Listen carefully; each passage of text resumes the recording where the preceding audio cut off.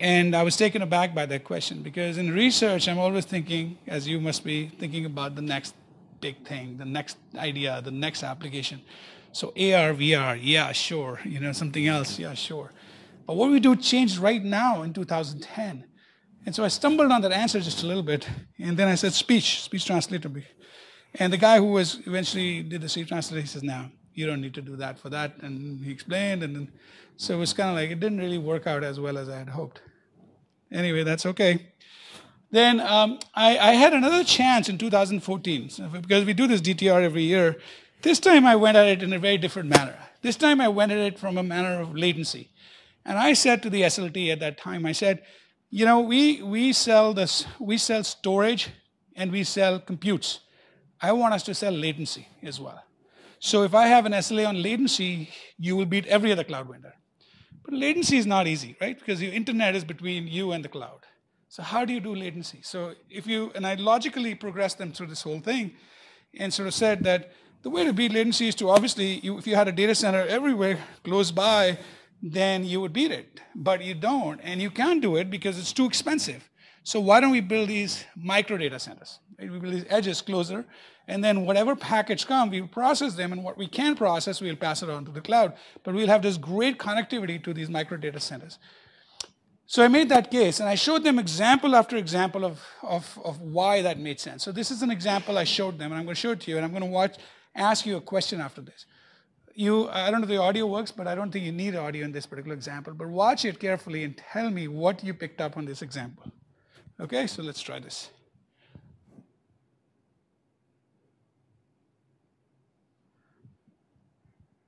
This was an internal of mine who did it. Yeah, the audio is not working, but that's okay. So this is the original video that she was taking with a smartphone. And then she's going to do face recognition.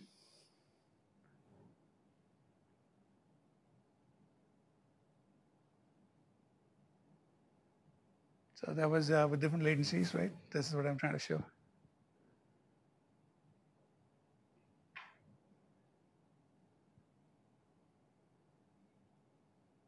Okay, so what did you pick up? Say again? Right. That's right. That's the biggest point. So usually people don't pick it up on the right thing. They give other answers like it's more jerky or it's sort of like not. The point here was that there were 7 people in the original video.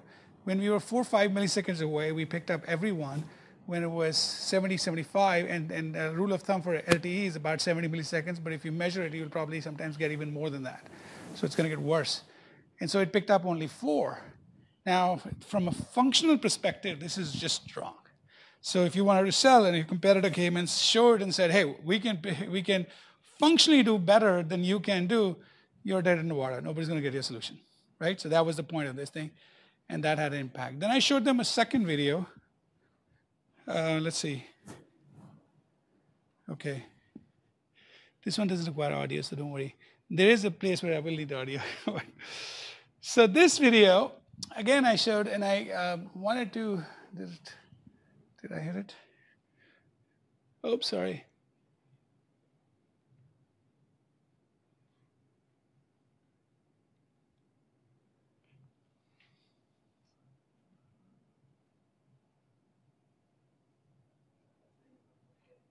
Yeah, exactly.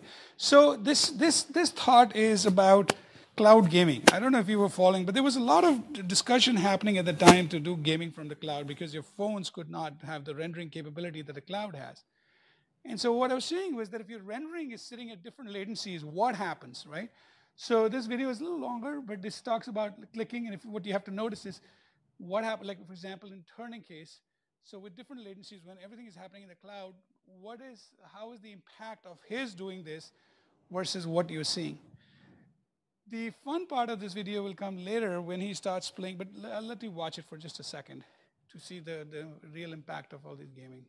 So this is where the fun part comes. So with 5 millisecond latency, he's shooting, he's in the shooting fast action gaming, and he's going to get most of the people. And you can watch that, and he's an expert shooter. But as we start to increase the latency, watch what happens to him. With audio, it would have been more fun, but that's okay. You just imagine the shooting going on in your head. So you will start to see with 30 milliseconds, you will start to see more red, which is he's getting shot more because he's reacting, but the game latency is impacting what is happening in the game itself in terms of how the game is reacting to him. So you see the red, so he's getting shot more. Eventually, when we get to 85 milliseconds or 75 milliseconds, so if you're doing this over LTE or you're doing it over some other network which is slow, you see the red again? So you will start to see the red obviously goes so high that he actually loses the game, right? So it's not going to work. You're not going to do cloud gaming if you have network latencies of this manner. You're not going to do AR, VR, or video if the latencies are that more. And then I had example after example, like I showed, basically to beat home the point into them that you need to tap latency if you're ever going to try to get edge computing to work. Okay? All right. So then, in that part of the thing, I actually made a prediction. And then I actually make this prediction publicly too. So this is 2013 now. And I said the future of cloud is not these mega data centers that you're building. It's all about disaggregated computing. And that's how you have to think now. It's all about disaggregated computing. Now, this actually will add value if you're in research and academia. It'll add value now for you because at the scales that I started with, it's very hard to do tremendous amount of great research. But when you get to this sort of an architecture, you can now start to do research, right? Because you can now put these micro data centers, as I call them, or edge clouds, or you pick your name that you like, in your institutions, and you can start to play in the cloud game. And if you win in your space, you can actually push the solution forward to everybody else. So it's a different kind of world. Now, I'll give you another insight of why this happens, right? A lot of people will say, the pendulum swings back and forth. This is what you hear most of the time. Well, that's true. We always need some work to do, so we'll always swing the pendulum in different direction. Every generation will swing it in a different direction. But there are business reasons too. And if you think about the business reasons, somebody like companies which have invested like $30 billion in the cloud, they do not want to leave a hole in that space to have somebody else come in and take that away. So for example, if you started a company and you made the pitch that I'm making, you went to the VC funded you, you started creating these things, and you started offering them for a lower cost to all the customers. The customers will be intrigued, they'll give you a little money, you'll do this, and slowly you start to increase the computes, and you say, well, this compute can sit in your premise, and yeah, you can use the cloud for storage, so just use it for storage, but you can do it. So the cloud companies have created a whole array, right? And that's not a kosher for them, right? They have to sort of fill that hole, they have to fill the need, they have to fill. So there's a logic reason why when you make an assertion that this is where the world is going, and if you're in this workshop as opposed to many others, you're in the sort of the right place at the right time for the next many, many years. That's where the action is going to be. And all this stuff in big data, for example, there's a workshop going on in big data, there's stuff going on. Everything that is happening in Mega has to happen here as well. And that's the key. And so all those problems have to be solved here. MapReduce, take an idea of MapReduce. So MapReduce was built to sort of say, well, I got a whole lot of data. I'm going to have a lot of these devices, computes. But they make a sort of assumption about what those are, what the network is. But now think about what MapReduce do. So if the servers, these guys are the mega cloud vendors will not make money if their servers are not operating at 80, 90% of the utilization. And that's why they try to use these servers for data processing all the time. Now, if you put a lot of these edges on the side, let's say 40 servers per edge, just pick a number, 1,000 edges, 40,000 servers sitting around, and they're not doing anything, that's lost money. And nobody wants the lost money. So you want to say, I want to do something like MapReduce on these servers, but now the network is different, right? It's no longer, you can't just arbitrarily sort of place data here, there. So now you have to rethink how to do this sort of thing.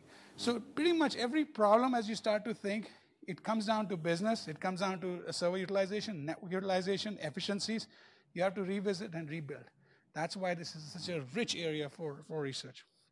Okay, anyway, so like I said, I make that prediction, and I had given them many, many examples of why this prediction will bear out. What are the different things you can do? And these are things that I could just conceive of at that time, but looking at the way the world is going, and I'll have one slide at the very end to show you how rich this is. there are many other things to do. So it's okay. I'll make these slides available. You don't have to overly stretch yourself to think about these things. And so there were other developments happening. Like I said, Satya had been in that meeting with me. So if you go to his web pages, you will see a lot of work that he has done to his graduate PhD students. I did too, by the way, but he has as well. And he's pushing the cloudlets, and then now on Edge. And so there's a new symposium. I'm chairing this this year, if you're really interested in this, in Seattle. And then all these forums and all. So this was all happening on the side as well while we were pushing, and that was all good. Okay. But here's the deal. So what I didn't tell you in the SLT meeting, what happened at the end, Steve Ballmer was still the CEO. So he asked me this time his question was, last time his question was, what are you going to change? This time his question was, what do you need? How much money do you need? So I had convinced him, right? So it was a little bit of a different thing. So I was hesitating. Then Satya, who's now the CEO, he said $380 million, right? That's what he said, to spend the money to make this all happen. And Steve said, you got it. So imagine I was sitting in the audience. I'd done this talk. This talk was supposed to be a 30-minute talk. It had gone for 1 hour, 15 minutes. And then at the end of the day, the CEO said, what do you need? Somebody else says $380 million. They say yes. And I'm like, wow, that's unreal. Well, so I come back from this. And then the other learning for all of you who are in product, it's never the high-level managers that are, who will actually, I mean, they move the ship in a direction, but the people who execute are people like us. They are the ones. So when you get to these levels, your manager can say whatever, but you are the one who has to execute. So then when I started talking to all the engineers and technical fellows and top-level guys, they constantly said to me, what is the app? Because when the rubber hits the road, what's the app that's going to get you that kind of money? And so I would tell them AR, VR, and I would tell them anything else that you said, but really, it wasn't convincing. They would always say, yeah, but that's too much dependency. It's going to take too long to get there, and I need some app now. So it was not very a good situation for me. So then that's what sort of made me start focusing on what is the app that'll win. Okay. So in the meantime, I had other pieces of research that were going on. So I had written this paper in a workshop. This is a fun paper about that if you had a camera and sort of sitting in your shoulder, what would it be? And the idea, you could take this video to the cloud and you can assess it. So do you know which movie this is? Wow, what a bunch of nerds, man! Come on, seriously, huh? That's right. That's Devlet Prada, and what she's doing is, what's her name? Sorry, huh? No, this is Anne Hathaway with Meryl Streep. She has a party, and Anne Hathaway is sitting next to her and whispering in her ears who she's going to be talking to next. So Anne Hathaway's job is to sort of keep track of all the people who are going to be there, and then just whisper so that she seems very knowledgeable. So that was the idea. I thought, could we build a system that would actually do this for us? Like, maybe it has a camera hidden here or whatever, and it's sort of, I have a Bluetooth thing, and it's telling me who this is. Hey, it is research, we can have fun. So from that, we started this project called Glimpse. What you can see is he's wearing a camera here, right? And he's wearing a camera here. And so this is sort of what the difference between Google Glass at the time and what we were doing was that the camera would then, we didn't have a glass in this, because I wear glasses, but I don't like them. And I couldn't imagine people wearing glasses. So the idea was that a smartphone will deliver what was happening, the analysis of it. So what you're seeing here is things of like what the person saw or what he might have missed, right? So he sort of say, hey, did I miss somebody? And then he could just go and see who they had missed. And then the same thing here, and then look at the food and things of that nature. So we started going down this path. By the way, this thread was happening independent of the thread for Edge, right? I'm going to marry the two together very quickly. So then we focused on all kinds of problems here, right? So for example, this was all mobile, right? I'm going to switch in a second, but there's all, and so mobile, one of the biggest problems there is, besides compute, is energy. So we focus on the energy thing. Published a paper in Mobisa. It's actually one of the best papers I have published because it has very fundamental contributions which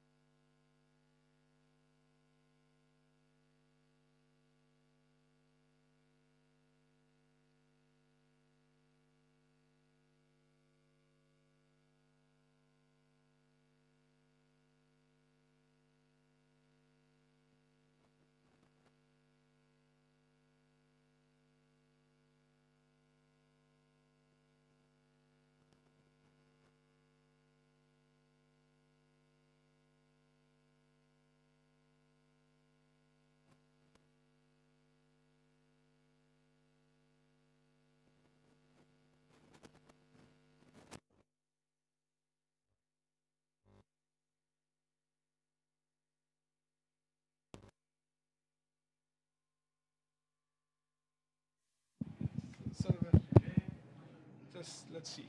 What the heck? We can solve this, right? How many PhDs does Nate need? So audio is working here. Microsoft and the city of Bellevue are At least we can solve this kind of problem. Okay, listen now.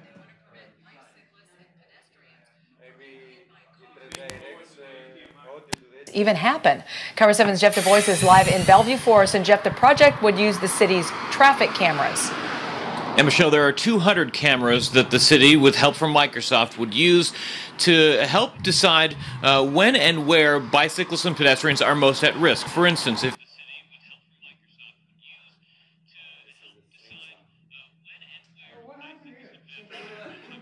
If I put it on a slide, it doesn't work. I think it's a connected problem.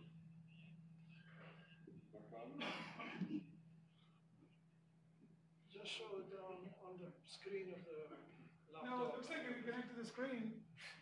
Yeah, just show us the. So show you the screen, then I'll show you the audio, then you guys can like. Just only laptop, nothing else. Only laptop.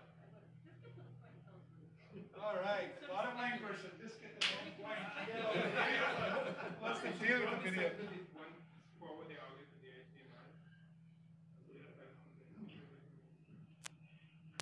It is interesting though. Yeah, I'll get to the point. But it is interesting. I think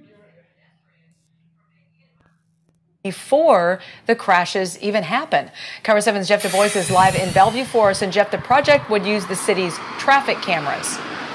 and Michelle, there are 200 cameras that the yeah, okay, well.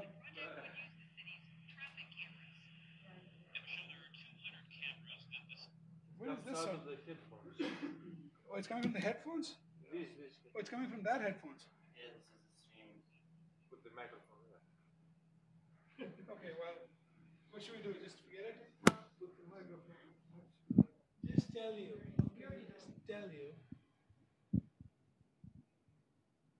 Okay. Okay. I can't even see my screen here. I don't see my screen here now.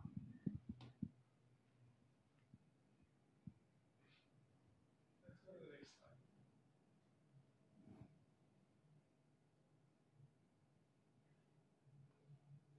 We've lost our screen on that laptop. This is quite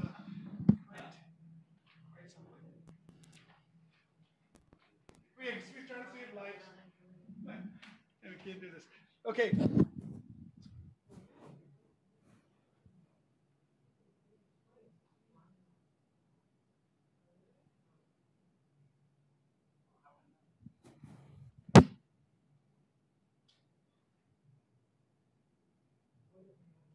Can't see anything. Maybe close PowerPoint. Close PowerPoint. Yeah. If everything else fails, reboot.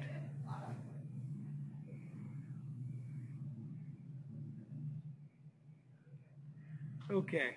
Control Alt Delete.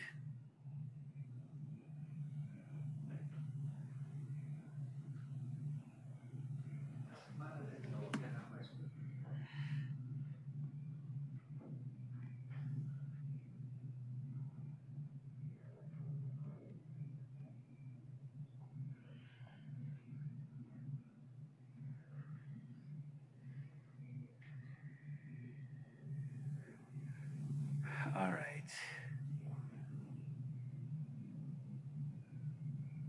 You can see anything on the screen at all? Okay, thanks.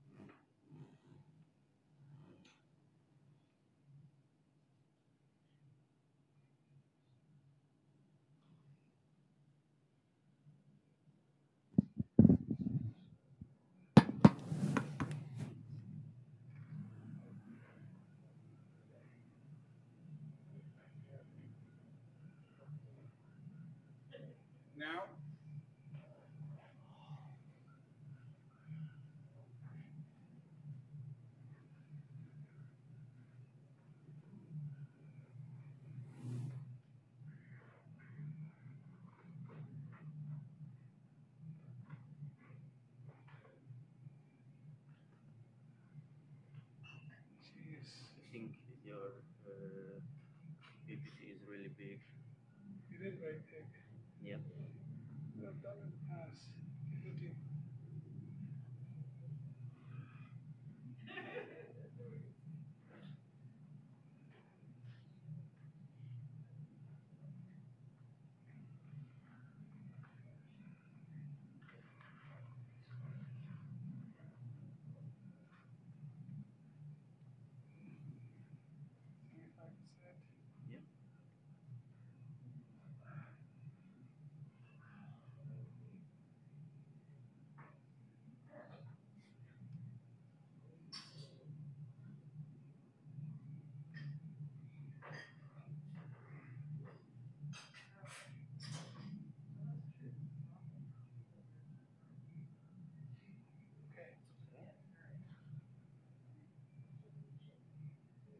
All right. We will ignore all the audio. Actually, I had. So, moving right along. Thank you for the patience. Effectively, so when you, okay, so just to get my thoughts back together, we are working with the city of Bellevue, but now we're sort of thinking about live video analytics as a way to think about it. So then, you know, being systems developers, not necessarily vision people, we sort of look at this problem, we break it down into its modular components, sort of look at different, we define this abstraction of transformation, and we understand that when you video just through various transformations, and then do the video analysis. Now, the interesting thing from a systems perspective, just one set of problems I want to show you, just so you understand what contributions you can bring to this, whether or not you're a vision expert or not, is that you say, like anything else, you know, you sort of say, well, there are all these vision people who've done tremendous amount of work. I'll read their papers, I'll look at the best one, I'll implement it, or use OpenCV, or do something of that nature. But when you do this, you sort of find that there are many, many choices that you might have, and no matter, depending on what paper you pick, they'll tell you, you know, their transformation or their object detector or object tracker is the best. So the question for you as a systems builder or somebody who's deploying is, which one do you select? And what you find is that when you take these in the wild and try to deploy, certain things work for certain places, and they don't work for the other places. And so the way then you start to think about it, can I now adapt? Can I use one that works for most of the time, and when it stops working, can I use the other one, or things of that nature? So this is kind of how you go about it. And so, for example, if you look at this, this is the picture. This is actually a video, but I'm not going to do any of that now. So, for example, this one, if you use a DNN and a histogram-based method, and you look at these things, what you find is, for example, look at it this way. This is image. That particular method worked well on a camera that was looking at this intersection over, let's say, the background subtraction method. And so that was good. So you would say, let me use that one, right? But then on the same day, on a different camera, looking at a different intersection, turned out that this guy was not working better, but this guy was working better, right? So of course, the researcher will tell you 10 reasons why this is the case.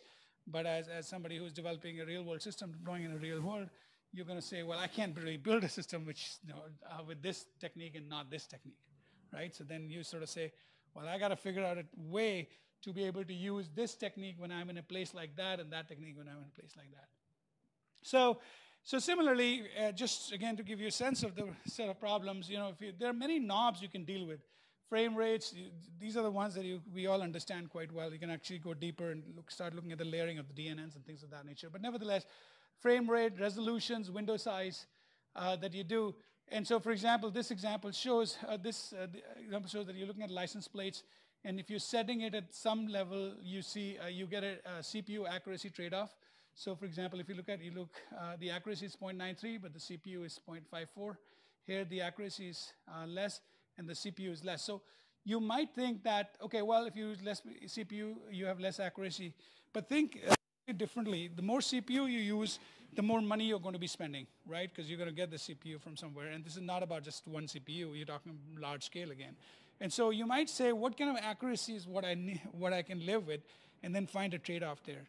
So again, think like systems and sort of say, just like there are all these different trade-offs, you have to build a system which will trade off accuracy with the amount of money you're willing to spend. So 0.80 might be good because the amount of money that you spend in detecting license plate is so large that its worth goes away, right? So that's the point here. So this is a sort of a more dramatic way of sort of showing what happens when you do quality versus CPU trade-offs, with changing the frame, changing the resolution, and changing the window size. And so you can start to see from some of these things that it's not also a linear thing, which is that if you increase the CPU, you will increase that much more accuracy. All right, so then this is a graph which sort of shows if you were to try to do all kinds of combinations, each X marks the accuracy CPU trade-off for that particular configuration. And what you really kind of want is something like this here, like this line here. So this makes it a much more system-y problem and less of a sort of a vision problem. So as people keep developing vision algorithms, they'll tend to fall here somewhere, and if it's something develops better, we can actually do that too. So this graph again shows, for example, if you were to pick this point here, right here, for that kind of a CPU, you would get that accuracy. But you might say, hey, I'm going to throw more of the CPUs here, and the accuracy doesn't really go up as much. So why would you pick that? So again, there's just the science then becomes trying to figure out what that point is, right? Why would you? I mean, it's not a clear trade-off, is all I'm saying, and this is something that you need to come up with. And then there's, if you're doing your PhD thesis and things, if you want to take this problem on, this is an interesting problem because there are no analytical models that'll predict the resource quality trade-off in a system like that. So this is a completely open problem that is available. So whatever we're doing is, you can think of it as a little bit of a hack at this point. There are more things like that, but I'm going to run out of time, so I actually want to get to a few other points here. Let me see. I'm going to pass this one. So really, what we end up in some set of problems are this. You've got the query here, by the way, whenever I've used the word query, what it means is, what do you want the system to do? So you want it to track cars going from straight across the road, or something that braked very frequently, or something that is turning. So that's your query. So there's a query plan. There's a resource allocation, which is a cost factor, which is really important to the cities, right? And then you have the quality and the trade-off and the lag, how much delay you're willing to accept. So all this stuff can go into your system for you to sort of figure out. And the problem can be crisply said as the configuration and resource allocation that maximizes the quality and minimizes the lag within the given resource capacity is the best implementation. And that's what you're going after, and that's what we did. Okay, so let's go past this thing. Okay, so let's see, what did I want to show here? What the point I wanted to make here?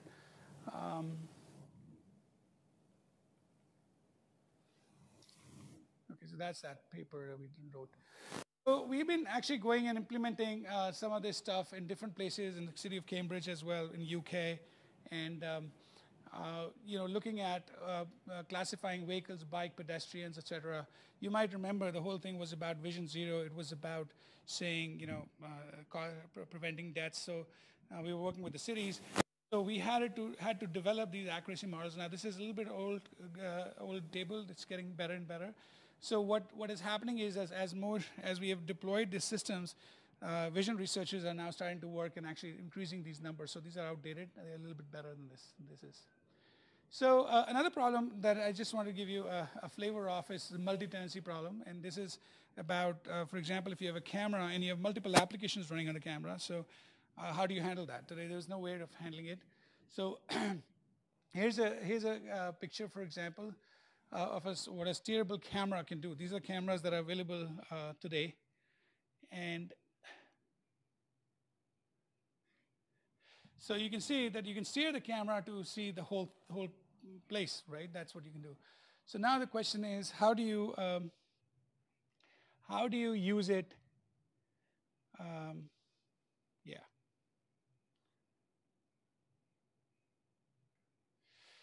So these cameras come with pan, tilt, zoom. This foliage monitoring. These could be different applications you're doing, looking at plots and seeing if there's any spots available, looking at if there are pedestrians walking around, stuff of that nature. So how would you build a system for that? So this is how systems are built today, right? They're fixed view. You've got the cloud. You connect it to the camera. It's taking the image and moving along. But really what you want a system to do is you want to have some notion of these different applications working. And so effectively what you want to do is you want to virtualize the camera. You want the applications to think that it is using the one single camera, but not really. You can put a software here that for each of them they think it's using one single camera, but then the software is smart enough to actually do the right thing by moving the camera in the right direction. So here's a little sort of architecture of that thing. For example, these are the right here on top are the applications that you want to build. This is the virtualized version of the camera. This is the camera itself. And then here, I mean, this is a little more fancier. It was meant for a student who needed to publish and graduate, so it had to be a little more complicated than it needs to be. That's a joke for research. Anyway, so it is a little bit more complicated because you can think about trying to come up with a scheduling algorithm which will sort of try to optimize this. And scheduling algorithms can be based on predictive behaviors and then for a particular app. So for example, if you see a particular car and you want to follow it, and you also want to take the camera here, you can approximately guess what time it'll take for the car to do the thing, and then work very quickly to make sure that you still got the car when it was making the turn and things of that nature. This video demonstrates how it works.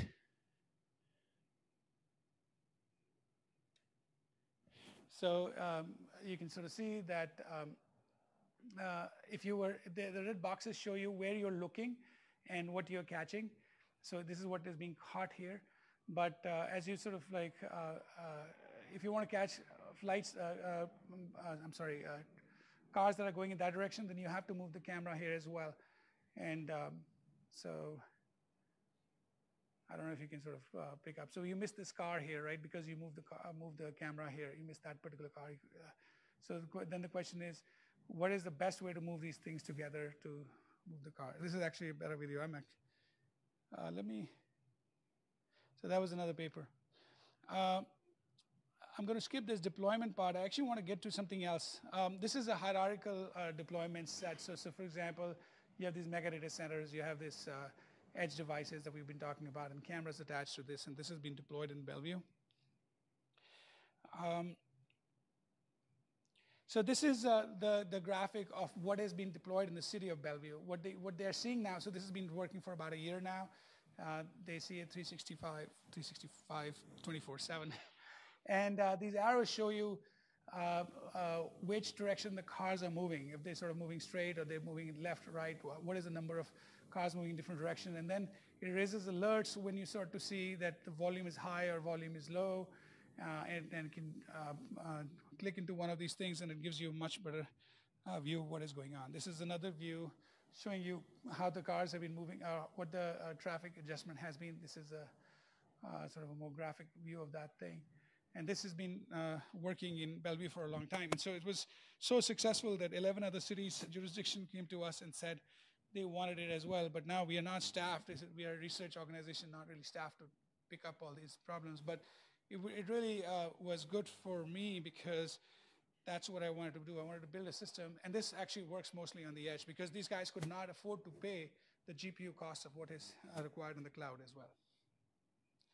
Okay, so training of neural networks, this is a public initiative that you can actually go to the website. I can give you that website where you can go and contribute to this effort by helping label some of the data, and explains to you exactly what you need to do, and explains the concept of neural networks, explains the training that is happening, and then uses these models to help the cities figure out these, improve these vision algorithms. And this was just a video coverage of that when we are not doing any more videos here. The one point I do want to make is that there is limits to any new technology you build. So for example, in this particular case, your camera is not going to be able to help, right? So you may do a pretty good job here, but you're not going to do a good job here, no matter what happens. So you have to think, if you're going to deploy these systems, you got to think out of the box. You got to think, what I have to do. Maybe I have to build a camera in a different way. Maybe I have to put shields on the camera to avoid something like that to happen, so I can get most of this to happen. But you have to be very realistic of what is deliverable. And the realism is very important because people start to depend on whatever you do. And you don't want to give false hopes. You don't want to sort of create a world where you can't really solve the problem, but you're sort of pretending to solve the problem. Okay, so this is, again, I'm going fast now, so I would have taken my time to explain this, but this is a demo we did in Hannover Messe where we had a traffic light here. You can see a little camera on the side of the traffic light, and this box here contains the edge that I was talking about, or the edge. And this is a self-driving car that is equipped with its regular sensors, but the way we sort of set up is we have the edge node. I guess I could use this. Why am I going data here? And we had a connection less than 2 megabits per second to the Azure cloud, but obviously had a much bigger connection to the edge node. And then we have a DSRC radio here, which then transmits to the car here to let it know what it sees. So the thought here was that the self-driving cars or smart cars are going to succeed when they have help from the infrastructure as well, not without the help from infrastructure. Because there are many situations where they will not be able to anticipate. Their sensors will not be able to pick up what external sensors can pick up. And so, for example, in this video case, you can imagine, and we actually showed this demo, we had 2 cars parked like that and a student. I guess he was still disposable. No, we like students. But there was a student standing in between the car, and this other self-driving car was coming that way, and none of its sensors picked up the student. But the camera here picked it up, right? So when it picked it up, it actually sent an alert to the car, and the car had a dashboard. I'll show you a picture of that. This is a video I'm not going to show. But there's a dashboard in here. Sorry. If you look really closely, here in the middle, there's a pedestrian. Can you see this? Yeah, so that thing lights up. So imagine the new world. I mean, your cars don't have this right now, correct? But you can imagine a world where this will become standard, where the infrastructure is actually giving you warnings that there's somebody that you're not seeing, so better slow down. And that's what we did. And so again, the video that I'm not showing you here is effectively showing you that as this person walks, the infrastructure comes in, and infrastructure gives a alert, and the car slows down. This video was actually a funny video because we were not going after Google or anything like that. But some reporter picked this up and said, Microsoft has it, Google doesn't with self-driving cars. And that's not what we were doing, but it's funny. So I want to show you, but no audio, no funny. So won a bunch of awards. One national awards at this. This is the Mayor's Award in Washington, D.C. that was given to the city of Bellevue. And we also won this U.S. Department's Transportation Award.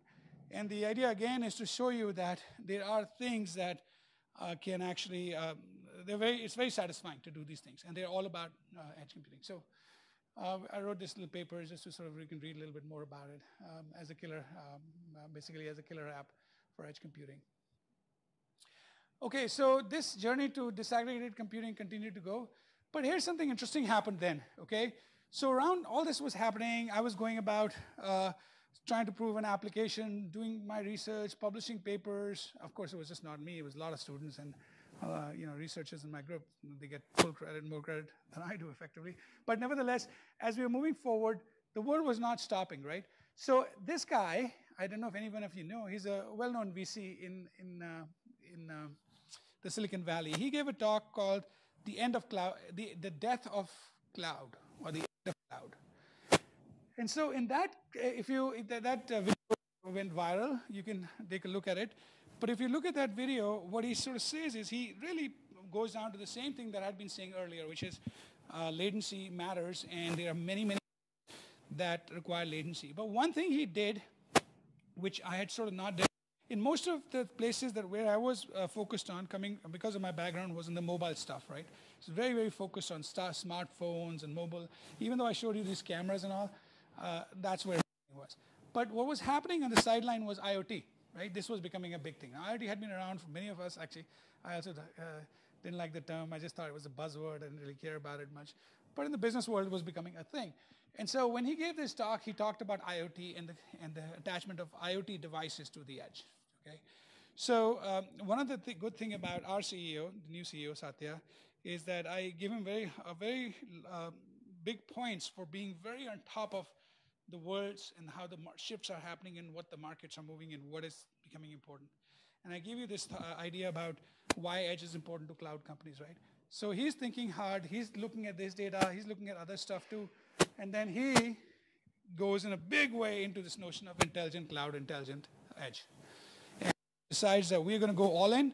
And and if you look at his talks in all the developer conferences and all, he's always talking about the intelligent edge and the cloud. Slightly differently from the way that we had conceived in academia, research, I had done, and things of that nature. And then, of course, the world, you got all these marketing companies, they start to issue a lot of these reports about, for example, the edge will eat the cloud, things like that, very dramatic, so that you would buy them and read them. Some truth to it, but not really. I don't know what it says. 40% of large companies will, yeah. So this is just saying some prediction. I mean, what does it take to do a prediction? About 85% of the statistics being made up at the moment, right? You know about that? Okay. Some people are getting my little jokes. Okay. Anyway, so then last year, a lot of people start to think that, okay, this is the year of the edge. This is where we are starting to come together. Because what is happening is AWS starts to adopt it too, the Greengrass initiative, if you've seen it. And I've heard now Google's adopted it as well. AT&T's talking about it. The telcos are talking about it. Everywhere there's a lot of, this is just a snapshot. You obviously can see a lot of it. So people start to think 2017 is the edge. But really, forget this. There's something happened here to my slides. Yeah, something happened. Sorry, it was not, my story is completely messed up. Thanks, of course, but where the heck is my, actually,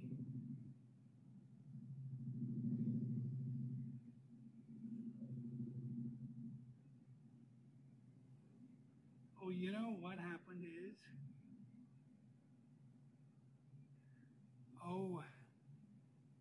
all this bringing up and down things, did I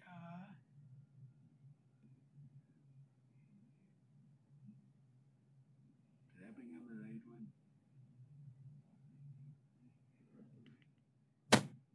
Okay, forget this. I'm going to talk. I hate talking about this. So what happened is that so then 2017 is the year when people thought this would happen. But in 2018, Satya went and made a big announcement. He said $5 billion investment in IoT, intelligent edge, and intelligent cloud, and IoT. $5 billion is a lot of money. So now the industry and everybody sort of wakes up and says, wow, there's something big here, because that's a huge investment. If you're investing $5 billion, you can guarantee there's a $100 billion market there. Nobody's going to invest $5 billion if there's not a big market in there, right? So there's a big market there. So that's what they that's what they announced. So then what did they do? So then the one interesting slide that I had that I really wanted to show you was what did Microsoft start to do about it?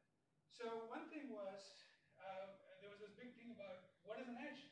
If I asked you what is an edge, can you tell me what is an edge? What is the definition of edge? What's an edge, George? Is it a Raspberry Pi device? Is it a server class machine? Is it hundreds of servers? Is it all of them? It's all of it? Okay. But age is not single dimensional. I think that's the whole point. Maybe. It's more like there are very table things. There are gateways, smarter gateways, and even edge compute. And it says layers really on the UI. That's why it's what is the edge.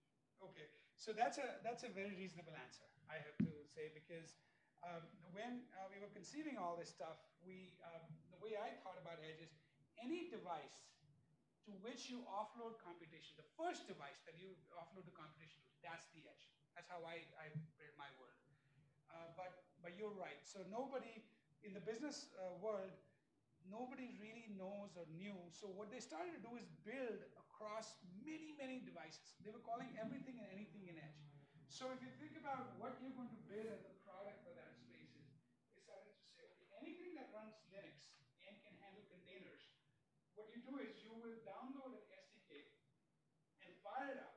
And once you fire it up, that SDK will have automatic, it'll be built into connectivity to the cloud, of course.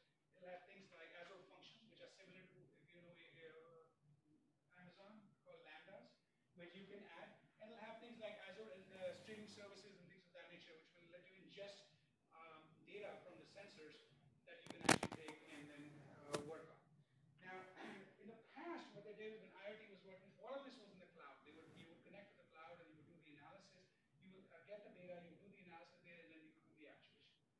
now they decided to move from the cloud all this stuff to the edge. So to them, the basic model is you've got sensors and actuators. The sensors will give you data. You will do some analysis on it, and if it needs immediate reaction, you would actuate that. If it needs larger analysis, you would put it in the cloud. And they built a whole framework for that. And then you can take that and move into any of these different devices. Now with that mindset, we announced, Microsoft announced a joint thing with Qualcomm, where they came out with a camera with AI in it. Effectively, it's you do the modeling in the big cloud. You shrink the model, you put it in the camera, and then the camera will then do whatever it is meant to do. What it can do is send it back to the cloud. And so then, as they sort of thought more and more about it, this is not my slide. So as they thought more and more about it, then the direction that you're seeing now is where people are building specialized pieces of hardware. So for example, Google has taken their tensor processing unit and moving it to the edge. Microsoft has this thing called Brainwave. It's called Project Brainwave, where we take an FPGA and move it to the edge. So what is now happening is you still use the cloud for doing all the modeling and all the, but then when you do the inferencing, you move it directly to the edge, and you are doing the analysis. So the bottom line of what I'm saying is that the one slide again I wanted to show you. I think it may be okay now, but I don't want to risk it. But is that I just was a PC chair. I just finished my PC chair role. This conference has happened for SEC, which is Symposium on Edge Computing. And there's this large set of problems that you need to solve in this new world. Resource management, availability. So for example, in cloud, you think about availability, right? You sort of say that the cloud gives you some SLA, 4 nines, 5 nines. They don't actually have that. It's 3 nines they have, 6 nines. And so when you build your business, you say, well, I'm going to get that level of availability, and I will not have to do my IT. Somebody else will do the IT. But now you've introduced an edge, right? Once you've introduced the edge, and the edge is your device, then what is the SLA? You can't build systems. Like, for example, if you have a bottling factory, and you've got this edge device, which is managing the flow of these bottles, where you're putting the Coke, and then putting a label, and putting a cap in it, and the edge, and it goes down at some point, then how do you ensure it comes right back up? So, think about that. Think about availability, SLAs. Think about security. For example, if you've got an edge device sitting on premise, I go and turn the power off, flip the disk off, copy the disk, put it back, and turn the power back on. How would you know this is your data has been compromised? Because even if it's encrypted, I now have a lot of time to try to decrypt it, and you would never even know that I'm decrypting. So I give you the map reduce problem as well. Resource management, multi-tenancy problem. So if you have to have multiple, right now what is being built and what is being shipped is a single tenant with multiple applications. But what if you wanted to build edges for the public space, where you sort of say, well, okay, enterprise is fine, but what if I want to do offloading? I go to McDonald's and I want to do offloading. I mean, Wi-Fi took off because it took off in the public space as well. So think about problems in that space. So there are many, many, many such problems that start to come to bear when you think about these models of how these things are going to work. And then, as I said, the hardware is changing, right? FPGAs, you got GPU, NVIDIA GPU. You can't pay the price. Right now, it's very expensive to rent a GPU in the cloud. So cities, for example, cannot afford to actually pay that kind of money. But your business models can change now, because you can say, well, you pay one-time cost for getting to buying this hardware for your on-premise. You put the software, and then you can pay the licensing fee of trying to get these new models. You can create a model. You can create a marketplace of models where people can actually build these models, and you can go to the marketplace and buy the models and use it for yourself. So there's, go ahead. I'm actually done at this point, but so questions, open questions, we can have a discussion. Okay, so I'm Mark Yosi. I work for Huawei. Actually, I worked at AT&T for 4 years, and I helped actually create the vision of actually the cloud of everything. So, same problem. We started, well, when I got involved, we started in 2011, going after the concept of Bahl or CABaRet, and we were killer app. And you're right, everyone was just talking about AR, VR at the time, and that wasn't the right killer app. So my question, I have several questions. So my first question is the video analysis, whatever it is, whether it's cars, drones, so forth, is that the right killer app that will create the right infrastructure for all the other apps that need in its cloud? Yeah, let me answer that right, and then I'll wait for your next questions after that. I also wanted to say, you brought up some other thing, I also wanted to say the connection of 5G to the edge. So maybe I'll say that after.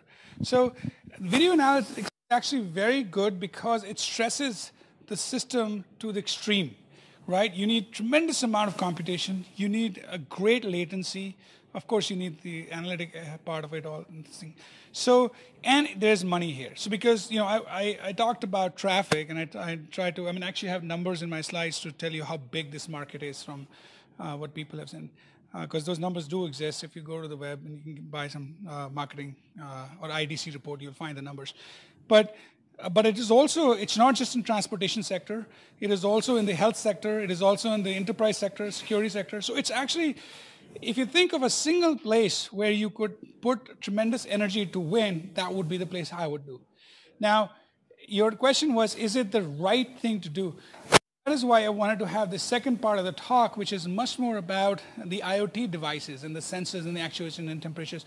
The thing about many of these is, except for barring a few, the things that I've seen, they don't require that much computations. They require latency. They require things like disconnected operations. So the examples that, for example, Azure, somebody from Azure, if we're there, and he was giving a talk, he or she was giving a talk, they would talk about this oil field sitting somewhere else where the pump is being controlled and they lose disconnection to the cloud, and that's where they need the edge, and that sort of thing. So, and they are going through that approach, and the approach that I mentioned to you, downloading an SDK and then running in a Linux box internally, is the approach they're doing. So, yeah, I do believe that if others will argue AR, VR, I don't actually argue AR, VR at all, because I would say that video analytics is a pretty good application that we have found so far to go after. The second question is, so where is the edge? So the thing that I always worry about is the iPhone type of thing, the right edge, and does it really make sense to have an edge that's in a fixed location? Why do I say that? Yeah, I don't, yeah. In the end, you're going to invest in a platform. Is it worth coming up with a small, I'll use the term, CPE device that is in a constrained environment, or is it better just to leave it to be like a mobile phone type of thing? And the reason why is when you start having fixed locations, and you have a certain amount of compute, or you have a certain amount of CPU and so forth, well, technology keeps changing. Yeah. It's very expensive to run your own chain. That's the practicality of it. And so because of that, versus when you have these mobile devices which are easier for you folks, you don't have to do it properly, ship it out, so forth, things like that. Is it better as in the industry really focus more on that edge being something mobile, forget the concept of a CPE device, even though some people think it might be the best way, just because the practicality long term on maintenance, replacing the hardware and so forth, it's just not going to work in operation. Yeah. So, okay, so I can categorically say that and this is my opinion, I don't think of iPhone or smartphones as edge devices at all. I think that evolution is happening, will continue to happen. More application developers will build it, will figure out more to use a CPU and all. So to me, that is not edge at all. That is just a thing that is happening, and it's good. It's all good. I actually think, in terms of like your, this separate device that one builds or does, I think that's where we are. My own personal feeling is that if they are in mission critical roles, people will find both the money and the ways to sort of keep this going.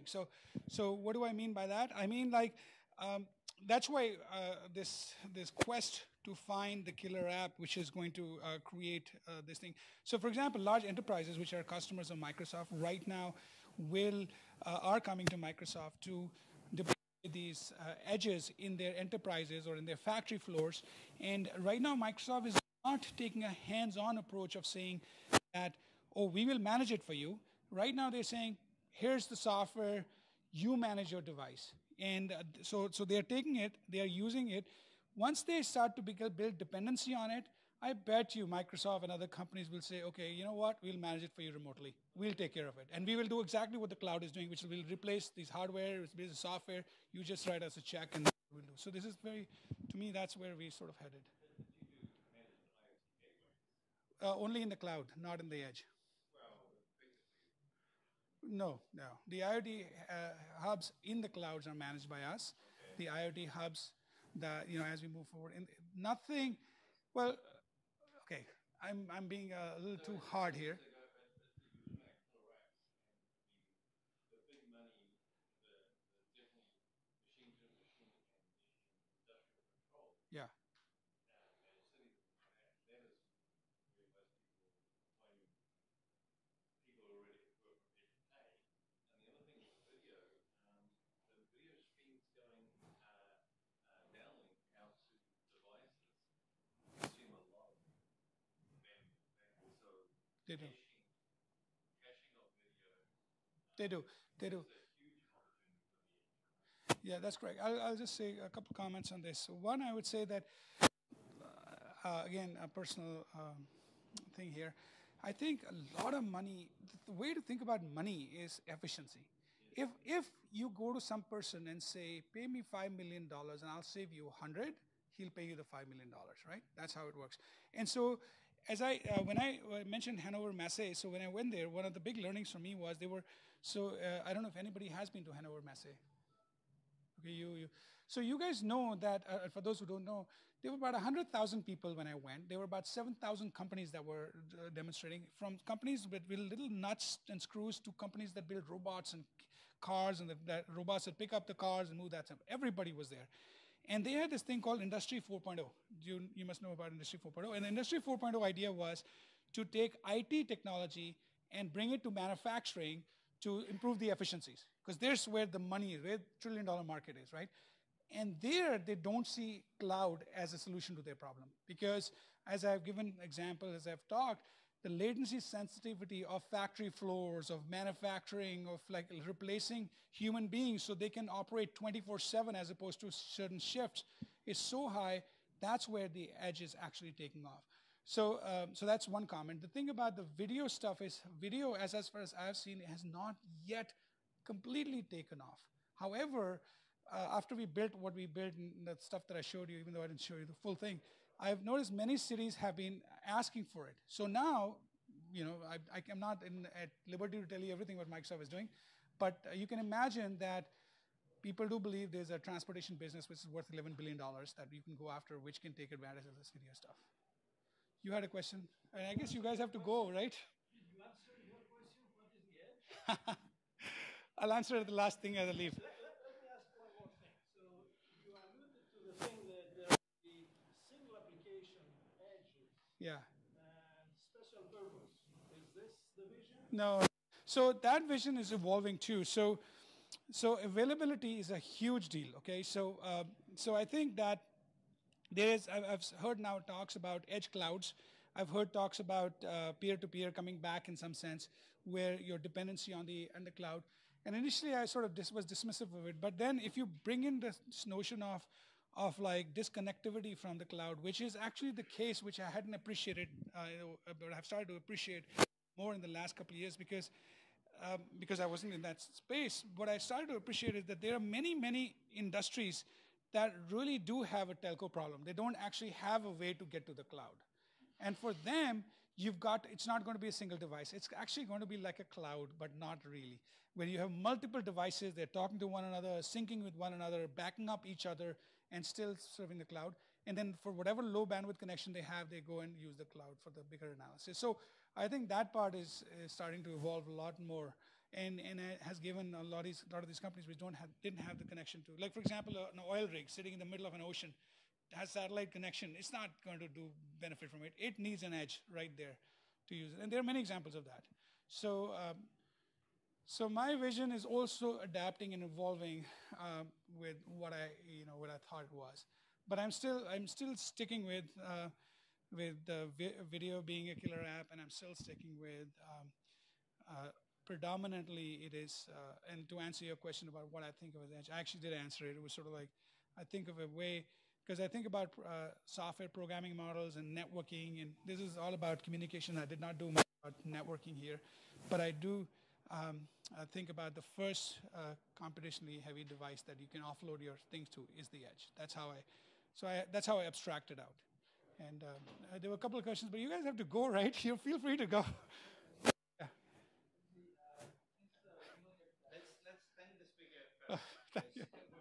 I apologize to you.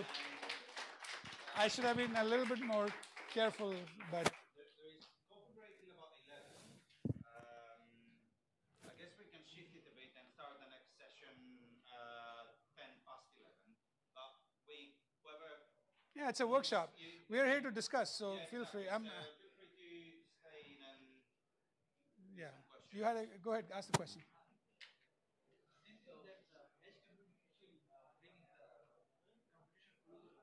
Yeah. Yes. Yes. Moving. Yes. Yes. Actually affecting the DNS address. Yeah. So how it deals with it? Because this is eventually affecting the latency.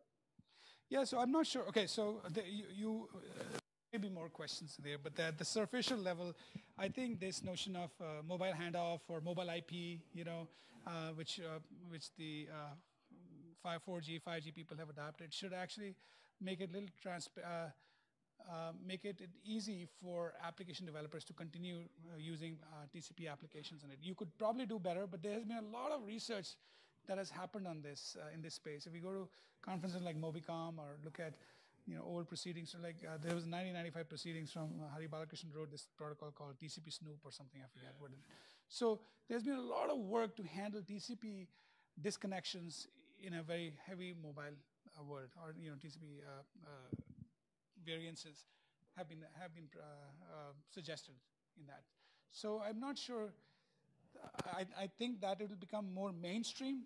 So I will agree with that. That as the edges take off, those problems that try to solve it, but they didn't go anywhere. Now you will probably start to use them. So if you're a student.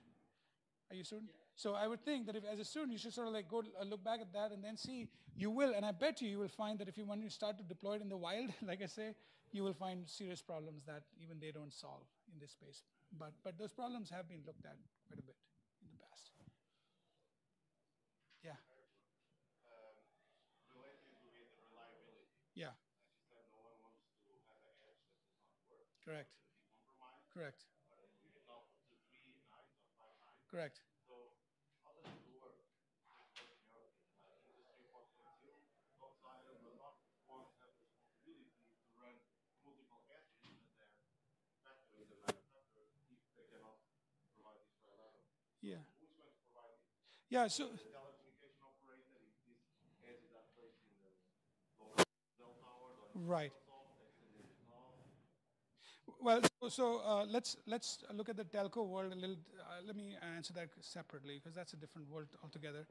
But what I'm saying right now is, so I'm talking to you guys, right? I'm presenting this. So you can imagine your bottom dollar that I have talked about this inside Microsoft as well, and talked to many engineers and all, and they're pretty smart people too, and they understand. And let's just leave it at that. That it's not a problem that is not in their radar anymore. It is because edges are becoming popular, because people are building dependency on them. The customers are bringing exactly these issues of like, hey, what's your reliability story here? You want me to bet on it. What is your reliability story? So the model about downloading an SDK is today. 12 months from now, that will not be the only model. So again, if you're either in a sort of if you're an entrepreneur or a startup, you would, that's a problem that I would say that is a good one to work on. And if you're a researcher, I would say that's also, again, a good problem because people are trying to look for both lightweight solutions, but because heavyweight solutions, they know heavyweight solution is just basically sell a lot of servers and then bring the reliability of the cloud or whatever they use. They have, like for example, we have a thing called Service Fabric inside the cloud. We can bring it to the edge. So long answer, but I think it's on the radar screen of all the people who are doing edge now. That availability, reliability is an issue that has to be solved in today's world. Yeah. You mentioned in your slide the integration of the cloud. Yeah. The edge somehow related with the integration of the cloud. Yeah. In my opinion, it's not. It's more the opticals of the cloud. It's not the cloud is going to be integrated, it's going to be extended towards the edge. So I could see the Azure instead of running on big data centers also have like lots of branches towards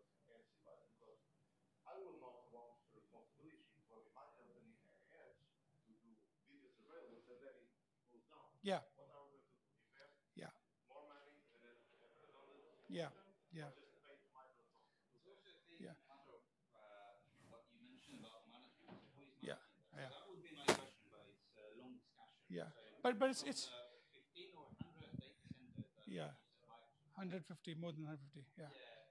So if we imagine like I don't know, 150 billion devices on Yeah. every crossroad, whatever, is Microsoft even interested in managing all that? I mean, I understand it. So let's not talk about Microsoft. Let's talk about the industry as general. Yeah, And if you're willing to give me money, I'll manage it for you. That's the. So it's not like technology is not like the interest. I mean, so okay. One thing I'll tell you about management. Microsoft is not the kind of company, and I don't think Amazon is either or Google is either, which does point solutions. They don't do verticals per se. So it's not like I'm going to go to your factory floor and, unless you're a massive customer and are willing to write me at least $100 million check, I'm not even going to talk to you.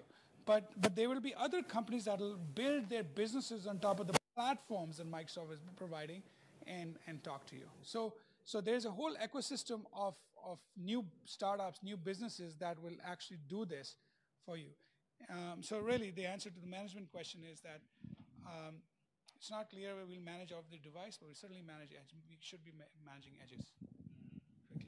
The one point I want to raise about telco, I know you got two questions. Those are the last two questions I'll take because I think I'm unfair to everybody. Maybe others are respectfully not leaving, but nevertheless, one question I will say is that I didn't spend that much time on 5G and 4G and telcos. And let me, you have a person from Huawei, and so she can tell you a lot more about it.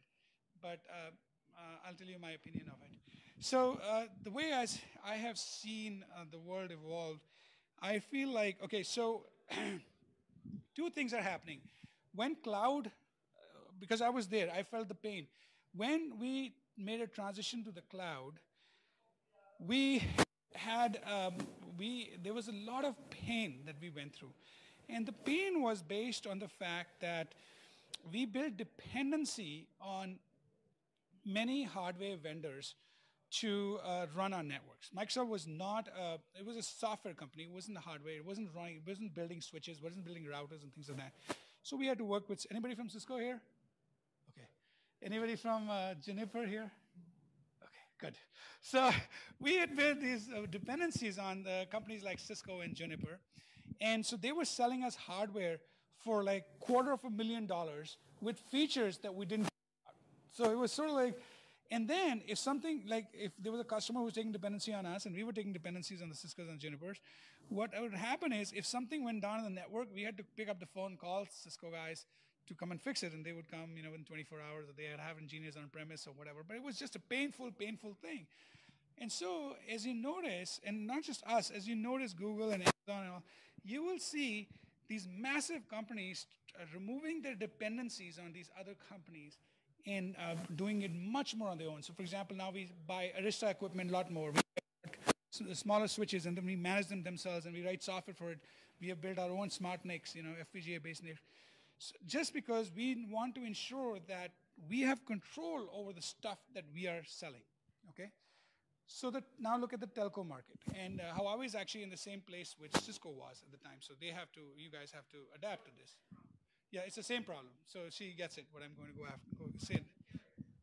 Right, so look at the telco world now. In the telco world, you had an evolution from 3G to 5G. And so the evolution led to movement. They were trying to move towards IP protocol. So I remember going to talks and looking at a stack of, there would be pictures with a telco stack and the IP stack. And they were very similar, but they were proprietary, separate tracks, stacks. So there was very little innovation that could go from IP into that stack. So when they moved from 3G to 5G, they were moving towards IP because they realized that they had to innovate fast. They couldn't be just pipes. And 4G. And then 4G to 5G, that transition is happening quite a bit. So that means they're becoming very IP-centric. Now, when they become IP-centric and they look at what is happening in the data center world and they're in the same issue. They have this massive networks that they run, but now their dependencies are on Huawei and Ericsson and Nokia for these specialized pieces of hardware that exist. And these specialized pieces of hardware are very, very expensive. So they're thinking to themselves, OMG, we need to be much more software-centric. Software-centric then means be more cloud. So the term cloudification of the telcos is coming into picture. When they think of cloudification of the telcos, then edge has become a big deal. So now, and then if you think about 5G with unlicensed frequencies and small cells and things of that nature, you can now imagine edge devices sitting where the small cells are, and then they're taking the packets and routing and doing all the stuff that we've talked about. So this is a $500 billion, talk about money, transition that happen over the next year. So companies like Huawei or companies like Ericsson and Nokia, if they don't adapt to this, it'll be hard because this is inevitable. And so edges in the telco worlds are inevitable. Cloudification of the edges is inevitable, and you already see. You said you work in AT&T research, so I'm sure AT&T, AT&T research is. Huh? Yeah. So you can correct me if I think my analysis is wrong, but I think that's why it's a big subject. It's an opportunity because it'll just increase the rate of innovation that we have been doing in the IT sector. We'll now be able to do in the telco sector. So that's why I'm very, very bullish about the future. I think that for the generation now, the new generation, not me, but the new generation is going to have a set of remarkably amazing problems both to solve and put their creative energies into. Okay. I should take 2 questions. I guess I should go ahead.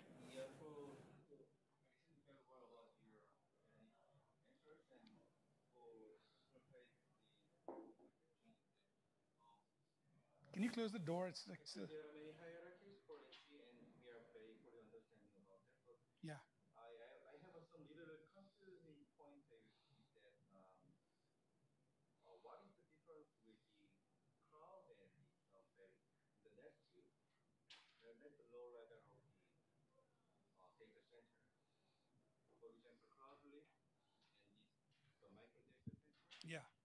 Actually, the physical point, the placement is different, but I have a question that we can make some requirements about OSG, like some offline computing or some hashing, but the many requirements are very duplicated with the cloud software. So I have a question that in the point of view platform software, what is the difference with the cloud and the local data center? Okay, that's a bigger question. That's a big question for me to answer at this point. A lot of the things we've been talking about actually apply to as an answer to your question, which is basically your question is that should I be thinking about these cloudlets or micro data centers or whatever differently than I think about cloud, and what do I have to do different things? My answer, the short answer to your question is that think about the advantages of the cloud and what it provides, and think about how you can either continue to provide those advantages with the introduction of this new tier of service, or what you need to do in this new tier of services to provide the same advantages. So list all the characteristics of a cloud, right? All the goodness of a cloud. The one thing is that I don't have to worry about hardware. I don't have to worry about software. I don't have to worry about management. I have computing power. I don't have to worry about resilience, availability, all that kind of stuff. And say now, in the edge world, in this cloud world or micro DC worlds, how do I still provide all that stuff? And that way, you will start to see how the evolution will happen. Because once people are used to a certain level of service, they're not going to go back to a worse level of service. Last question. Yeah.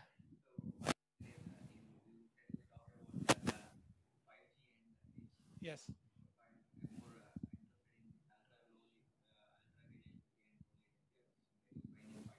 Yeah.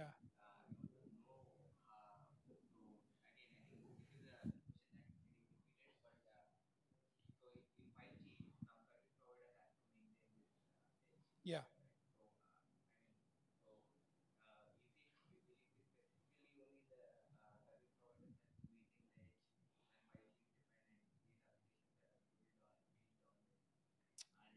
You're asking a business question, not a technical question. But it's true that business impacts what the technology you create, right, and vice versa. So I want to tell you something which you may not know. You're a student, some of the other people might know this. But when you think about these telcos, most of these telcos actually are just operators. They're not innovators in some sense, right? For example, if you, Airtel in India, for example, Ericsson runs the entire network. Airtel has a spectrum, and so it just says fine operators. So there's a separation of these guys. And so the reason why that is relevant is that the telcos have traditionally been dependent on these large-scale other companies that whose names you don't even necessarily care to say much, because the name that you deal with is the AT&T and the Verizons of the world or whatever. And so those companies will automatically gravitate by providing you edge solutions. So she just left, but Huawei has an edge solution that they provide. Intel has an edge solution that they provide. And so there will be people who will manage this for the telcos. The big question, I think, from a software perspective is that will these edges be will it be like CDNs, right? CDNs have existed, and there's a big market for CDNs, but CDNs are very general purpose, right? They don't cache they cache generally, right? So, and they don't have that much state, although they're trying to evolve. So the question now is that these things, that edges for the telcos, will they be general purpose for everybody, or will they actually allow state to provide sort of specialized services? And that'll then lead you to things of network neutrality back again in the center of the world where they start to do all this stuff. Anyway, long questions, but thank you very much for hanging around. Thanks for hanging around.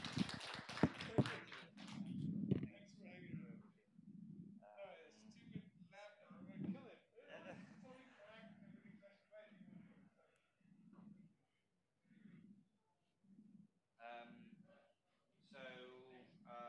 Okay, we've run a bit late, but we've heard very interesting things. I think we should start the next session, which is chaired by George Polisos. I don't know, as soon as possible, in 5 minutes or so. So the authors of the papers, please bring your... The first paper presenter, okay. Start setting up and let's start in a couple of minutes. In a couple of minutes, yeah. So you need to set up your own laptop also? I think you can also put it in their laptop if you want. I think it's an HDMI connector. Okay. There is an HDMI here. Okay. They've got a point here, but I also have one. Okay, perfect. I'm going a second. Okay. And you are? Nitinder. Mohan? Yes. Let's see. You are Yotam. Your third one? Sladana.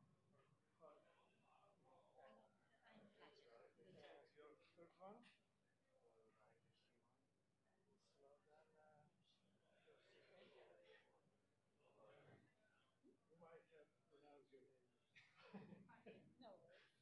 No. I'll try. Okay. And for me, no. And you are Savvas. No, you're not Savvas. I'm the second one. You're Pavlos. Yes. CABaRet. Okay. Okay. And now we lost the audience.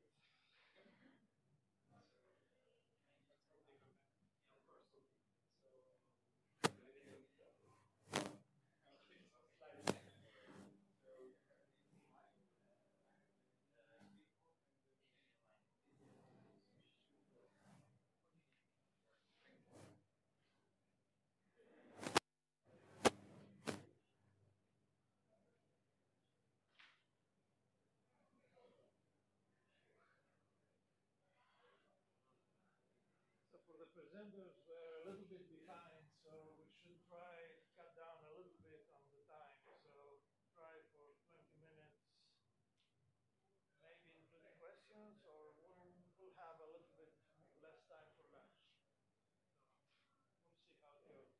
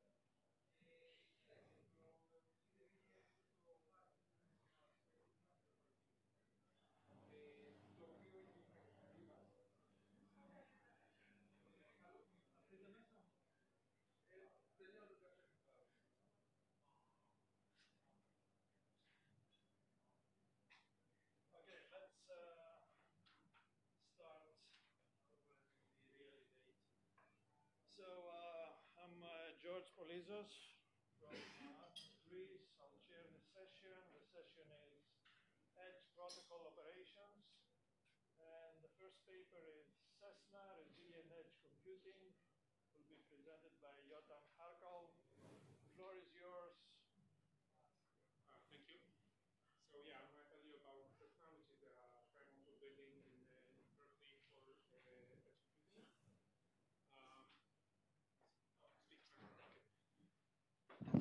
So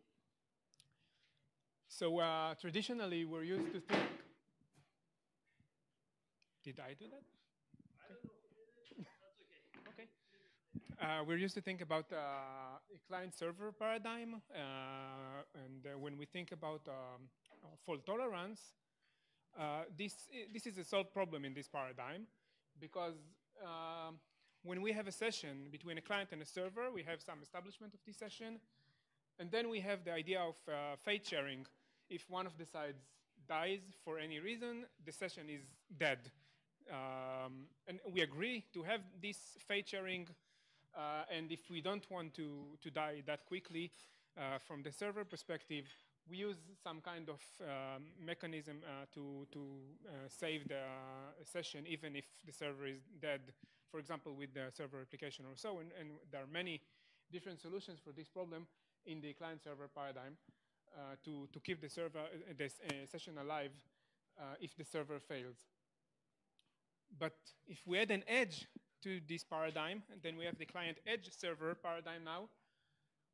The session now goes through an edge, and the edge may not be as reliable as the server, for example, because maybe the edge is being run by, I don't know, some unreliable telco provider or whatever. Then we have a problem now, because the edge is part of the fate sharing in the basic application of an edge computer. Of edge computing. So now, if the edge application has some state, if it's stateful or it has any notion of state, we have a problem, because we then have to reconstruct the state somehow. And this problem is not that simple to solve, because the state of this edge might be dependent on messages arriving from both sides, from the client and from the server, and on the order between these messages. So this is an interesting question now, how to maintain correctness of the state at the edge under failover or under mobility if we move the client from one edge to another, if it's a mobile client, when the edge is stateful and the state is dependent on messages from both sides and on the ordering between these sides. Some examples, and I'll go fast because I was asked to make it shorter. Compression at the edge, video conferencing, online gaming, and IoT aggregation, and so on can be examples for stateful edge applications. And we have some goals here in the project. So the first goal is to have correct recovery, of course. So we have a new edge, and we want the new edge to see the exact same sequence of messages as seen by the previous edge that just failed, or we just decided to move from. And from the client and server perspective, from the application perspective, we want the entire failover process to be seen as just a transient stall in the communication, in the session. We don't want them to even know that we move between one edge to another. Not that we want to hide it, but we don't want the application to be aware of all that, at least not actively. We want to have survivability, and by that we mean that we want to survive arbitrary number of lost edges. So even if multiple edges failed, we still want the session to continue and keep alive. And by that, we don't want the edge to be part of the fate sharing between the client and the server. So an edge failure would never kill the session as long as we have another edge to fail into. We want to also support client mobility, and that means that we want the recovery might not be needed at a physically closed location. It might be in some remote location, the recovery, and we want to support that as well. And we want to preserve high throughput at the edge, so we don't want to have any really bad throughput implications on the edge itself when we try to apply new mechanisms on it. So a Strawman solution for that would be, the first one would be, why not use server replication at the edge? Let's replicate the edge, and have the same mechanism we have for servers at the edge. These are servers at the edge eventually. So we must have multiple hot backups now actively running, consistently updated. And it, of course, would not give us any mobility advantage. So we do get correct recovery, but we don't get all the other requirements we want. Another solution would be, let's use message replay mechanisms. So client and server keep logs of the packets they send. And if at some point the edge fails, we just bring up another edge. It can be remote as well. It doesn't have to be in the same physical location. And we just replay the messages. And this should work, right? No. So first problem is that packet logs may become very long. And for that, we can use periodic snapshots or so. That's known. So that's OK. But the other more important problem is that we need to know the order between the client and server packets. Because if this packet came before this one, the state might be different. I'll get into that soon. So we don't have correct recovery until we solve that. But we do get all the other properties we wanted to have. So this might be the way to go. So what is this challenge of interleave ordering between messages? We have an edge that receives messages in two sockets simultaneously. And there are multiple possible ordering or sequences of messages. It depends on when each message is being read from the socket. Now, the edge is some software, so it's some kind of a state machine. And each packet changes the state of that state machine. It makes a state transition. So if we were at S2 and we got a message 1 from the server, for example, then we would stay at S2. But if we got message 1 from the client, we would move to S1 in this example. So if we process this message before this message, we end up in a different state. So there are multiple correct states we could be at after receiving more than one message, but we want to be in a recovery mode. We want to be at the same correct state that we would have been in the original edge. So we have the notion of faithful replay. We want to replay the messages in the order they were played before, so that we end up at the exact same state that we were at the previous edge before it failed. So we get the exactly same state reversal. So we present CESSNA. It's a framework for running resilient edge applications. And the idea is that you provide us a client application and a server application that should not be modified specifically for this framework, and some new edge application that you want to deploy. And we provide a framework to run all of this on top of. And you get the resiliency. We have two assumptions. One is that an edge application instance is running per session, per client-server session. So an edge application instance is running and is handling only one session at a time. If you want to have multiple sessions, you run multiple instances of that application. And another thing is that each instance is deterministic. It doesn't use real randomness, and it doesn't use multi-threading.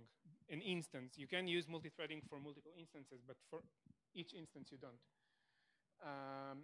So how does it work? We keep the packet logs, as I said, because we use this mechanism of message replay. So client and server, for example, keep a log of the outgoing packets. And the edge tracks the ordering in which it handles packets. So it attaches the ordering information to outgoing packets. Every time it handles a message, it adds it to this ordering information, and it sends, on outgoing packets, it sends the most up-to-date ordering information to the client and the server. Every now and then, the edge takes a snapshot as well and sends it somewhere. It can be to the client, it can be to another edge. I'll talk about it later, where exactly it can be sent. But given a snapshot, or given the fact that a snapshot was taken, we can then safely prune the packet logs and the ordering information. And then we apply, if we have a failure, we apply the recovery algorithm, which means we send all the information to the new edge, and we then have an algorithm that manages the correct ordering and the replay, and perform this faithful replay process to get to the exactly same state. So one recovery option would be what we call remote cold recovery, where the client and server holds all the information, and they send it to a new edge when we recover. But there are other options, for example, local recovery. If we know that we have a designated alternate edge sitting very close to the original edge, then we have a local recovery storage service that stores all the information needed to make the recovery process without needing the client and the server to participate in the process. So once the edge fails, we automatically start the designated alternate edge, and we provided all the information from this shared storage service between these edges. So for example, it could be two servers on the same rack or so when they have a very good connectivity between them. Then we can have two operational modes. One is cold standby, when we do all that when there is a failure. Another is hot standby, when the alternate edge is always running, and every time we take a snapshot, we immediately apply the snapshot on that alternate edge. And then when we need to recover, we just need to start the recovery algorithm immediately. And the reason for that is that recovering from a snapshot takes time. I'll show you later. So the recovery algorithm, without getting into details, receives all the packet logs from the client and the server. It might come from the client and the server, or it might come from the storage service. And it also receives the ordering information known to the client and the ordering information known to the server, and some other variables given from the client and the server to the algorithm. And given all that, it reconstructs the correct ordering as it was in the original edge, and then replays the messages to get to the same state. It also emits messages based on what messages were already emitted and what not, to avoid duplication. We also have a notion of caching, for a static object, but it's not part of the core of the framework. It's just to allow caching as well. So this is the design of the system. So in the client, we expect to have some native application. It can be written in any programming language. It will be run using a socket interposition layer, we call it. It's some kind of a library that is preloaded with the application, and it interposes on any call to socket connect. And once you call connect, it checks if you're trying to connect to a CESSNA application. And if you do, it will not let you just connect to the address you actually gave it. It will call the client agent running at the agent that will initialize a TCP proxy, local TCP proxy, and then it will connect the socket instead of to the actual address that you gave it. It will connect it to the TCP proxy, and that is done in order to have a persistent TCP connection that will not fail even if the edge fails. Then it will communicate with the edge agent that will communicate with the server agent, and exactly the same process will be done here. A TCP proxy will be created at the server and will connect to the server application as if it's the client. Once we have these connections, the edge agent will start the edge application. In our implementation, it's in a Docker container right now. We're working on changing it. And the edge application runs on top of an edge API that we provide. I'll talk about it soon. And this API connects to the TCP proxy at the server, and it opens a socket that waits for a connection from the TCP proxy in the client. And once we have that, we have the entire connection, like data plane connection, ready. And then they can start communicating, all of them. And the Edge API is providing all the mechanisms for keeping track of the ordering and recovery and all this stuff. So what is this API? And it's quite simple. If you implement an application on top of the API, you need to implement these two methods: receive client message, receive server message, and you just need to handle the messages. Yep. You want to ask a question? Yeah.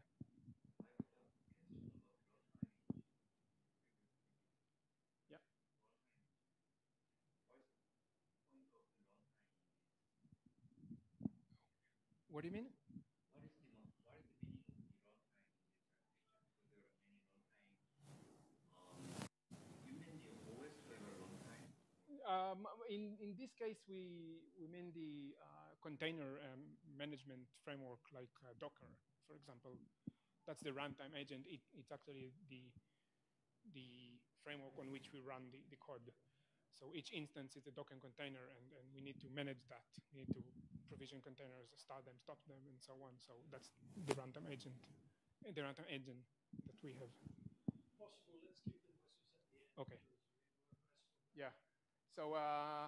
So you need to implement these two. You can implement some other methods, but that's less important. And you are provided with these methods: send message to client, send message to server, so that you can communicate back. Cache read is for cache objects, and timeout is for timeout mechanisms. I won't get into that.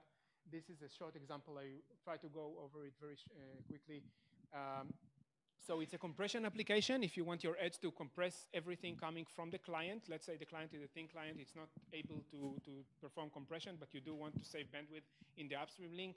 So you compress everything coming from the client, and you decompress everything coming back from the server.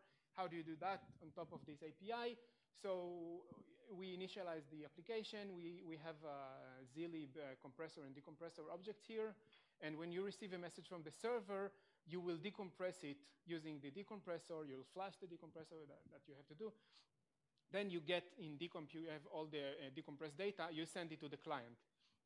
And the opposite is done when you receive a message from the client, you compress it, and then you send it to the server. So that's a simple example for a stateful edge application on top of this framework. We implemented that mainly using Python. Like everything is in Python except for the interposition layer, which is in C++. And we have some examples for a very simple edge applications, like a blind forwarder, this edge compression application. We have a multiplayer battleship game where a lot of stuff is happening at the edge instead of at the server. Like the server is just, server is just coordinating between players, but everything regarding each player is done, like the rendering of the board and remembering everything, like all the board states and so on, is done at the edge level. So you get lower latencies for the players. That's the idea. And we have some IoT aggregation sample as well. We have some initial evaluation numbers that are not part of the paper, but I can present them now because we have them. So we deployed it in some AWS instances across the world. And so here we have client and edge in the west of the US, I think in Oregon and California. And the server varies between Virginia and Frankfurt and Singapore. And like this is the baseline application, and this is the same application running on top of CESSNA. And you can see that the overhead is almost unnoticeable in this graph, and that's because the link latencies are much, much higher than the latency that we impose by the framework. But if we take, if we collocate all of them under the same rack or so, like in the same AWS location, then the link latencies are still high. Like these are the link latencies, but the overhead is here in this example is under 600 microseconds. In other examples, like here and here, it's a bit higher than 600, but that's just different runs. If I run it again, it might be again. But we never noticed anything below, above 700 microseconds in our experiments. This shows the overhead of taking a snapshot. So if taking snapshot means pausing the application for a while. So it depends on the memory usage of the application, and it grows quite a bit. So we don't like these graphs, this graph specifically. I'll talk about it soon. And here is another graph that we don't like. So it's the time for recovery. Once we have a failure and we are doing this failover process, how long does it take? What is this transient stall? How transient it is? So the latency is quite high, as you see. Local cold recovery would take almost 600 milliseconds. And if you add link latency, it will take more. But for the local, we don't like the local result here. Local hot recovery, on the other hand, takes much less, about 20 milliseconds here. So we try to analyze that, and we see that the Docker restore operation would take most of the time, like about half a second. And our recovery algorithm would take only 20 milliseconds.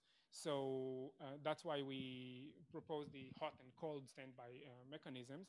And we are working now on improving this using different runtimes and maybe using also language level snapshotting or serialization instead of Docker. We have some more stuff that we're doing, but I don't have time. So to conclude, the consistency of stateful edge application or having stateful edge application is important in our eyes, and the consistency is challenging. So we try to provide that by strong correctness guarantees, and we get quite good latency override with this very initial implementation. Great. Thank you. Thank you very much. Let's we have time for a couple of questions. Okay, I had a question. So timing is not part of the model, right? So What do you mean timing? so the time between messages, for example. Yeah, intentionally it's not part of the model, yeah. But we do have the notion of timeouts that you can have time-based operations, like you can set a timer, and when it expires, you do something, and it will get into the ordering information. I haven't shown that. It will get into the ordering information so that if the timer expired between two messages, it will expire between these two messages in the replay as well, and we'll make sure for that.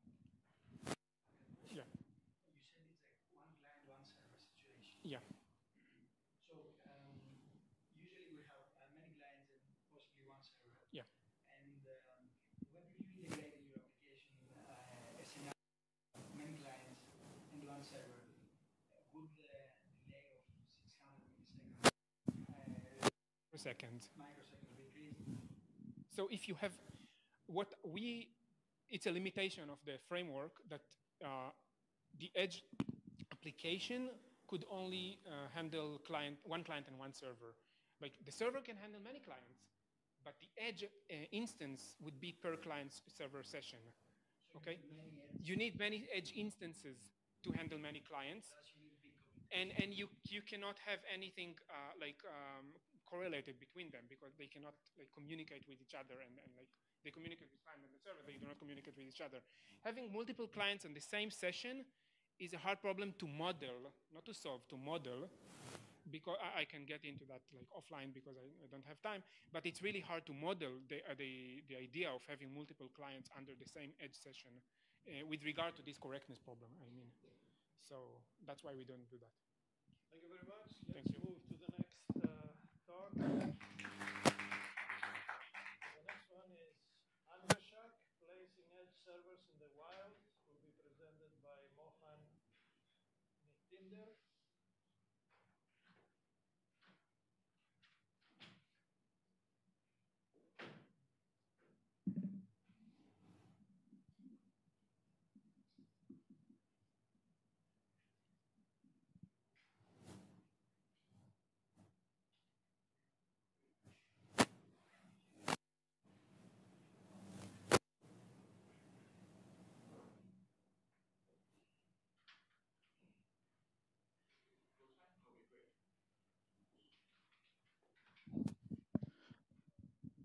Hello, everybody. My name is Nitinder. I'm from University of Helsinki, and today I'll be presenting my work on Anveshak. So to start it all off, I'm building up on the talk that Victor gave this morning, and I'll briefly run into what we call or what we mean by edge clouds and edge servers here. So from all the research that has been done in this work, the overall idea that has emerged is that edge servers are these small-scale servers that are deployed at the network edge, which it means is very close to the end user, and it does the computation very close to the users so that they are not sending data to the end cloud, which is at much higher latency. Obviously, the motivation of why people are churning papers in this work right now is because the servers can greatly reduce the latency, which is very needed for many of these applications out there. And what it also does is it reduces the network traffic that the users are generating and putting over the network, which is essentially making the network congested. Right? If you're looking into IoT-based applications and the number of sensors that are being deployed to just run one kind of an application, this second part of the first motivation is quite important here. The second thing is that because these servers are quite small and can be deployed in much higher quantities, what they can actually bring to the entire solution is some part of local relevance, that the data being generated can now have some compute relevance along with it. But only these two motivations are driving the models, and various kind of abstraction models of how these edge clouds should be deployed have been proposed.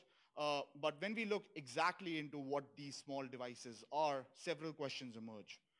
Some of them have already been asked in the keynote this morning, and which are like, what are the configurations of these kind of machines, right? Who owns and operates these machines? If you have an SLA, who's actually operating it? Is there kind of a revenue system model that is already built in? And the question that is important for our talk here is that what is exactly the physical locations of these servers that are being deployed, and how do you choose these deployment locations?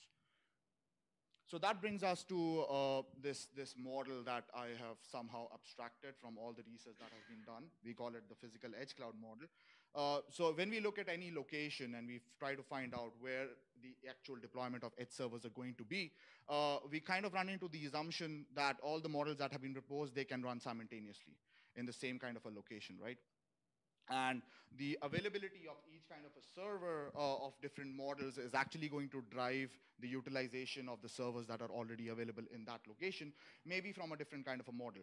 This is somewhat very similar to the availability or usage of LTE-based or cellular-based internet traffic when you have a Wi-Fi available in your location. So you're obviously going to prioritize Wi-Fi, then you go to a cellular kind of a network. The feed and the foremost, the food of all of this deployment is actually the users, which are the subscribers and the requesters. And they're going to make requests of doing some computations, some kind of small relevance of the data that is being generated. The user density is actually going to drive where your edge server should actually be placed in any location. And it has been shown by multiple researchers in the past that the user density is actually very much dependent on the time as well as the behavior of the users. For example, the users are much more active during the daytime, so a lot more requests are going to be made during the day than during the nighttime. Also, there is more population in city areas, so there's need to be a more kind of a density of edge servers in cities than in suburban areas, right? So next we come to the class of research of edge clouds, which have been proposed like edge-centric compute clouds. So these are your radical ideas that edge is going to be running on mobile devices, or they're going to be controlled by the end users themselves. So these kind of servers are actually your very small servers, very less network and compute capable, and they're going to be mostly managed by the user. So that is why we call them user-managed edge, rather than giving them any kind of a different keyword.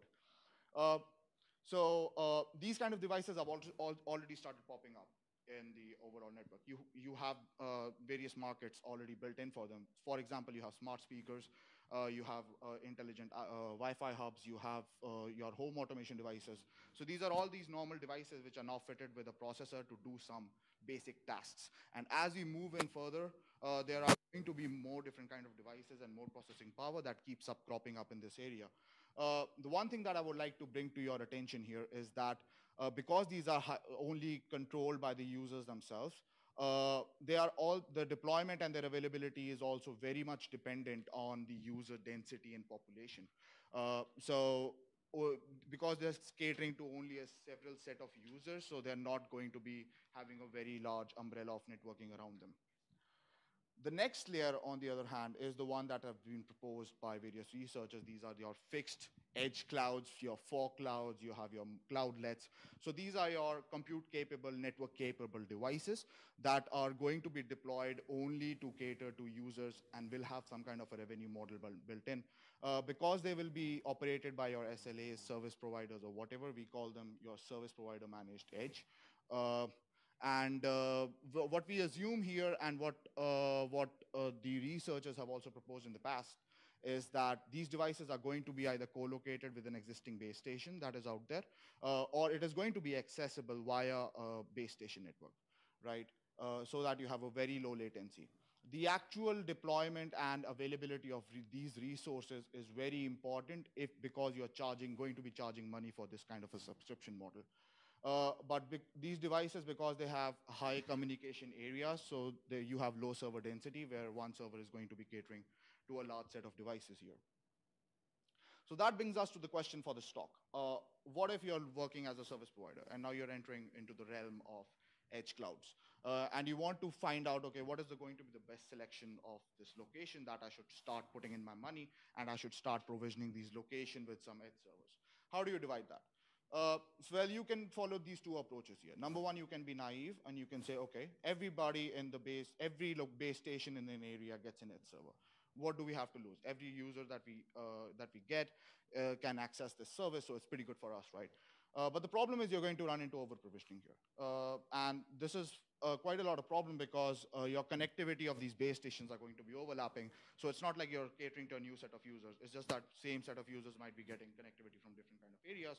And second is your utilization of the edge servers are quite important because you're actually putting in money for that. So you want these servers to be running into their actual capabilities. You don't want to running them idle. The second is if you're going to be Scrooge about it, you only say, okay, I will select one location and maybe other people through the base station network can connect to this location. The problem is, again, the under-provisioning here. It's going to be hard for you to maintain a minimum quality of service that you've promised to the user because you're charging money for it. And second is, it will be difficult for you to support the peak traffic rate that might hit you at any point of time and you're not prepared for it because these are fixed locations here. So considering these in mind, there is actually a need for a deployment framework which actually figures out what are the best locations for deploying these edge servers out in the wild, right?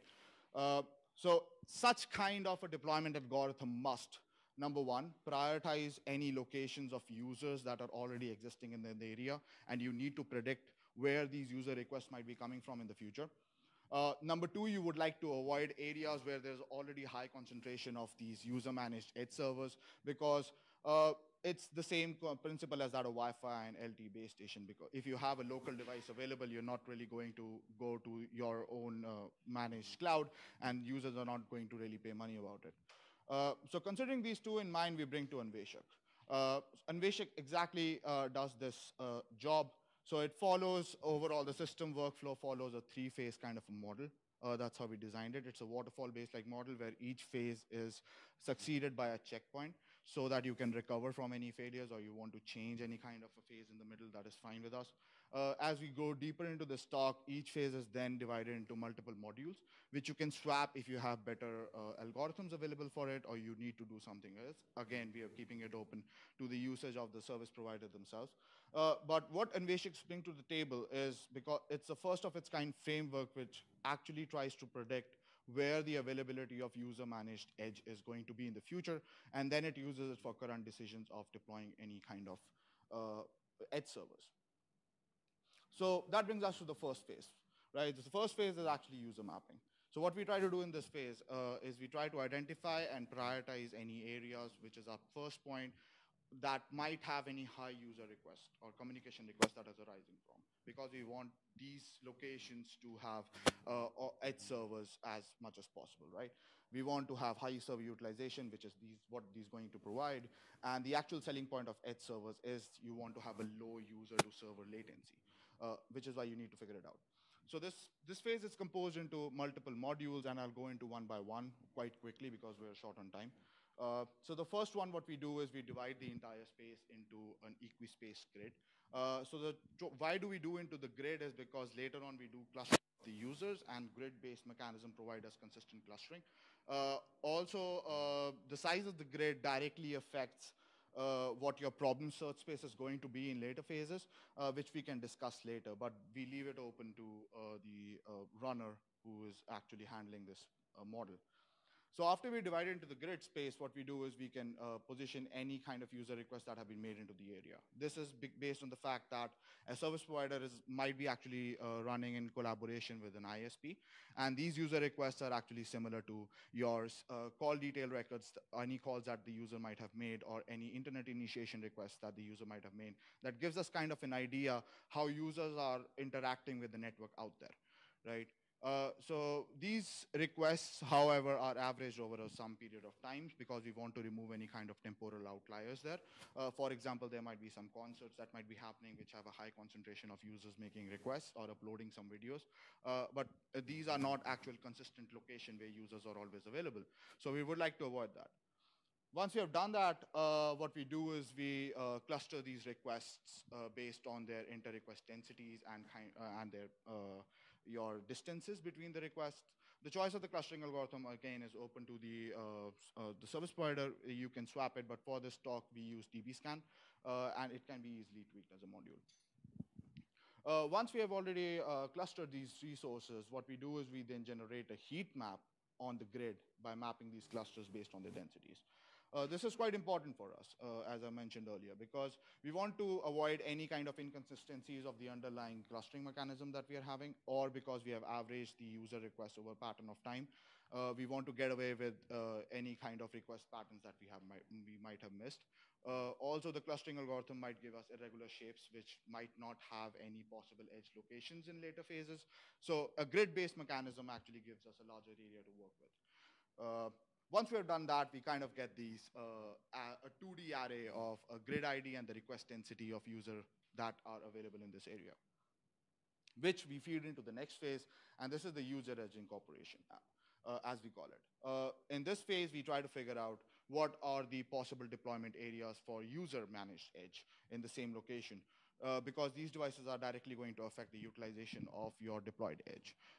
For the current research, we found out that looking at the availability of Wi-Fi access points in a location actually is very similar to availability of edge in the future, because the way they are operated, managed, and controlled is somewhat quite similar. They're completely being controlled by the users themselves, and therefore you can get a sense of idea of how it's going to progress over the years. So taking that into account, we start with some open data sets that might have a list of all these Wi-Fi access points. Several of them exist. We look at wiggle.net. They provide a nice set of all these Wi-Fi access point availabilities because they're crowdsourced by people like us. What we then do is we filter out any kind of mobile hotspots or any temporary access points over the period of time, so that we get out these access points which are consistently available and set up by users in their homes or their offices. Once we do that, we map those access points on the heat map that we generated in phase one. After we have mapped them, again, we do the clustering based on the densities. And then what we do is we reduce the request densities of the heat map based on the availability of Wi-Fi access points in the same area. So this you can see, for example, here, you had some high request densities available in this location, but also some Wi-Fi access points.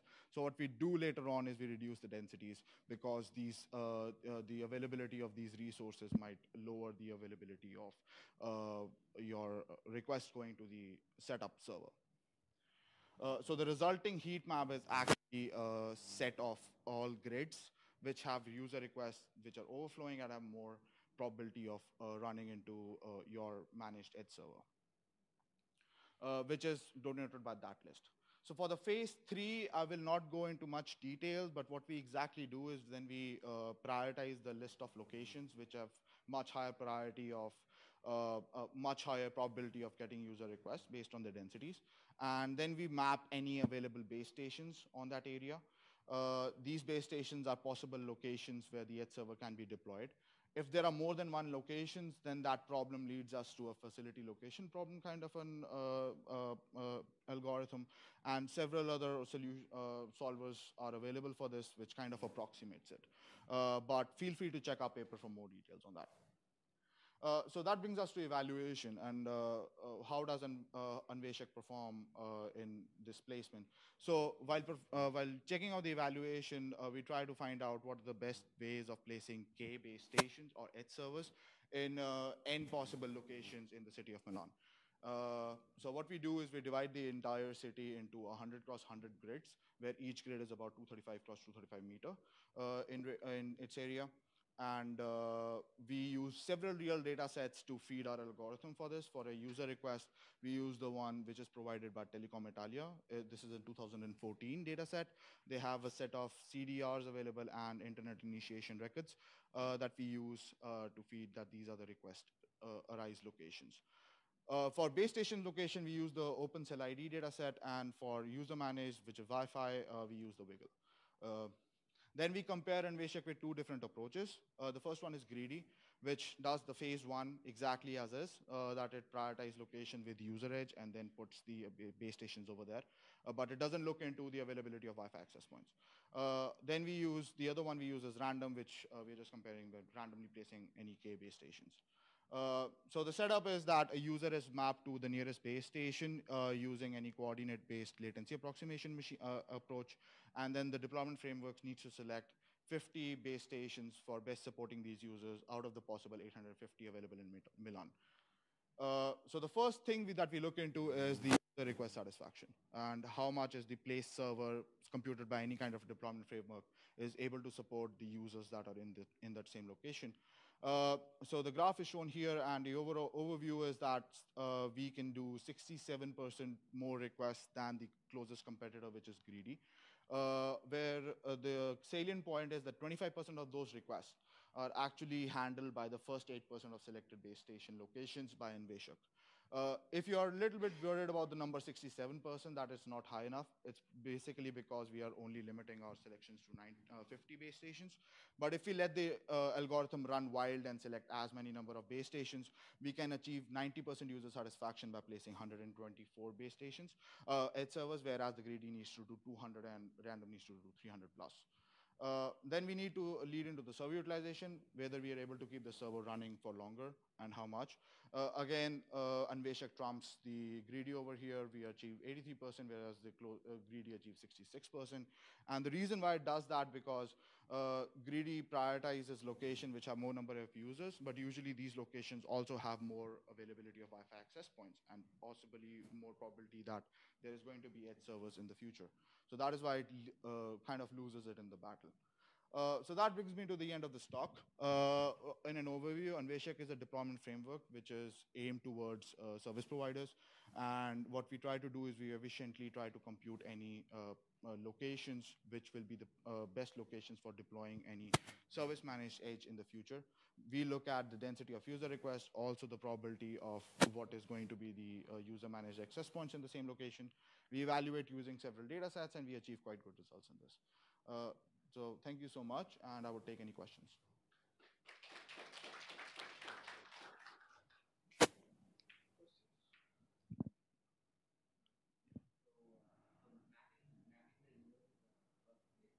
Yeah.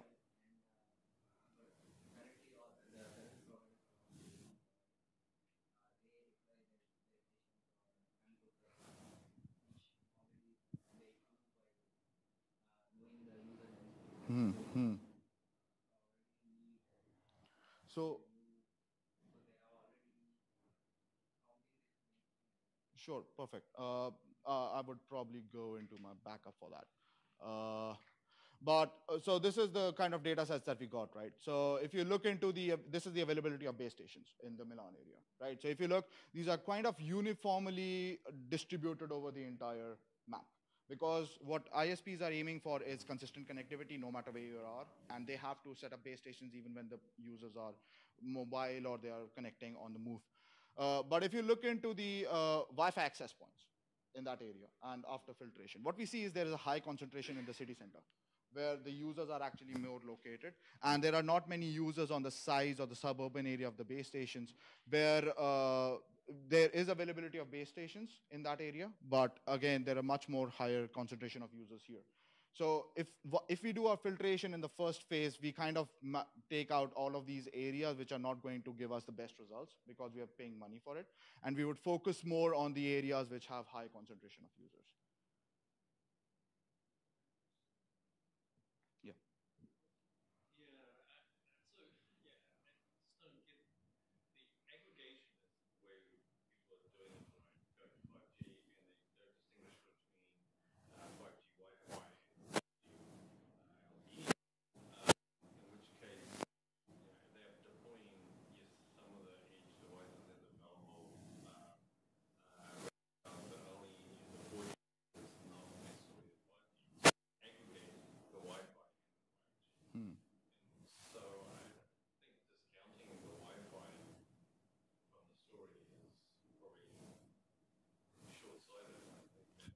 Yeah, sure. I mean, but again, how much preference do you want to give to the availability of Wi-Fi access points is again dependent on the service provider.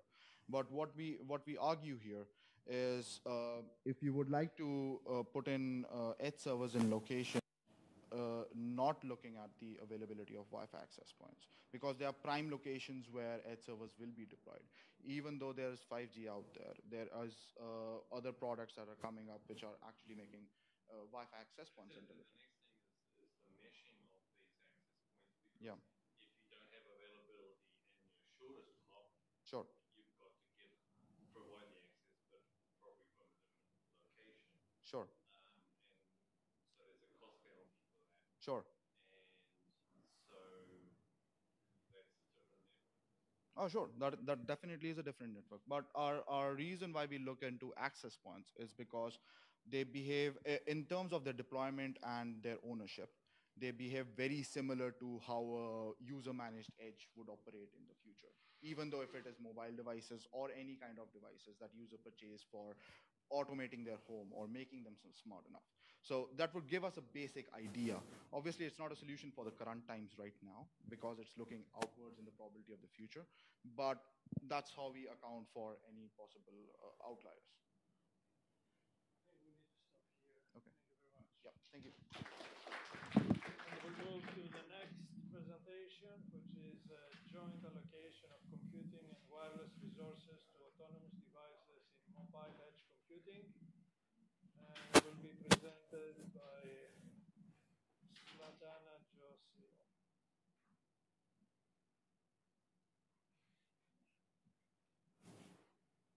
I guess from KTH.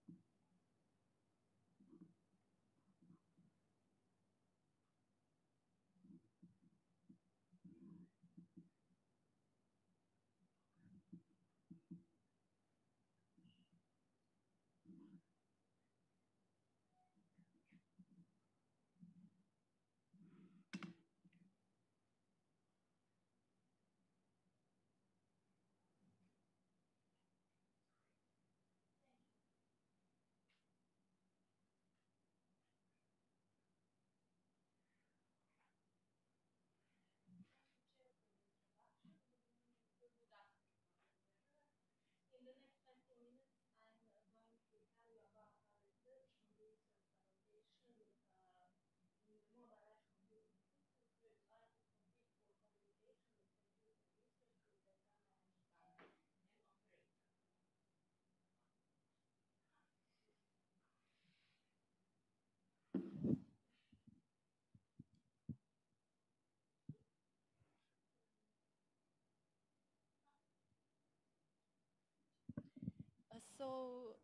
Let me begin by highlighting the main characteristics of the mobile edge computing that we focus on in our paper. Mobile edge computing has been considered as an enabler of 5G that provides high bandwidth on computing resources close to the end users. Since many users in the system compete for limited communication and computing resources, it is reasonable for mobile edge computing system to provide the support of the interaction between the decisions of the end users and the decisions of MEC infrastructure. This raises an important question, that is how users and the infrastructure interact with each other. And this is the problem that we have addressed in our paper. Let me now introduce our model of mobile edge computing system.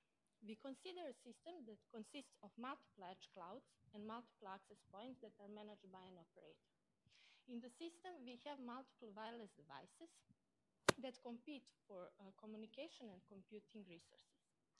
Each device generates computationally intensive tasks that could be characterized by two parameters, the size of the input data, di, and the complexity of the task, li. Each device has to decide to which of multiple clouds to offload the computation and through which of multiple access points. Where we consider that devices can communicate with cloud C using one of the access points from the subset AC of the access points. We define a strategic profile D as a set of decisions for all wireless devices, and we denote by OAD the set of devices that use the same access point A in a strategic profile D. Similarly, we denote by ACD the set of devices that use the same cloud C in a strategic profile D. So let us look at the small example in the figure. Here we have a system that consists of two clouds, clouds 1 and 2, 3 access points denoted by A, B, and C, and 5 users that compete for resources. For example, for cloud C1, the set of offloaders consists of 3 devices that share resources denoted by device 1, 2, and 4. And similarly for access point B, for example, we have that it's shared among 2 devices. So let me continue by introducing our communication model. We denote by RIA the physical rate that is achievable to device I when it offloads the computation to access point A. But since devices share communication resources, this is the actual rate at which they can offload the data to the cloud through access point A depends on the number of devices sharing the access point, and also on the uplink access provisioning coefficient that depends on the resource allocation policy implemented by the operator. Given this notation, we can define the uplink rate of wireless device I in the case of offloading to access point A as the ratio of the physical rate and the product of the number of devices sharing the access point and the uplink access provisioning coefficient. Now we can define the transmission time needed for device I to offload the computation to access point A as the ratio of the size of the input data that should be transmitted and the uplink rate. Let me continue with introducing the computational model. Here we consider that the total computing capability of cloud C is denoted by FC. And again, the devices compete for computing resources, so the actual computing capability that can be assigned to a device by cloud C depends on the number of devices sharing the cloud and also on the power computing provisioning coefficient that depends on the resource allocation policy implemented by the operator. Given this notation, we can express the computing capability allocated to device I by cloud C as the ratio of the total computing capability of the cloud and the product of the number of devices sharing the cloud and the cloud computing provisioning coefficient. So now the execution time, that is the time that is needed to execute the task of wireless device I in cloud C is defined as the ratio of the task complexity and the computing capability that is assigned to the device. Finally, let me introduce our cost model. We consider that wireless devices are interested in minimizing the completion time of their tasks, and we define the cost of a device as a sum of the time needed to transmit the data to the cloud and the time needed to execute the computation in the cloud.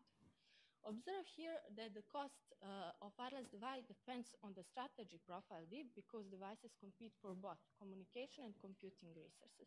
But it also depends on the resource allocation policy of the operator through bandwidth and computing power provisioning coefficients. Finally, we can define the system cost as the sum of the completion times for all devices in the system.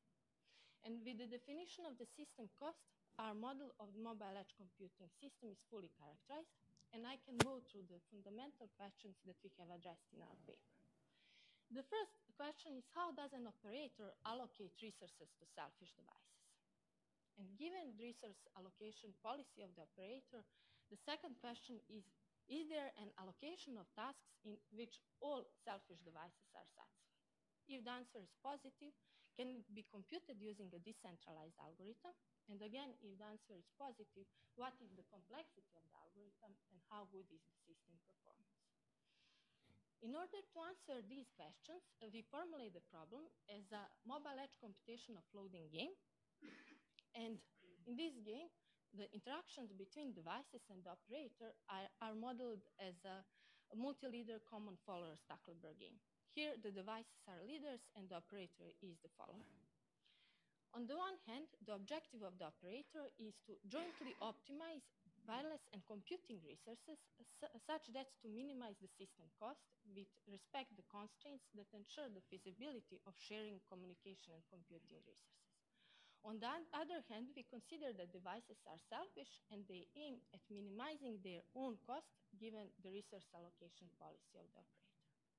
For this game theoretical formulation of the problem, the important question that we need to answer is, does the mobile edge computing game have a subgame perfect equilibrium that is defined as a combination of the resource allocation policy of the operator and the offloading strategy profile of devices from which neither the operator nor devices wants to deviate. In order to answer this question, we first look at the problem of the operator. And we proved that the optimal resource allocation policy of the operator can be expressed in closed form. If you look at the closed form expression for the optimal bandwidth and computing power provisioning coefficients, we observe that they depend on the characteristics of the task. DI, the size of the input data that should be transmitted, and LI, the complexity of the task. An interesting result that we proved is that under the optimal resource allocation policy of the operator, the original player-specific weighted congestion game played by devices can be transformed into a congestion game with resource-specific weights. Here, the weights associated with access points are defined as the square root of the size of the input data of the task and the physical rate for transmitting the data. And weights related and associated with Cloud C are defined as the square root of the ratio of the task complexity and the total computing capability of the cloud. Given these weights, the cost of wireless device I can be written in a standard form for congestion games. So the first part depends on the congestion on the access point, chosen access point, and the second part depends on the congestion on the chosen cloud. The next important question that to answer is, does the resulting strategic game have an Nash equilibrium that is defined as a strategy profile from which, in which there is no device that can improve its performance by unilaterally deviating from the chosen strategy. Our next result shows that the weighted congestion game played between devices under the optimal resource allocation policy of the operator has a Nash equilibrium. The proof is based on showing that the game has an exact potential function. And based on the exact potential function proof, we propose an efficient decentralized algorithm for computing the offloading decisions of the devices, the equilibrium. The algorithm starts from an empty system. Wireless devices enter the system one at a time. They play best responses, and in the update state, they are allowed to update the best responses one at a time. Let me finally summarize to answer the question regarding the existence of the subgame perfect equilibrium. We proved that the Stuckleberg game play between devices and the operator has a subgame perfect equilibrium, where optimal provisioning coefficients have closed form expressions, and wireless devices can compute a Nash equilibrium, their offloading decisions in a decentralized way using the improved offloading algorithm. The next nice result is that the game has a bounded price of anarchy. That is a measure in a game theory used to show how far is the system performance in worst case Nash equilibria from the system performance of the optimal solution. We showed that the price of anarchy of the game is bounded by approximately 2.6. And this result is also important because it can serve as an approximation ratio for the improved offloading algorithm that we proposed. Finally, let me show some of our numerical results. First, we look at the system from the perspective of a user. As a baseline for comparison, we use equal allocation policy where all resources are equally shared among devices. And for computing the offloading decisions, we use the fastest link nearest cloud algorithm, according to which each device chooses the fastest link and the cloud that is closest to the chosen access point. We define the performance gain of a combination of an allocation policy and an offloading strategy profile as the ratio of the system cost reached in the case of the equal allocation and the fastest link nearest cloud algorithm, and the system cost in the case of the certain specific combination of the resource allocation policy and algorithm. The figure shows the performance gain with respect of the number of users for 3 different systems with 1, 2, and 3 homogeneous clouds, homogeneous because they all have the same computing capability. And first, we observe that the performance gain increases with decreasing marginal gain in the number of devices, which suggests that performance gain is limited by the congestion on communication and computing resources. Second, we show that the performance, we can see that performance gain increases with the number of clouds. That's again something that we could expect because with a larger number of clouds, we have more computing capability in the system. And finally, the largest performance gain in all scenarios can be achieved in the case when operator implements the optimal allocation policy and devices compute offloading decisions using the improved offloading algorithm, which shows that our solution performs good. Next, we can look at the system performance from the infrastructure side. And in order to do that, we define the cost of a Cloud C as the sum of the completion times for all devices that offload the task to Cloud C. We show the cost per cloud as the number of devices for a system where we have heterogeneous clouds, 3 heterogeneous clouds with different computing capabilities. And we observe that cost per cloud increases with the number of devices. Again, congestion increases, so we could expect this result. An interesting observation is that cost per cloud is approximately the same for all clouds in the case of the optimal allocation policy and the improved offloading algorithm, these curves with the circles.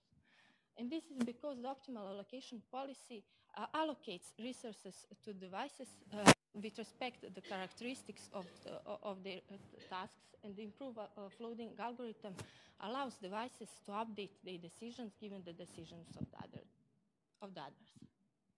And the last result I'm going to show you is the computational complexity of our algorithm, improved offloading algorithm. And here we consider different orders of adding the players. First, we add players devices in non-increasing order of task complexities, then a non-decreasing order of task complexities, and finally, as a baseline, we use random order. We show the number of iterations for, again, 3 different systems with 1, 2, and 3 clouds as a function of number of devices. The first observation is that the number of iterations scales approximately linearly with the number of devices, which suggests that the proposed algorithm is computationally efficient. The second result shows that the number of iterations is sensitive to the order of adding the players, and it is smallest when devices enter the system in non-increasing order of their complexities. We can analytically prove that this is because when a new device enters the system, the other devices that already play their strategies will not have an incentive to change between the clouds. Finally, let me summarize our contribution and discuss the possible extensions of our work. So we provided the game theoretical analysis of the interaction between an operator that jointly manages wireless and computing resources in mobile edge computing system and autonomous wireless devices that aim at minimizing the completion time of their tasks. Our work has many interesting extensions. We can consider a model in which devices can also perform the computation locally, or we can consider that devices are interested in minimizing the energy consumption. One could also consider the stochastic model of task arrivals. Thank you for your attention.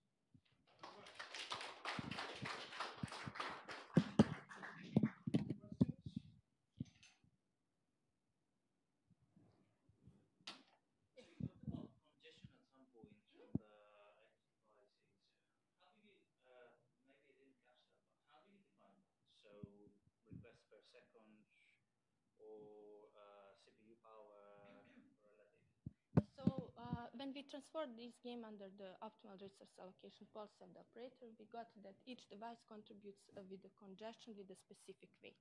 And the weight is defined as the square root of the size of the input data and the physical rate. So that is actually the fraction that that the specific device will contribute to the congestion. And then, yes, so this is the expression for non-normalized weighted congestion gain. So the weights are defined like this. So it makes sense because if you have more data to transmit, then actually you will consume more bandwidth. And that is actually here. Or if you have the task with higher complexity, it will contribute to the congestion. Higher complexity in terms of processing? Yes, in terms of processing number of CPU cycles per second. So you get a bit of both? Yes.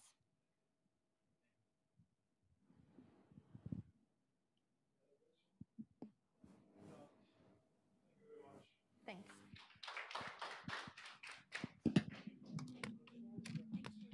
Last presentation is CABaRet, Currently in Recommendation Systems for Mobile Edge Caching. Will be presented by Pavlos Serpentis.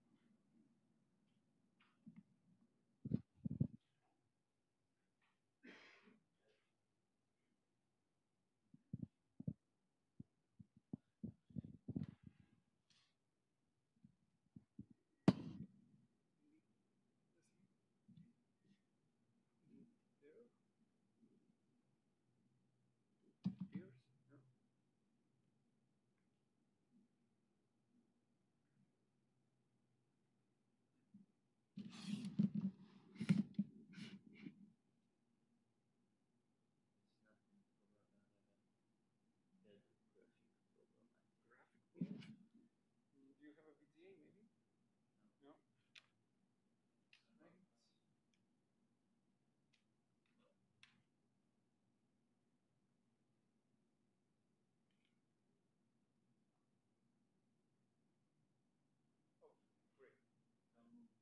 Oh, great. Just move then. Yeah.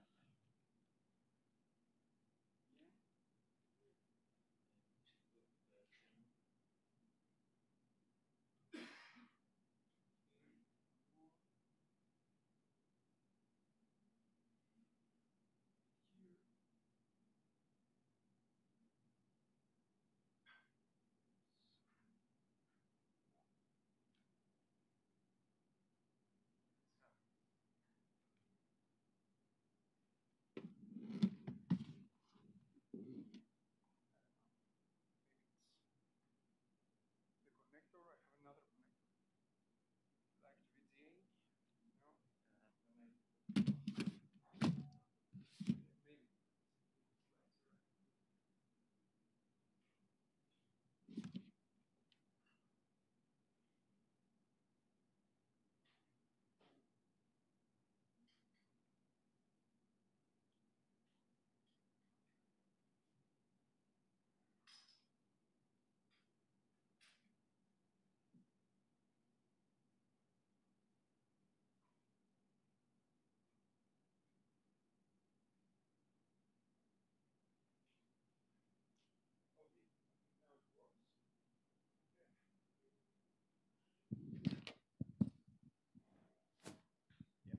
Okay, so sorry for this delay. I am Pavlos Serpentis, and I will present you our work, which is a joint work with Savvas Kastanakis, who is also in the audience here, Vasilos Kondronis, and Xenophontas Dimitropoulos. And the aim of our work is to leverage recommendation systems in order to increase the efficiency of mobile edge caching. So since I know that most of you are familiar with mobile edge, I just a fast overview of what mobile edge caching is. This is a mobile network with a base station and a user. And let's say we have a content provider which has like, let's say YouTube or Netflix, which has a data center storing all its contents. Different colors denote different contents. So in mobile edge caching, we go and put a server here at the base station, which can cache some of the content. Because it's a small server, it cannot cache all of the content. So when a user requests, let's say, the blue content, then it has to take it from the origin server, from YouTube, let's say. But when a user requests a red content that it's locally stored, it can take it directly from the local cache. So this is a win-win situation for the user because he has lower latency, and for the network because it offloads some of traffic to the base station. However, a limitation that mobile edge caching has is that it has low cache hit ratio. And this is because these caches cannot be large and cannot store all of these contents. And that second, because prediction algorithms that predict which contents are popular cannot work really well, because base stations serve a small area that users move all the time and come and leave, so the traffic, it's really variable. So in order to increase this low cache hit ratio, it has been recently proposed to leverage recommendation systems. Okay, it sounds strange because it's communications. Why recommendation systems? And the answer is this. The answer is because recommendation systems exist in most popular applications that account for most of the traffic of the mobile traffic, like YouTube, Netflix, or Spotify, etc. So, and it has been shown that users follow the recommendations. So in Netflix, 80% of the users follow the recommendations. So how to leverage recommendation systems? One thing you can do is just recommend contents that are cached. Another thing is that to cache content that are highly probable to be recommended, or jointly decide what to cache and recommend. And there have been a few recent works on this. So just a fast example, we have the same setting, and we have a user that watches now, let's say, the red content. Let's say this is YouTube. So he watches the red content, and YouTube recommends the blue and the yellow content. If the user selects one of these two contents, then we'll have a cache miss. We won't have a cache hit because the red and the green contents are cached. But we can bias these recommendations, and instead of the blue, we can recommend the green content. So if the user selects the green content, we'll have a cache hit and improves efficiency. As an example, if I watch a music clip from a rock band, and YouTube gives me these two recommendations, but let's say that the first video is not locally cached, we could change these recommendations, and another rock song could be recommended to me. I would be equally fine. I mean, it could be probable to listen to this song next. But if this song was not locally cast, and the only thing that was locally cast, it was a Scooby-Doo film, I might not be that willing to watch this film while I'm listening to rock songs. So, in total, when you want to do joint casting and recommendation, you have to know what are the good recommendations. And in order to know this, you need to know what are the content relations and the user preferences for this. And this information, it's an information that the guy who knows it is the content provider. It's YouTube, Netflix, etc. However, the caching might not be controlled by the content provider. So, for example, the network operator might control the caches, what is cached or what not. In some cases, it can be also the content provider, like a mobile virtual network operator. And the guy who cares mostly about the network, about how much is the efficiency of caching, is usually the network operator. So, as you can see in this entire process, there are two entities that are getting involved. It's the content provider and the network operator. And different functions have been done by these two different entities. So, previous work assume and require that these two entities might collaborate, need to collaborate in order to have joint caching and recommendations. However, this might not be always possible, or it's not feasible now, or some of these guys might not want to be this. So, previous approaches are nice, but they have this limitation, or let's say challenge. So our idea was, okay, let's make it work without this extra need, this extra constraint for collaboration. So let's think that we have only the network operator, and let's try to do joint caching and recommendation only by the network operation, without collaboration with the content provider. So what we propose in this work is a practical approach, a practical system. And when I say practical, it's because we also did a prototype and it works, prototype for YouTube, in order to do joint casting and recommendations. And we did some real experiments to show if it works and if the envisioned gains by previous approaches can be achieved in practice by our approach.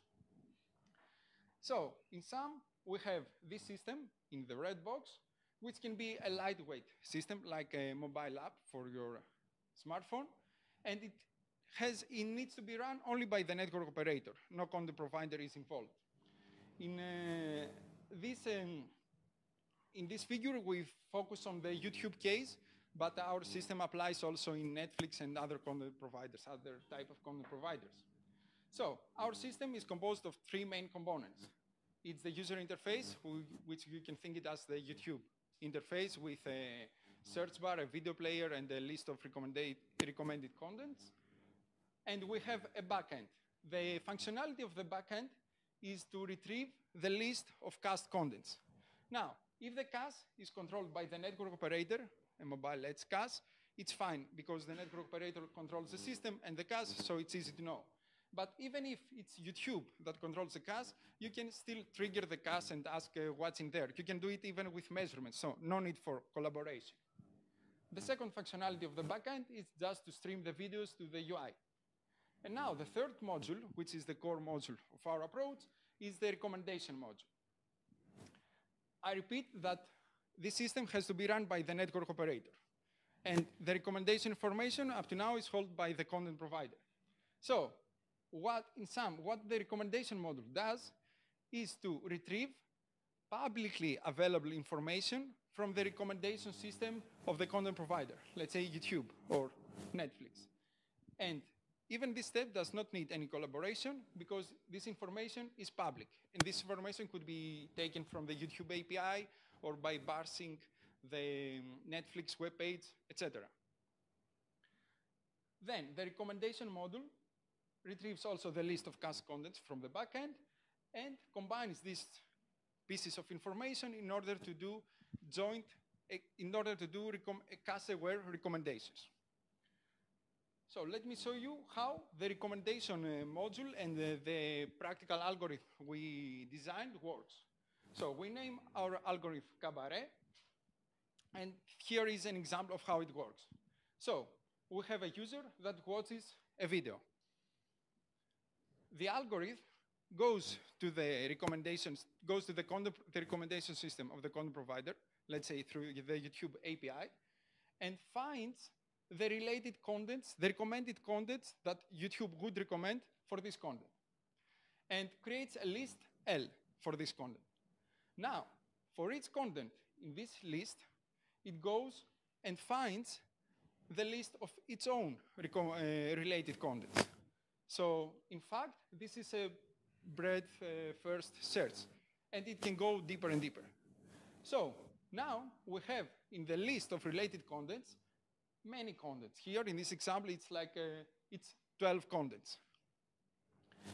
And at the next step, it finds from which of these 12 contents are also cached, which we denote here with black color. And in the end, it recommends to the user a final list, which is composed from the cached and related contents. And if, for example, we ask for the recommendation to do more recommendations than what is found is cached, it can still give the recommendations, the initial recommendations of YouTube. So this is pretty much the algorithm, and it's quite configurable because you can change the parameters of the search you will do, and the video you input, and the number of recommendations, etc. So these are the parameters that are taken as input, the video, the parameters of the search, and the number of recommendations. In order to tune this algorithm, we can think of two principles, of two guidelines. So at first, we want a large list of related contents, because the larger this list is, the more options we have for cache-aware recommendations. So we need a large L, which can be found by a large search, both in width and depth. So for example, if for each content, we retrieve from YouTube 50 related contents, and we do it for depth 2, a BFS search of depth 2, then we get a list of around 2,500 contents. However, if we go too far from the initial content, like in depth 3, 4, 5, etc., then the relation between the contents in this list and the initial content becomes more weak. So we won't have good recommendations. We would have like this Scooby-Doo and rock music example. So what is the depth we can go and we can be still safe and have good recommendations? So for depth is 1, depth equal 1, we have the directly related contents that are the recommendations from the content provider, which are good recommendations because that's what YouTube would do. For depth 2, we argue that if a content is related to B, a content A is related to B, and B is related to C, then there is sure a relation between A and C, an indirect relation. And in fact, we tested this with measurements on the YouTube contents, and we found out that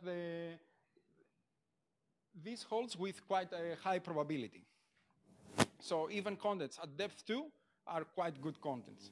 When you go deeper, the relation is not that good. So this is the algorithm, and we tested it in the real service of YouTube to see if it can achieve a quite good improvement or not. So we did experiments with the YouTube service. We assumed that we have a cast that stores the top most popular contents of YouTube in a region. Then for recommendations, we tested different scenarios with YouTube recommendations or recommendations with our algorithm, CABaRet, with different parameters. And for user demand, we assume that a user enters the system, selects one of the most popular contents, then the recommendation system recommends n contents, and the user selects one of these n contents as the next video to watch. And the user can select contents uniformly from the recommendation list or by giving preference to the top contents. I mean, the first content that is recommended to you, it's more likely to select for your next content. And here are some results where the y-axis is the cast hit ratio. The higher the value of the cast hit ratio, the better for the system. And the bars denote different scenarios where we tested the performance. A first observation can be done by comparing the performance with YouTube recommendations, the normal functionality of YouTube, which are the white bars here for the different scenarios, and the performance, the cast hit ratio with our algorithm, with the parameters I gave you before, like width 50 and depth 2, which are the black bars. As you can see, there is a significant performance that in these tests we did, it was almost 1 order of magnitude higher than YouTube would do. So we can see here that even by just changing the recommendations and more and recommending contents that are in the cast, but also have high quality, we can have a significant improvement in practice. And okay, someone might say, okay, depth 2, they are not that good recommendations. But even for BFS search with depth 1, which are just the contents that YouTube says that are related with the initial content, so we don't lose any recommendation quality, we can see that the performance improvement that our system can achieve is 2 to 6 times higher than just using YouTube. Or when we comparing to reordering, which is a previous approach, we are almost 2 times higher. And all this improvement, which we think is quite significant and it holds in practice, can be achieved only by changing recommendations. Now, as I told you in the beginning, it might happen that the network operator also controls the caching. So if we can also control the caching, we can make smarter caching while we use our recommendation algorithm. And in fact, we can define optimization problem. So for each content, V, our algorithm calculates this list of related contents. Now, the optimization problem becomes just to maximize the cast hit ratio given this list for all contents. And we have shown that while this optimization problem is NP hard, because it reduces to a max set cover problem. It has some nice properties, like some modularity and monotonicity, and the greedy algorithm is the best we can do, and it achieves an approximation ratio of 1 minus 1 over e. So the results when we use both our recommendations and greedy caching are these, where you can see with greedy caching are the black bars, and with normal caching are the light gray bars. And we can see that we have 2 times improvement. And notice, before I saw you that just by recommendations, we can have 8 to 10 times more cache hit ratio than YouTube. And this improvement is on top of this improvement. So in total, we can reach up to 20 times better performance. So summarizing, the problem we had is how to improve caching efficiency, which has some limitations now. And there has been some works that suggested to leverage recommendation systems. However, these works require collaboration between different entities, which might not be feasible now, or maybe also in the future. So we proposed an approach and a practical system that can do the same thing without collaboration, and we designed an algorithm that did real experiments that shown that we can have significant performance improvement.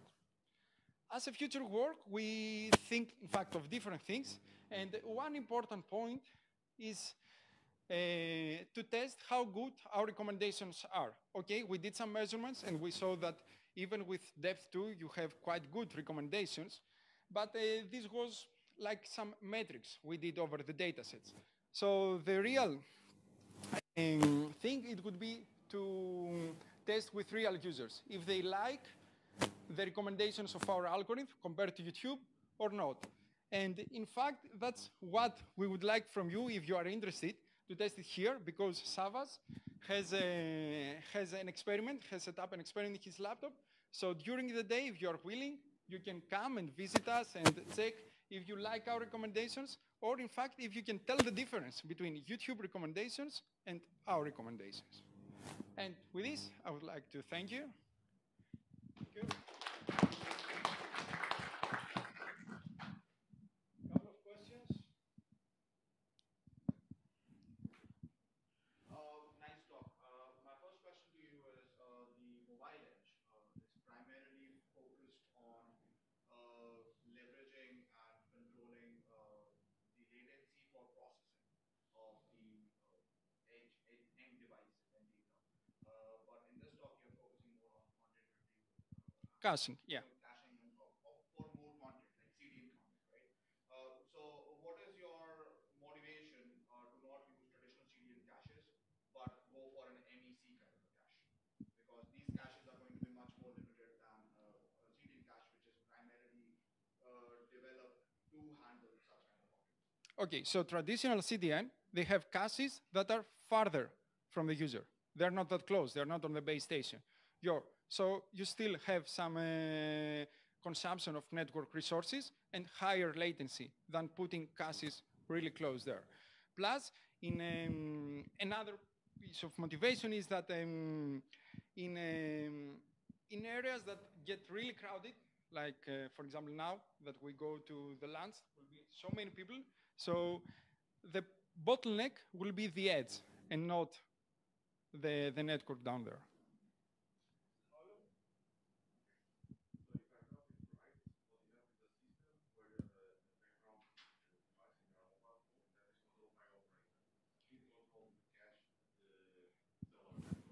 So it can be either the operator in typical scenarios that the operator controls the caches in its own network, or it can be the content provider. For example, if the content provider goes and puts some caches in the network of the network operator, or if he's acting with network slicing, you know, like a mobile virtual network operator.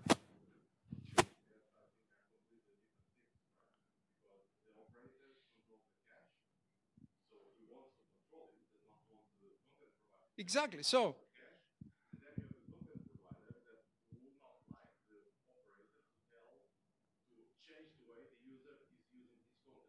Exactly. So as I see it, you follow the operator perspective. So you're saying, forget this content that you do that, just use this one that actually I cached before.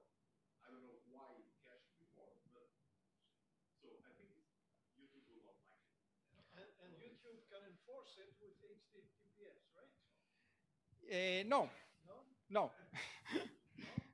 Exactly no, because if you know what is cached, so these recommendations are taken from YouTube. So as a user, you Doesn't even allow them to cache.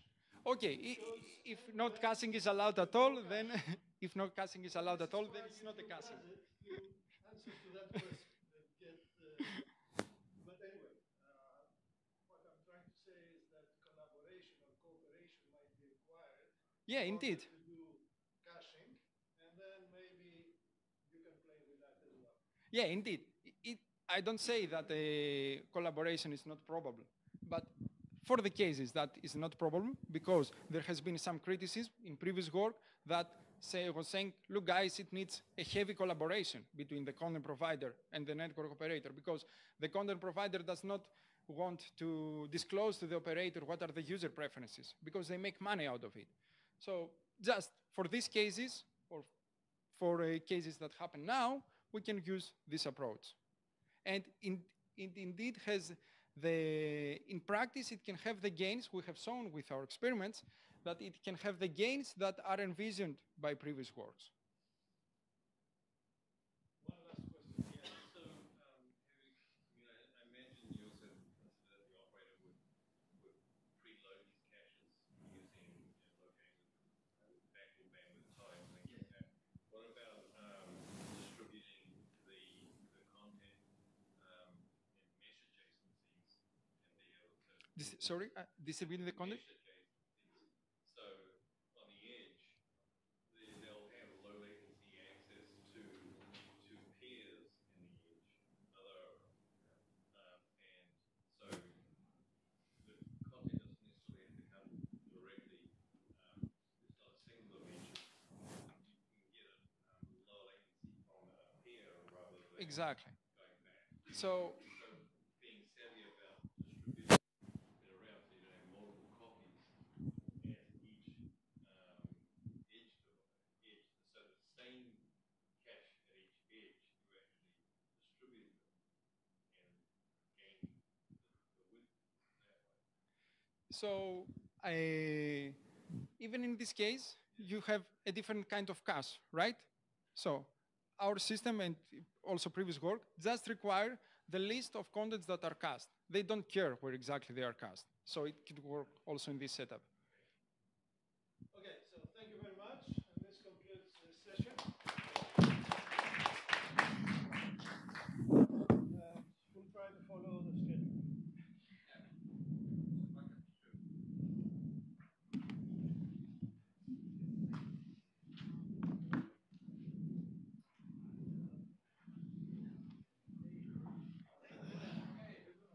Yeah, how you doing? Good, how are you?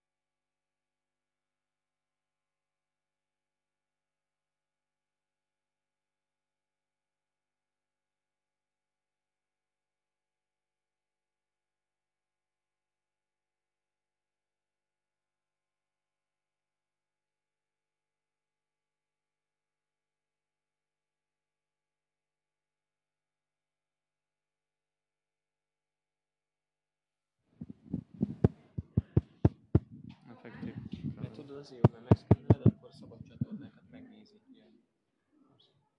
Köszönöm.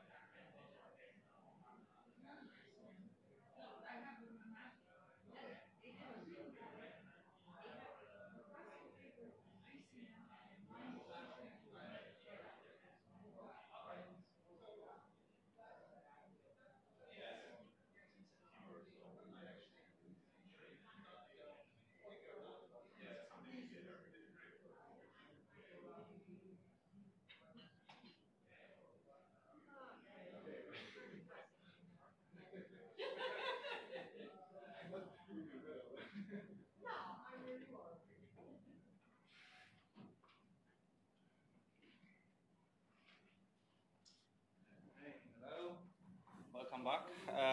So this is the next session on deployment requirements and characteristics. It's a bit of a non-conventional session as it's got only one paper and then we've got a panel. But the concept was that the paper which is talking about deployment characteristics is going to fit conceptually well with the discussion in the panel, which hopefully should address some of the deployment requirements for edge computing, etc.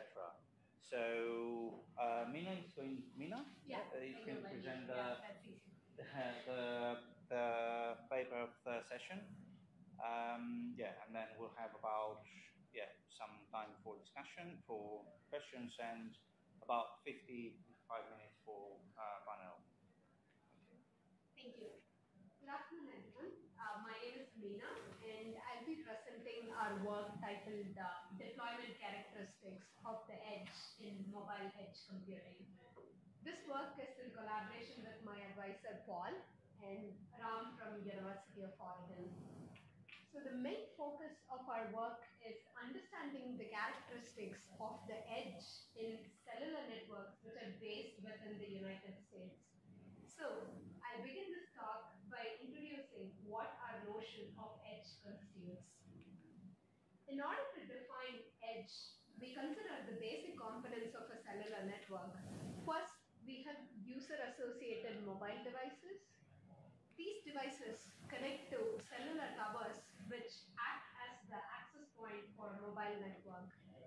These towers then connect to the internet via their backhaul network, and via the internet connection, they get connected to storage and compute devices which are typically housed in traditional data center deployments. For our analysis, we define edges as the locations of the cellular towers which act as the primary service infrastructure for mobile devices. While Wi-Fi services are ubiquitous and important for edge computing, the focus of our analysis is on cellular networks because of its broad coverage. Now that I have defined what edge signifies in our analysis, I want to talk about why it is important to move the compute closer towards the edge. Mobile devices often experience edge-to-core latencies of anywhere between few milliseconds to hundreds of milliseconds.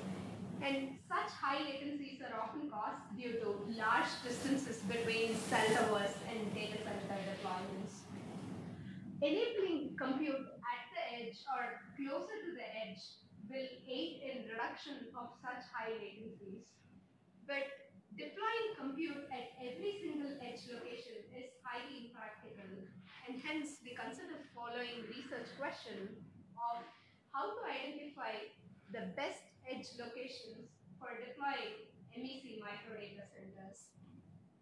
To solve this problem, we propose two different analyses, the first of which is called proximity analysis, which characterizes how well the edge locations, that is, the cell towers, are associated with mobile users, that is, the population. The second analysis is on MEC deployment, which enables us to move the compute closer towards the edge locations. A combination of both of these analyses in turn enables us to move the compute closer towards the mobile users.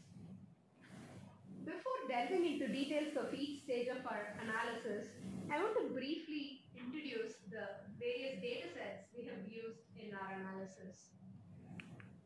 We use 4 different types of data sets, the first of which is from OpenCellID, which provides us geolocation information for cellular towers. Since we are interested in restricting our analysis within the United States, we apply a US boundary-based filtering. Because this data set is crowdsourced, we also employ another filter to eliminate cell towers geolocated on water bodies. The second data set is from the United States Census Bureau, which provides us population data set for metropolitan statistical areas, or MSAs in short. I'll be defining in detail what MSAs are in the upcoming slides. The third data set that we employ is from our own work called Internet Atlas, which is a repository of maps of the internet infrastructure. This particular data set provides us geolocation information for the data centers. Finally, we use the average annual daily traffic, or in short, AADT data set for our dynamic highway analysis.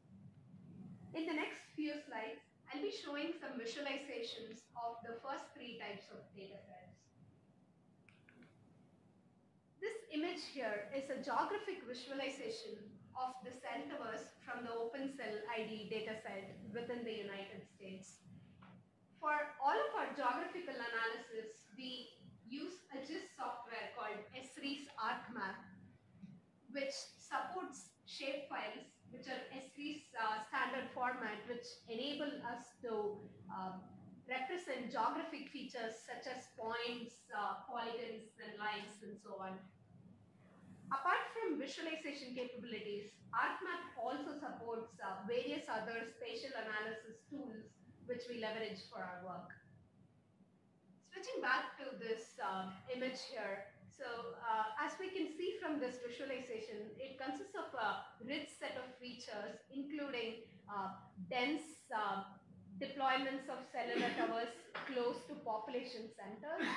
And it also shows a very close correspondence of cellular tower deployments across to the highways which run across the US.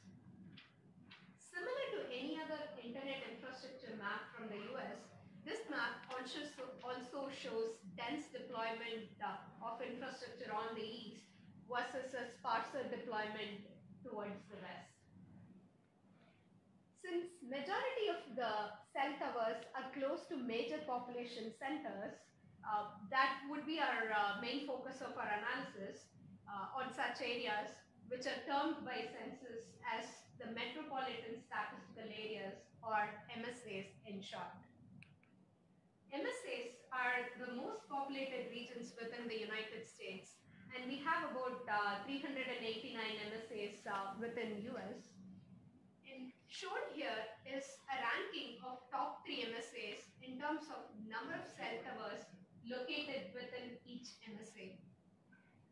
This particular ranking has a direct correspondence to the ranking of MSAs based on their population. We employ the ArcMap spatial query and overlap analysis tools to count the number of cell towers located within each MSA.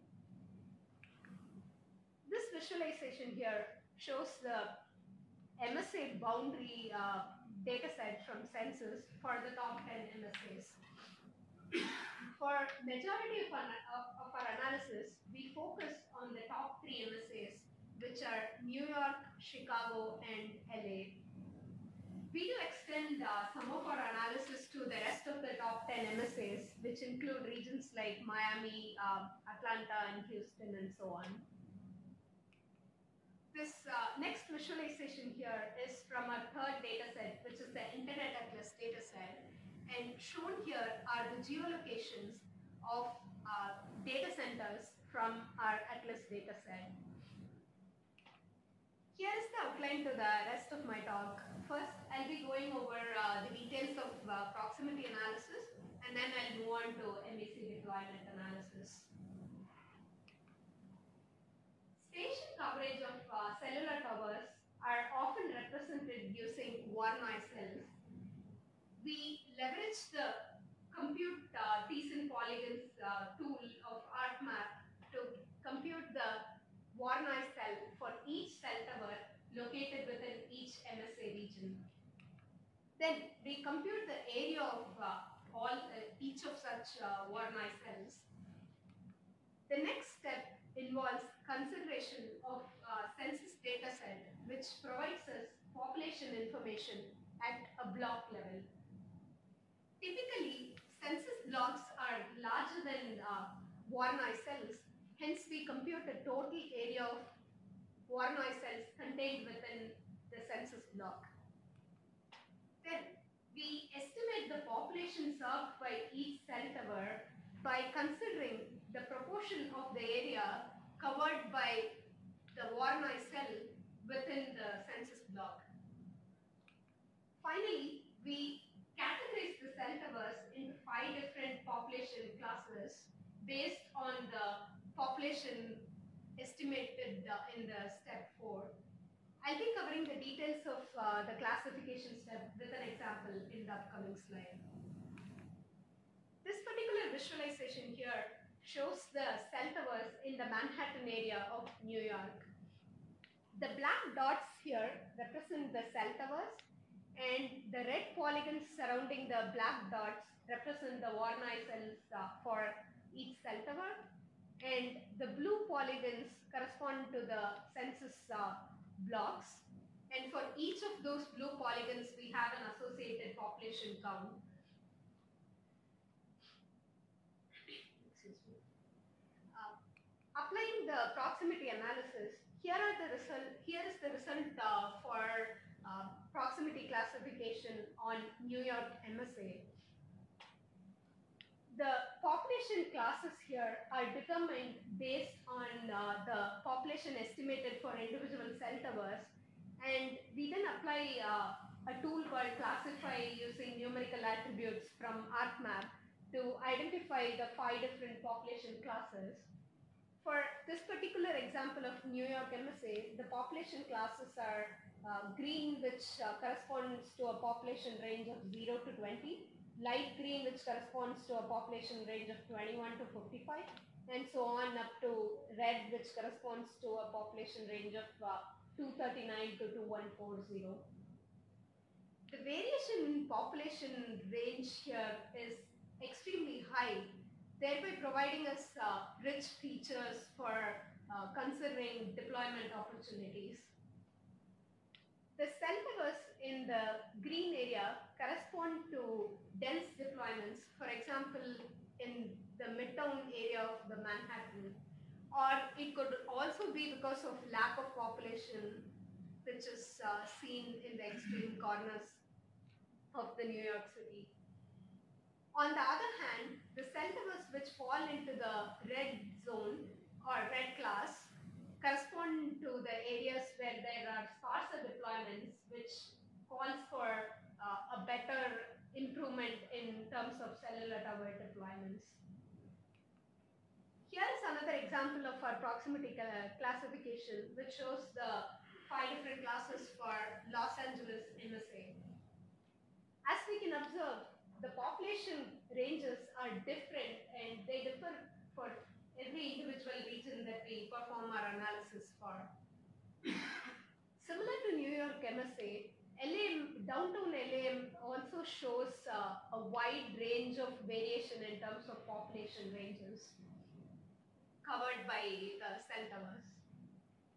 These population estimates are static in nature, and we wanted to expand our analysis to include dynamic population counters, which led us to the highway analysis. For our highway analysis, we use the average annual daily traffic or AADT counters, which provides vehicle count. So given a section of the highway, AADT counters give us the vehicles, count of the vehicles that traverse that particular section of the highway per day, which is averaged on an annual basis, and it covers both the directions of the highways. For this particular analysis, we consider the cell towers which are located within quarter of a mile of the highway section that we are interested in analyzing.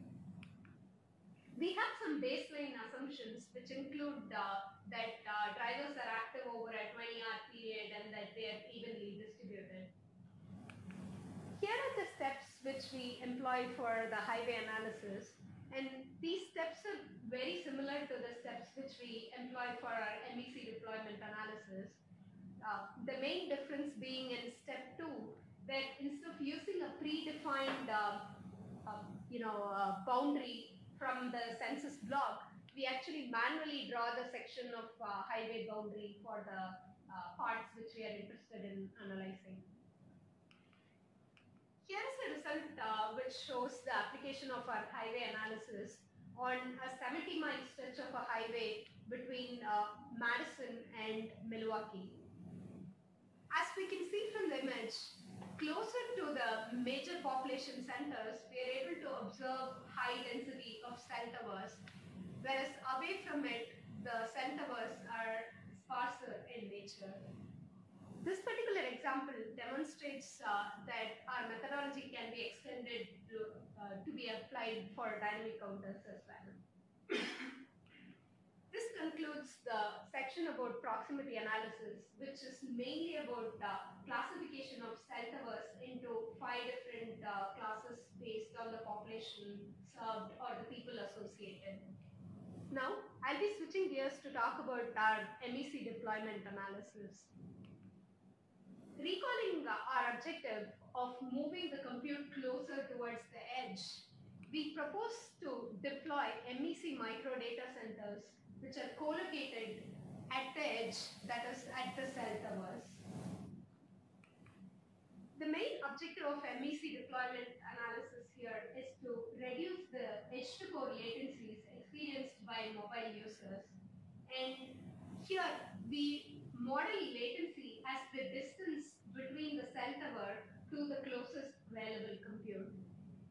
I'll be using the terms latency and distance interchangeably in the next few slides, but they both mean the same. To propose the deployment model, we considered a tiered deployment model, which follows the same tiers as the population classes which we came up with from our proximity analysis. The The base case for our deployment model considers the existing data centers from the Internet Atlas dataset. And in this particular case, we model latency as the distance to the closest compute for any cell tower. Then we have the tier 1 case where we consider deploying MEC micro data centers at the cell towers which were classified into the red class. Latency now gets redefined as the distance to the closest compute, which can either be the Internet Atlas data center or it could be the newly deployed MEC micro data center. We incrementally apply this approach to all other classes which we have in our proximity analysis classification until we hit tier 4 deployment. Let's now take a look at how the tiers improve latency. This particular graph, it shows the box and whiskers plot of latency reduction for all 3 top MSAs, and it also covers a particular rural area which is from the St. Clair County, Alabama. So we wanted to expand our methodology to include remote area analysis as well. So we added on this rural area here. The x-axis represents the various deployment cases for each of the MSAs or the rural areas, and the y-axis represents the reduction of distance in miles. The first plot here shows the base case for each of these regions, and the second plot represents the tier 1 case. As we can see from the image, tier 1 deployment itself offers considerable reduction in latency for all 3 MSAs. And for the rural area, it offers an even better significant reduction in latency. That is mainly because unlike the MSAs, in the rural area, we couldn't find any of the data centers from our Internet Atlas dataset to fall within the boundary. So we had to, for the base case, we had to use the data centers which were closer to the boundary but outside the rural area. Tier 2 case offers some reduction from tier 1 for some of these regions, but tier 3 and 4 offer very minimal reduction in latency. This next result here shows how many MEC micro data centers that we have proposed to deploy using our tiered approaches. From the previous graph, one of the main features was that tier 1 itself offered a significant reduction in latency. And from this graph, you can see that tier 1 doesn't actually require deployment of too many MEC micro data centers. Specifically in case of Chicago MSA, with just deployment of 28 MEC micro data centers, we are able to achieve significant reduction in latency. This particular result demonstrates that our methodology can identify minimalistic edge locations yet provide good reduction in latencies. Finally, we took a look at CDF of latency reduction for the top 10 MSAs. This analysis is highly conservative in nature because we consider dead line-of-sight distances between the cell towers and the compute. But in practical real world, the connectivity is never actually direct. So for the top 10 MSAs, on an average, we are able to see a reduction of nearly 12 miles for top 10% of the cell towers. Specifically, in Chicago MSA, which I'm trying to find, in Chicago MSA, just with deployment of 28 micro data centers, we are able to achieve a reduction of nearly 14 miles for the top 10% of cell towers. And Atlanta seems to be the one which is doing really well with a reduction of 26 miles for top 10% of the cell towers. And here's the CDF for the tier 2 deployment latency reduction. Tier 2 offers much better latency reduction for regions like Houston, San Francisco, and so on, for which the tier 1 reduction was not really significant. To summarize, US consists of a large deployment of cell towers, and deploying MEC micro data centers at every such location is quite impractical. Hence, we propose a tiered MEC deployment model which considers proximity analysis. And with that model, just with the first level of tier of deployment, which is tier 1, we are able to achieve significant latency reduction of nearly 12 miles for greater than 10% of the cell towers. We also demonstrated the ability to extend our methodology to dynamic counters like AADT. All of the visualization and the results which we have come up with so far from this analysis provide us rich features, thereby warranting further research.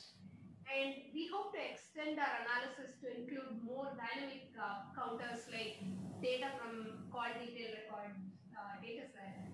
And we also hope to consider other deployment requirements such as individual server capacity and link capacity and so on.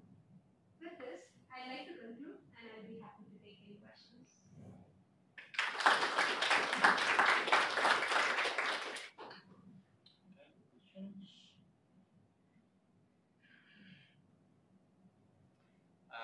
I've got a question.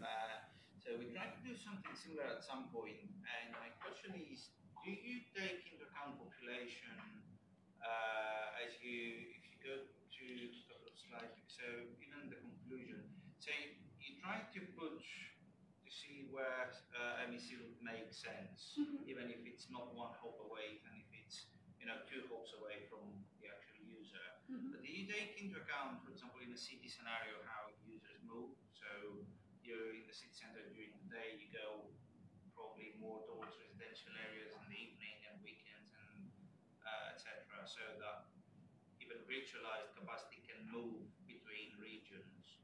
That's a really good question. So that's one of the primary reasons we want to actually explore the CDR datasets, because as of now, all the population datasets which we have considered from census are static in nature. And even though we introduce the highway analysis here, we didn't actually do the MEC deployment analysis for the highways. Even the highway counters are more static in nature, and they don't consider the time of the day or motion in any way, excepting that during that stretch of the highway, the number of drivers are just counted per day. So that's one of the important things which we want to consider as part of future work. Okay, yeah, makes sense. Yeah. Okay, so if there are no more questions, I think we can carry on with the panel.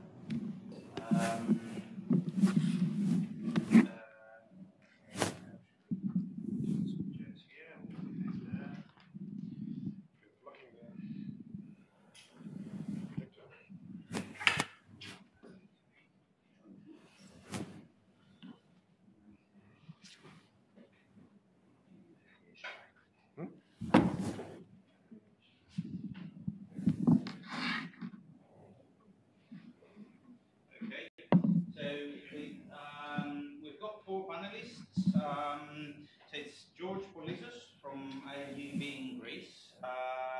George has been participating in quite a few projects on matters relating to edge computing. There is a big security threat in your group, I believe, and quite a bit on work on information-centric networks in the last decade.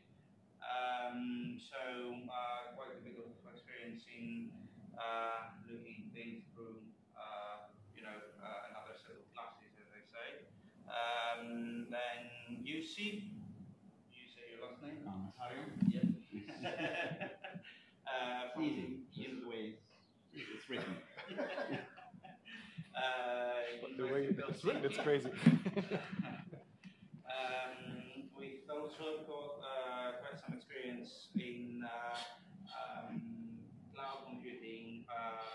edge computing, information-centric networks.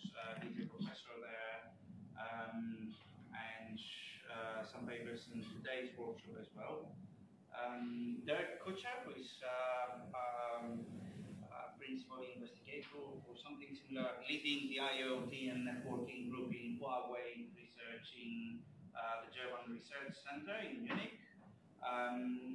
Derek is also very active in the IRTF, where he's chairing the ICNRG group and the Decentralized Internet Infrastructure group. Also involved in ICN research and recently trying to shape the area of compute-first networking, which I find really interesting and really related to what we were discussing on edge computing today.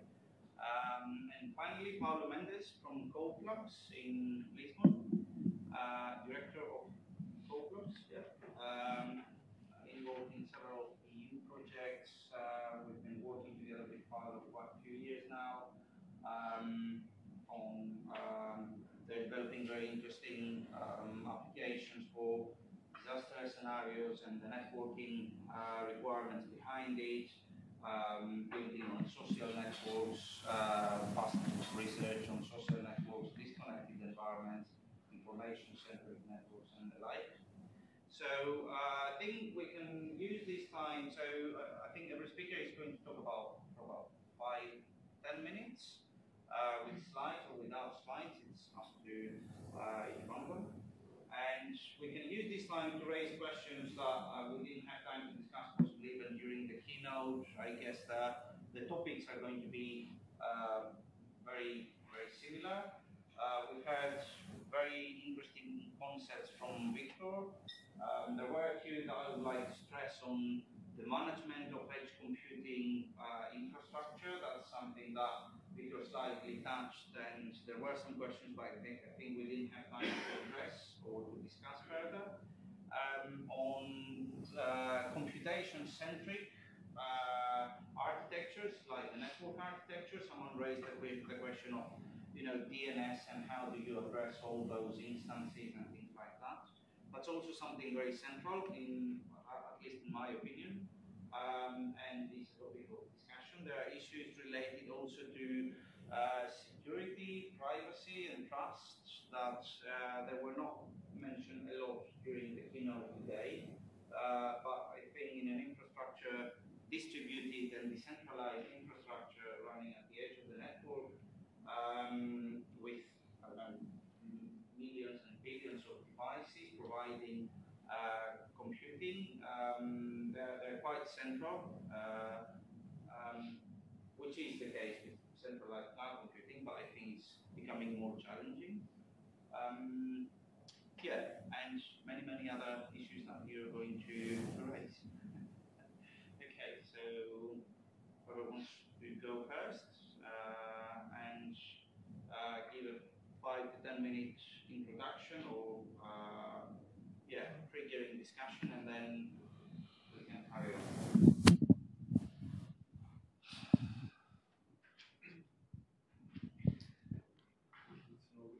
Yeah, I don't know.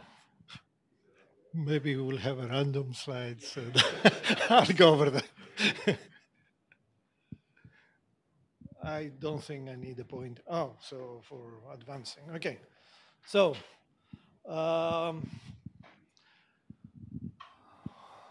first slide, except for my name, I wanted to emphasize that even though the workshop, it says mobile edge communications, a lot is about computing. It has been all along today. There are, I think, many different motivations, technical, for having edge computing. I'll try to have the IoT perspective on this.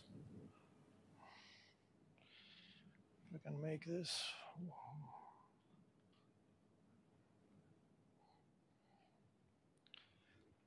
How do I push?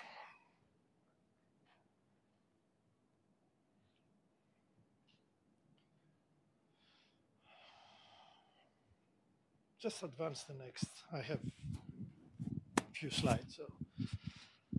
Okay. Thanks.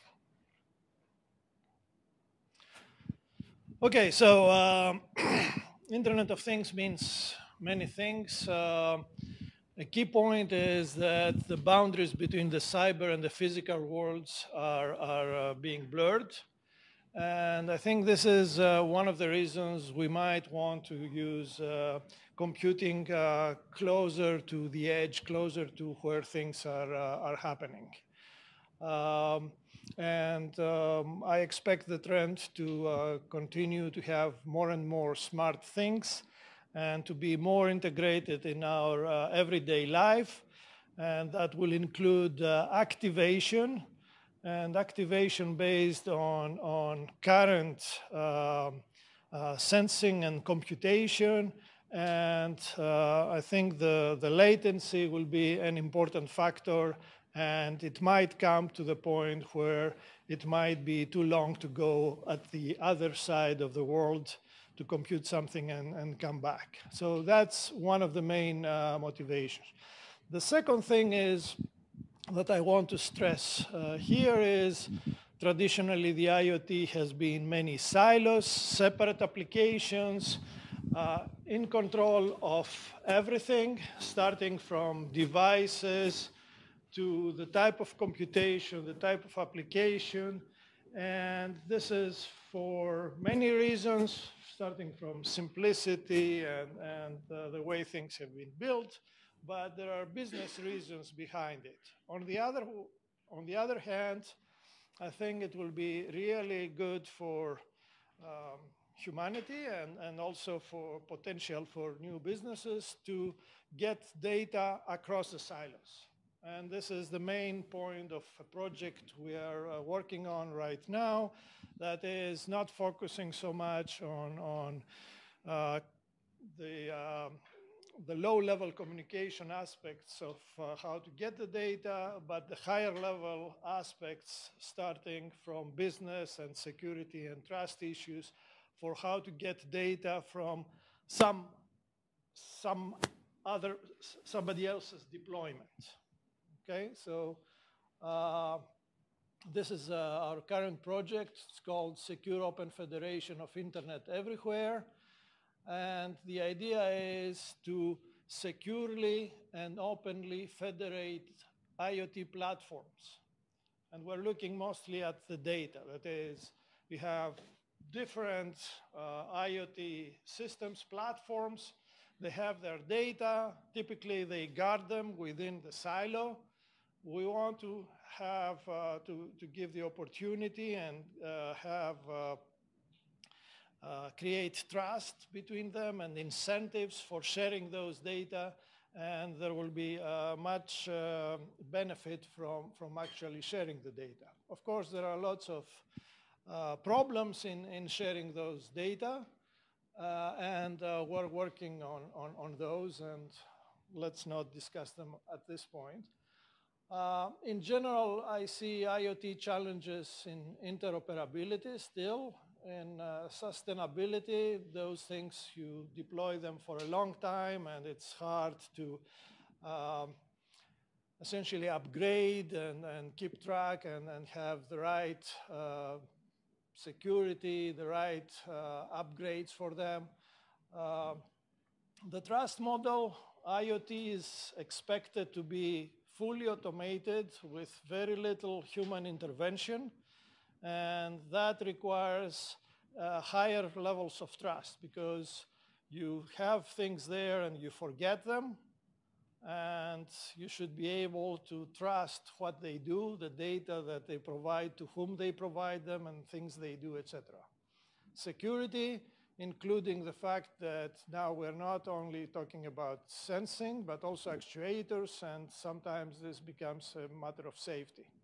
And privacy, for obvious reasons, because they sense various events, and now you can correlate many things together, and the privacy problem becomes more important. So, what I see the relationship to edge communications and computing. First of all, whether decentralization is important. we think it is. And this is for various reasons, from governance, from trying to have some level of privacy, for sometimes reliability, etc.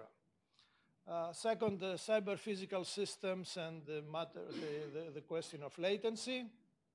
Sometimes you need to be close or not at global level cloud systems because of regulation. You don't, sometimes it's required your data not to get outside the country, or sometimes even outside the company or something like that. For privacy, some type of compartmentalization at least. So you might not want all your data to be in one location under the governance of some other entity. That might lead to other solutions where you have your data closer to yourself. So I'll stop here. I have more things to say, but I think we'll discuss them. This is just where I think edge computing and communication will help the IoT. One specific thing we have in our project is we use blockchains to have an open environment where you don't have to ask the permission of somebody else to get into the group of exchanging data. Now, blockchains are heavy operations, and they cannot easily be performed by, some sensors with very little compute power, etc. So this might be one downloadable, one operation that can be given to the edge. And of course, many others. And of course, one of the questions is, who runs the edge? And this is a key question that has been brought up but not answered in this, and maybe we can discuss it more during the panel. So I'll stop here. Okay, the next one. Yeah, thank you. I don't have any slides. Okay, so from my point of view, so sort of picking up on György's first slide and his first comment about this communication and computation, I mean, if you look at the history and how we got to edge computing and what the future looks like, I mean, the two are inseparable, which I think Dirk will then expand on. I mean, we started with mainframes. Everything was perfectly centralized. You had terminals to connect to. Then we had workstations. Things were distributed, no central components. Then things got centralized partially back into clouds with some more power at the edge. Now with edge, the cloud will remain, but there's going to be more power at the edge and so on. And if you sort of take the trend, you can imagine, picture you have a tray and a ball of water that you drop into the tray. First, everything is in the middle. Then it'll splash alongside the walls, splash again in the middle, and eventually it'll just permeate, will be flat. And, sort of with the same analogy, the future, in the future, the computing will permeate through the network. It will be available everywhere. So that's more sort of the future direction. But another topic that I'd like to bring up, sort of what György was saying at the end, is that who runs the edge, which is a very concrete, practical question. So I have another very concrete, practical question for research to tackle on. So the previous paper we saw in this session, I was at the NEAT workshop in the morning. I don't know what Victor said in the keynote because I was listening to the keynote at NetCompute, which was also doing computation in the network. So, if you have a chance to look at the video of that keynote, I encourage you to do that. But an interesting question. There's been a lot of work about placing things in the network. So, edge is here, so we place servers here and here and here. But nobody's asked the question, so how do the services and the traffic get to those nodes? So you are the service owner. How do you know where can you deploy your services? And more importantly, how does the traffic from the clients get to those edge servers? So you mentioned DNS. I don't know what Victor said about DNS. It works for CDNs. Okay, it works for CDNs, which probably won't be the model that Edge actually gets deployed. So therefore, probably won't be a solution. Intercepting at the base station works fine unless, well, as you know, your traffic is TLS, is end-to-end encrypted. Interception is not going to work. So what are we going to do? So how do you discover, how do you get the traffic to the nodes where it's supposed to be processed so they can actually do this low latency processing nearby rather than going to the central cloud because of the way your traffic is flowing? So that's actually a very interesting, concrete research question that I really don't think I've seen anybody address much. Or you have a solution?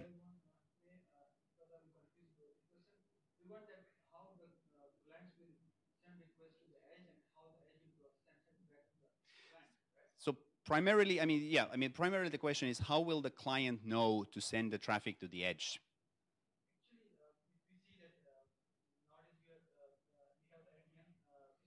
Mm-hmm.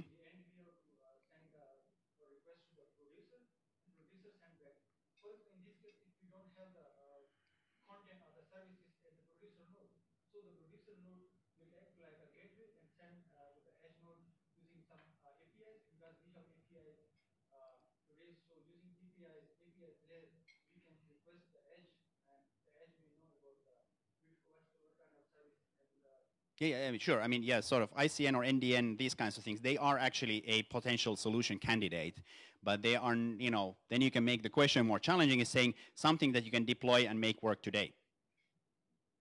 But yeah, NDN is a solution. It's one of the few things that could actually solve the problem. But I think I'll stop there and let Dirk expand and go further in the future. Can you bring up my slides? Kutsha, fine name.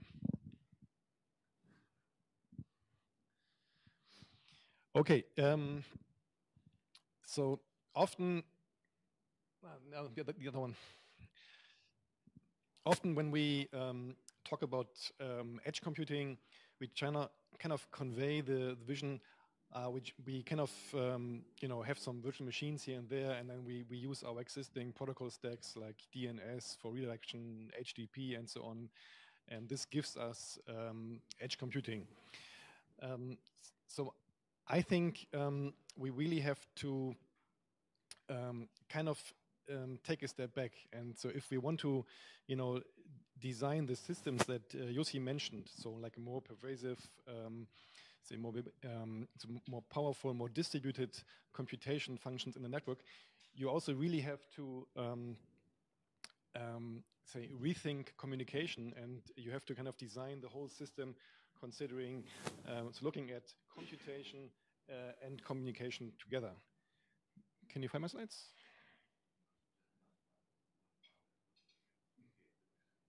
Ah, okay, sorry. Okay, so I just keep going. So when we look around at like the technology that we have, so we actually have quite a lot of interesting, say, computation platforms in the network. So like VMs, unikernel, we have programmable network elements, so like P4 switches, these kind of things. But we really, yeah, great, thank you. But we really cannot, say, make use of them in a, say, principled manner. So we can, you know, build some point solutions. We can intercept some traffic here and there. This is what most of the examples that we see look like today. And full screen.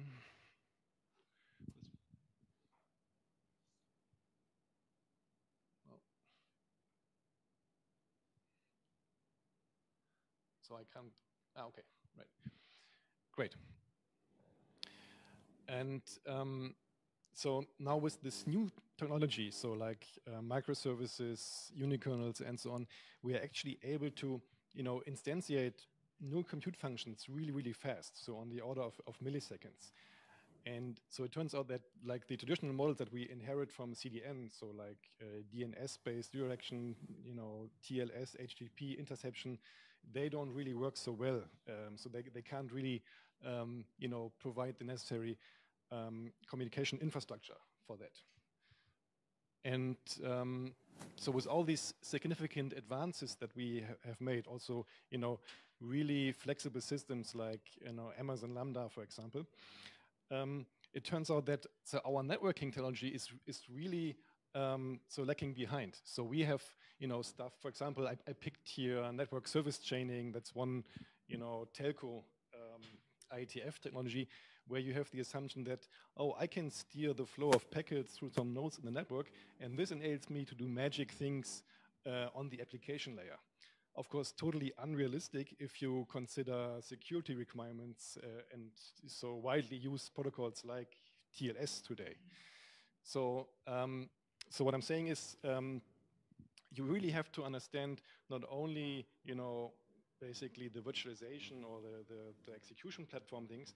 You really have to think, okay, what is my communication abstraction and what is my, say, also security model behind it? So, so like this day so far, I've heard, different examples of, how you could generalize in-network compute. So one was, adding some analytics classification in the network. So not exactly doing DPI, but just learning, say, from data points that you can extract from flows. The other thing is like the OpenFlow P4 kind of thought of school of thoughts. And then maybe more elaborate use cases, perhaps, splitting up applications into smaller components like, distributed deep learning, these kind of things. So, so these are really different use cases. If you want to,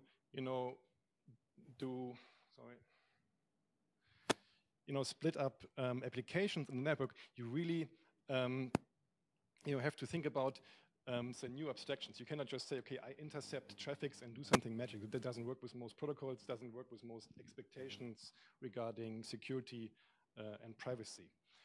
So what I'm kind of asking here, so what if we could actually kind of, go back to the drawing board and take a step back and leverage all the things that we have, not only looking at computation technologies only, but also things like, data-oriented communication, for example, and distributed protocols for security services. And so the thesis that I'm kind of proposing here is, so let's build networks where computation is really considered as a first-order service and not just added as an afterthought and then connected using legacy protocols. So the approach that I'm trying to explain, so I call it compute-first networking. So that's really trying to leverage, say, the availability of computation at different scales. So maybe for smaller cases, so like edge computing for IoT, but maybe also for more, distributed things. So like splitting up application components into different entities in the network. And so what does it take to get this going? So like from a, say, research agenda perspective, so I think you want to talk about, of course, the computation abstractions. So apparently this needs to be something more fine granular than, say, virtual machines. Still, you want to have sufficient functionality, so it needs to be Turing complete. So you have to think about the communication aspect, as I mentioned. So how can you design a new data plane that enables you to, connect computation? Maybe how can you enable network nodes, so in the system, to make smart decisions, so where to outsource certain computations, for example. So how can you deal with security? So providing secure, trustworthy access to static data, but also dynamic computation results. And then also, how can you, jointly optimize computation and networking? So how can you say, okay, I have certain latency, performance, reliability requirements. So what does how does the compute graph look like that I want to instantiate? And then George already talked about decentralized trust management. I kind of skipped this, but just one more thought. So when you think about this data plane, so you could say there are maybe two ways of looking at that. So one is maybe the traditional way that kind of wants to establish a, say, super powerful say, orchestration instance that can basically construct compute graphs and so on. So the kind of way that we are taking here is a bit the opposite. So we want to enable the data forwarding plane to make most of these decisions itself. So this could also mean you could think about this like maybe multipass TCP. So the network is enabled to, for example, probe by itself. So which is a good next hop, for example, for outsourcing the next sub-function of a larger application context, for example. So trying to basically go back to a more distributed system compared to an overly centralized one. Not saying that some decisions for like function placement may also be taken in a central fashion. So let me skip the trust management because George talked about it already. So the latency here is really remarkable. Okay. I hope you can see this. So in my observation, so in this whole research discussion about edge computing and so on, there is not really, say, one identifiable agreed approach, right? So different people they build like their point research solutions or maybe marketing solutions, but it seems to me that there is really a lack of a principled approach, and that's the intention of the compute first networking idea here. And I'm saying that you really have to rethink networking, and so not in a sense that maybe you want to optimize some packet headers, but you really have to understand networking, security, computation as a whole.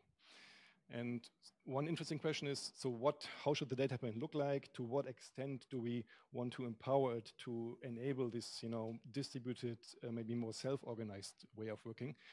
And of course, also, what are the requirements for decentralized trust? This may be something we want to discuss later with George. Okay, thank you.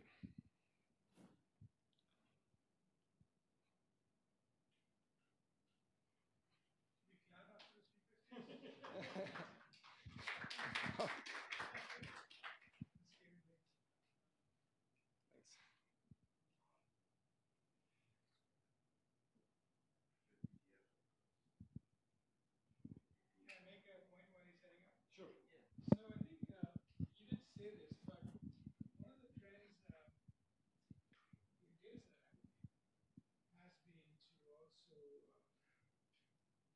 not do any networking kind of things in the CPU. And the reason for that is that anything that is network related, if you run on your CPU, you would actually use some money on that. Because you're not able to sell the CPU, that percentage of the CPU. So now, for example, 5% of the CPU being used for networking kind of thing, and then over millions of servers, that's a substantial amount of loss of money. Right. So the trend has been to offload many of these things to switches, to sort of specialized NICs, part of switches itself. And so while you're talking about the network as a computing space, actually network computing for networking is also another trend that people are following, and it's becoming a thing where you're doing more and more, for example, software load balancing instead of moving the CPU, you do it right in the switch itself. Right. And you're then limited by the switch's memory, so then you try to use things like RDMA to aggregate amounts of memory of different servers to be able to move programmatically between the switch itself. So that's a very real thing, and many people are working on that. Right. Yeah, that's a good point. So indeed, I didn't really talk to this, but yeah, I'm aware of the things that happen in the data center, and so my gut feeling is that this is an area that could also benefit from a more principled approach, because right now we also have different attempts to, for example, accelerate machine learning by putting something in or paxers or these kind of things in switches, based on the assumption that we don't care about the protocol, we can just intercept it and do something magic. And perhaps we want to also think about this in the future for like generating this capability to other applications. It's a good point. Okay. Do you have slides? Yeah, also.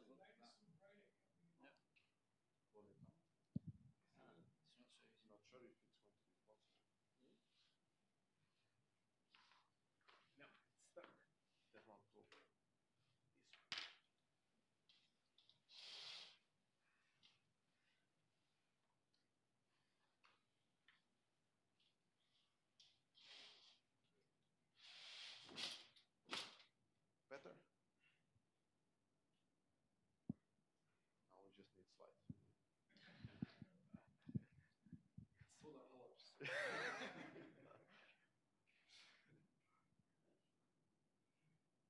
so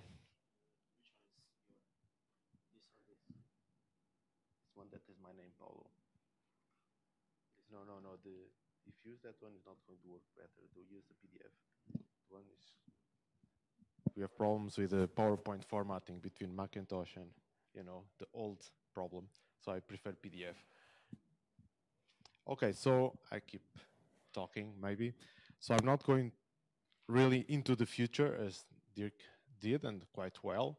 I'm going to come up with some kind of, can you put full screen maybe, if you can, to some issues about, some consideration about deployment. We already tackled some of these issues in the morning. There was a presentation about selecting good cellular towers to put the data centers.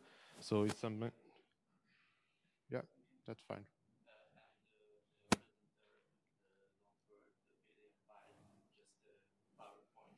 Okay, can you just move on slide? Okay, so if you look at this consulting, everyone knows Gartner, we see that we are in the right place and right time to discuss these issues because we are just climbing the slope, right? So the problem is that if we want to go down the slope very healthily, we need to start deploying things, right? And hopefully in the good way, not to increase the motivation.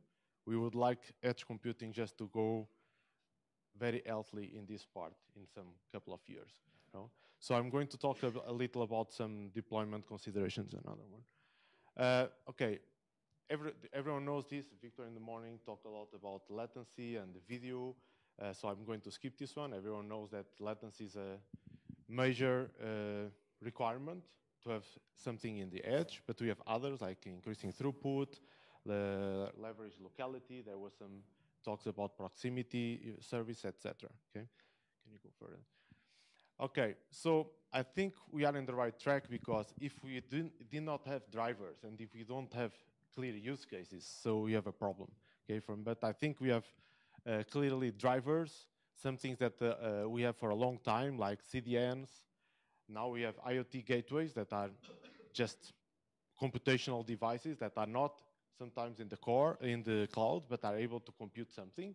So we already have some devices that we could call edge or could transform to be an edge device. From the technology perspective, we are not in ground zero. So ETSI is already trying to standardize MEC, MEC. This fog computing is starting.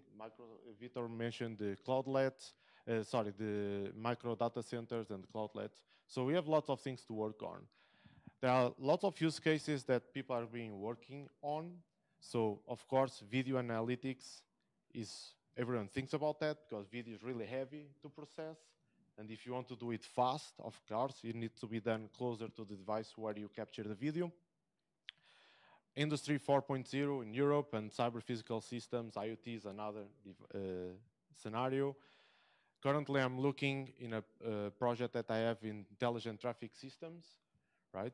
Not so much also the automated devices, but also the cooperative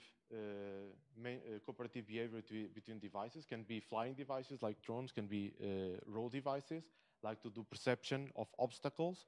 Using video is sometimes not the best solution. Using other kind of sensors like the LiDAR is quite more efficient, but is much heavier, right? And sometimes it's not fully proved. So this is another scenario where maybe you cannot do this entirely in the vehicle.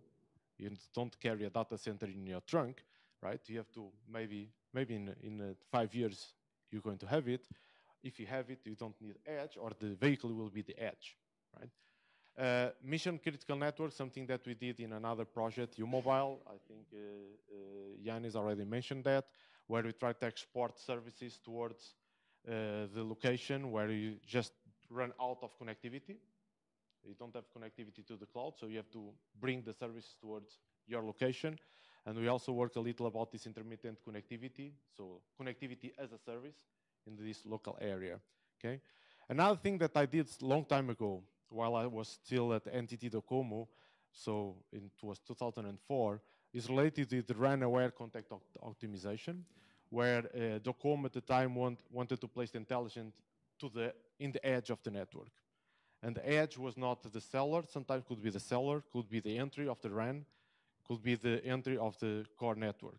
So they wanted to put intelligence there. So what we did was things like handling a scalable video, like MPEG-4, where you change from one network to the other. So everything was done at the edge. We call that now edge. At the time, they call it differently. So this edge was placed on exactly on the towers, cell tower, or could be placed at the entry of the RAN. But it's the same thing. This was done like 14 years ago. Okay. Can you go ahead? So with this, I want to say that, okay, we are talking about edge computing and communication. The example that I gave before was a little computational for the video, but was related with communication. But it's something that we have a lot of things to work on. It's not something that we're just starting from zero, right? So I think we are in the right track to do some kind of useful deployment. If you look at the challenges, I just selected, there are lots of challenges. I selected these two groups. From the deployment point of view, development point of view, you have a lot of challenges. If you want to come up with an Android SDK to do edge, to develop an application that is able to take into account edge computing, you cannot do it. You don't have it currently. So there are a lot of things that need to be done. From the deployment point of view, there are lots of things that actually need to be done. Some are already mentioned today, like what is the edge? Like what is the edge? How do I manage the edge? Another thing is related with the management part is the orchestration. So if we consider that we are going to have a huge amount of edge devices, how can we sustain this? You cannot manage them one by one. You have to have a kind of orchestration, right? And this orchestration will be centralized, like another cloud application, or will be decentralized. So this is another question on the table. Another one. So I give you here the example, what is the edge? Victor in the morning asked the question, what is the edge? I didn't reply, but my potential answer is here.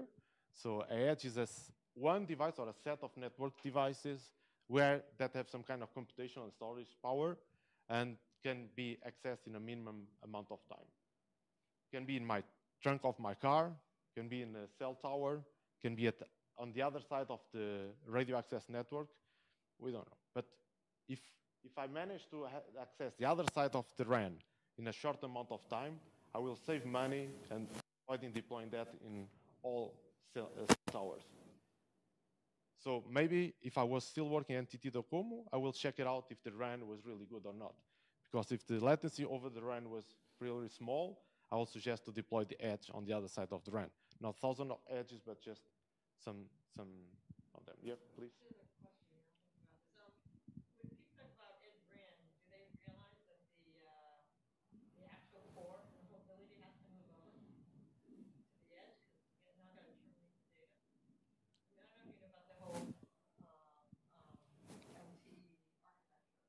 Yes.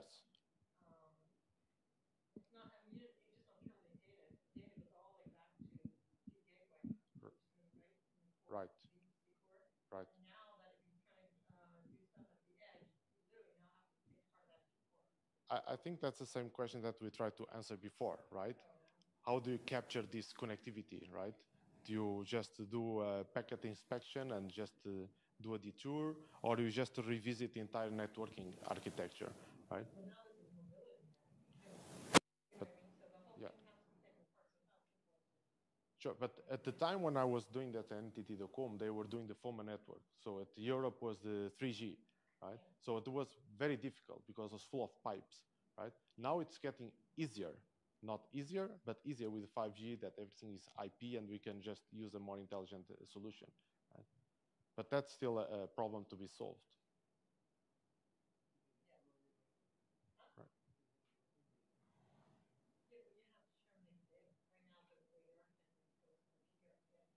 Yeah, but yeah. Well, I could just say we cannot, if you want.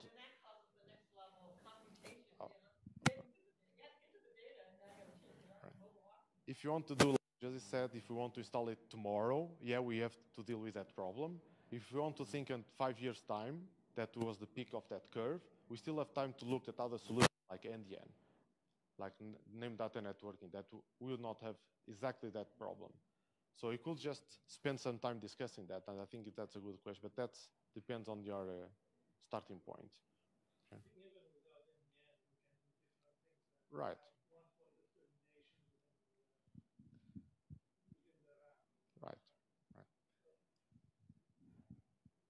Okay, so the question that I'm looking at is, where is the edge?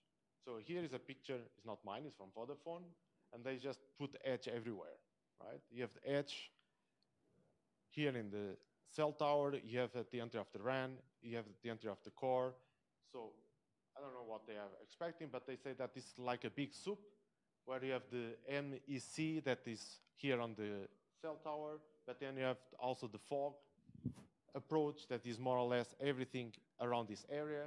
So it's a at the moment, in terms of paradigm, is a big mess. How to do this? If you want to do something on your tower, if you put something there, I saw lots of presentations in the morning that were a little abstract. Okay, we put here a device, but what device do you put there?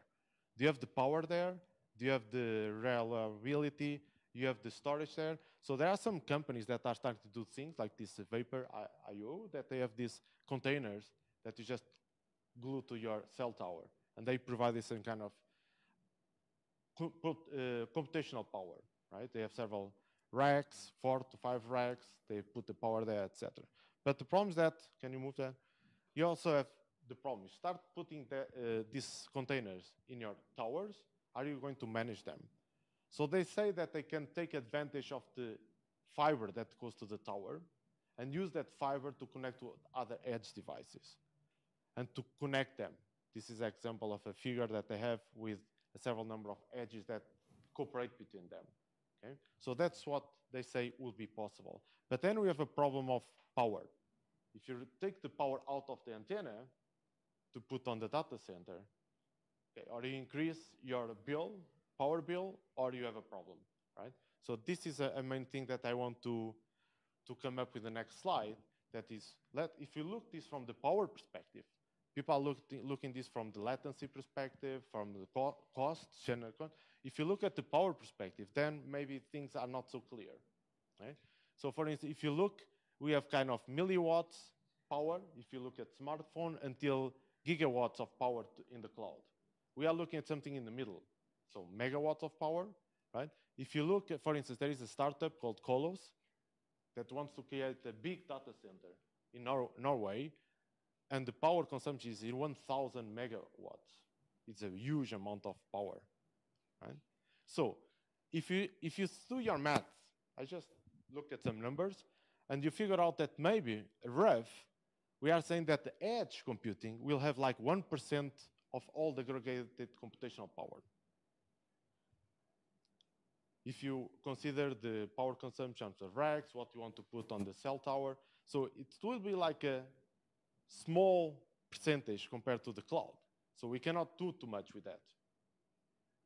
You cannot put all the computational applications that you want to, assumably, abstractly, you want to do because it does not fit. So this is a problem. Or you increase the power and your bill, or we have a problem. We don't have an edge. Okay, another one, please. Okay, so the power, I think, power is a parameter that I didn't see in any paper in the morning, but I think it's quite important because without that, we are just thinking about things that will not happen. Okay? Another thing is that Dirk already, I think, mentioned this. Where are you going to deploy your application? You have an application that you want to deploy in an abstract world in the cloud, but you don't want it to run on the cloud. You want to run on the edge, but maybe not all on the edge, because there are some things, like Victor mentioned, like inference, you do on the edge, but modeling, you do on the cloud. So how do you program your application to do this on real time? Right? So there are some ways to do it, or you do that also transferring things to the cloud, but that will cost in terms of latency, or you just use the edge, your neighbor edge. But how do you do that? Use the fiber network of your provider, like Vapor IO says, or use like beamforming wireless links. So this is another question, how to do that. Another one? So the final one is that there are a lot of questions. There are 5 more to answer, right? If it will scale, if you start deploying, assuming that you can deploy edges because you have all the power, can you scale your system? Can you manage it? Okay. Currently, it's an open question. Okay. Another one about neutrality. Just think about that. I have my answer. you can.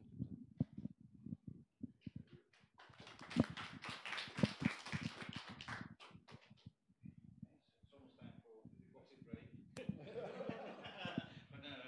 Let's start with questions, and yeah, we'll have a shorter talk later. So the question which I have is, in your slide on where to place the edge, you were talking about the option of placing, possibly placing the edge in the core network.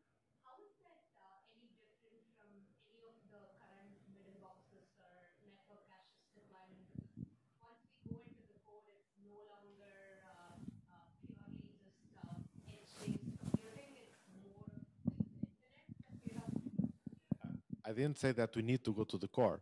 Okay, because that we have CDNs that are already there, and we also have edges already in operation in enterprise networks. So you have both worlds. What we're saying is that if we want to generalize this, we have to decide where to put the edges in between, right? But what I say is that we need to look at latency. If I was working in operator, if I need to decide, I need to really measure my network. If the latency on my RAN is really okay, I will not. I will avoid spending a lot of money just replicating devices on the tower, cell towers. So the edge will be the entry of the RAN, but then we have the problem that was mentioning about the mobility. So. So there is a concept of on-net edges and off-net edges. That's sort of so, for example, we have, I mentioned this earlier, we have a massive spread of data centers. And so we, in order to bring traffic into the data centers, we actually are in various POPs as well. And those are connected as part of our network. Even though they are very close to the customer, they are part of our network, which, and when I say part of our network, they've got tremendous connectivity. So those are spreading pretty fast. People don't know necessarily about it. Like, for example, if you want to think about it, think about Google and YouTube, right? That's not actually coming from, it's actually coming from the on-net edges, which are caching it. The thing that we talk about here are off-net edges, right? And by the way, on-net edges are very well managed. The thing about it now is the off-net edges. The question the cell domain is that whether in a cellular structure, whether the edges be considered on-net or off-net. Because on-net would mean that they would have their own network. It's just a little bit off-net means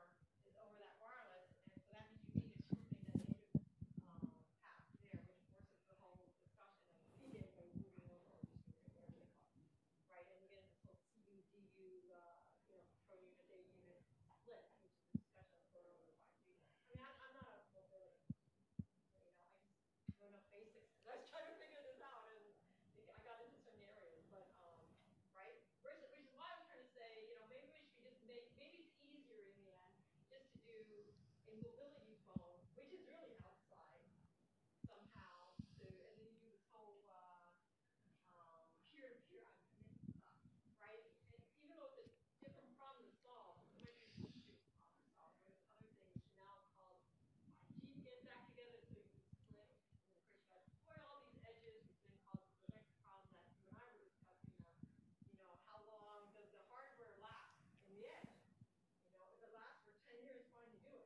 If it lasts only 3 years because it's evolving, and you need to cover all the edges, it's expensive.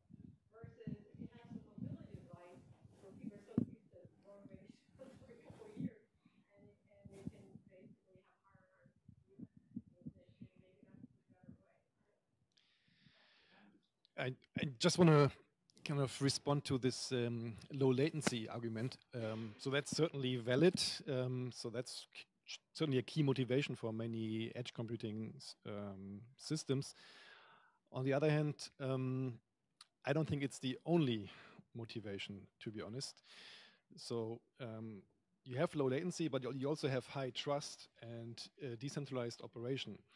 So earlier, in the other workshop, we discussed about smart city infrastructure, where in fact you connect to different types of networks. So maybe your 5G, your local Wi-Fi, your very local millimeter wave network, all from maybe different operators or service offerings.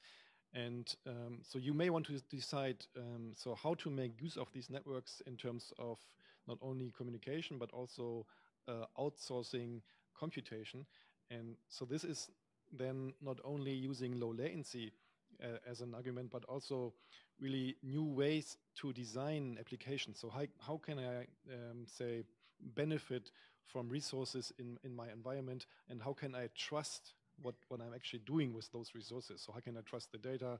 How can I securely offload my computation and so on? So it's not only latency, it's also kind of rethinking the way we do applications. Of course, that's a bit future-oriented, I agree.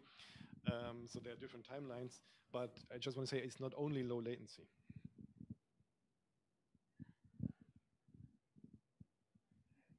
And I think this relates a lot to the management issue as well. So with all this being so widely spread in order to minimize delay and latency response to the users, then it comes back to things that George mentioned, the trust issue, but also what we briefly mentioned in the morning of management is Microsoft or someone else going to manage all these big things, which the answer was probably yes if there is demand for this.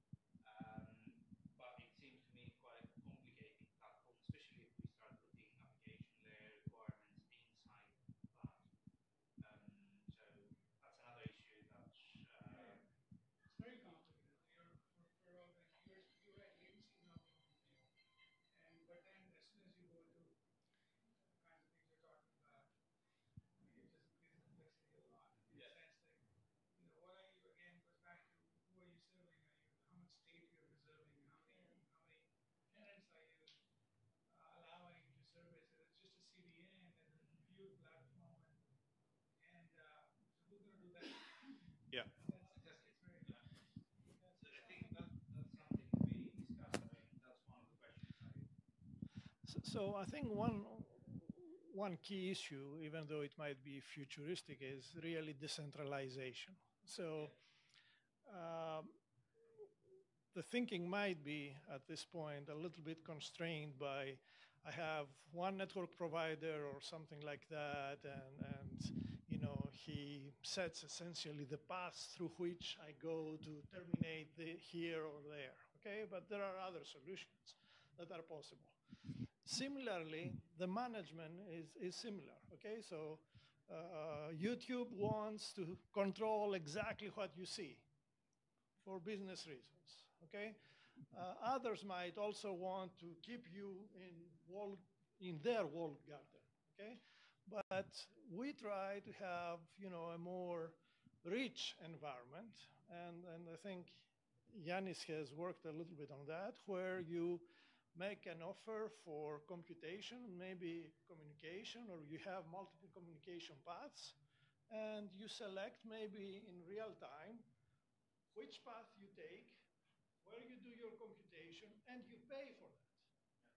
Okay, and there are some technologies, they are not ready to be deployed maybe even in 5 years, but who knows? And I think this is really what gives me some interest and big challenges. Well, I will disagree with you that Okay. they're not ready to be deployed. Oh, okay. Because there's a number of startups that are doing exactly that. Okay. And in the media world, where people want to get the content, they want to democratize the way content is distributed and produced. And because this is a huge business, there's a huge impact that you can have. So there's a lot of disruption. So there's a lot of people who are looking at that, and they're looking at decentralization. They're looking at smart contracts that actually make sure that you know what piece of content has been requested, what piece of content has been consumed, who actually distributed it.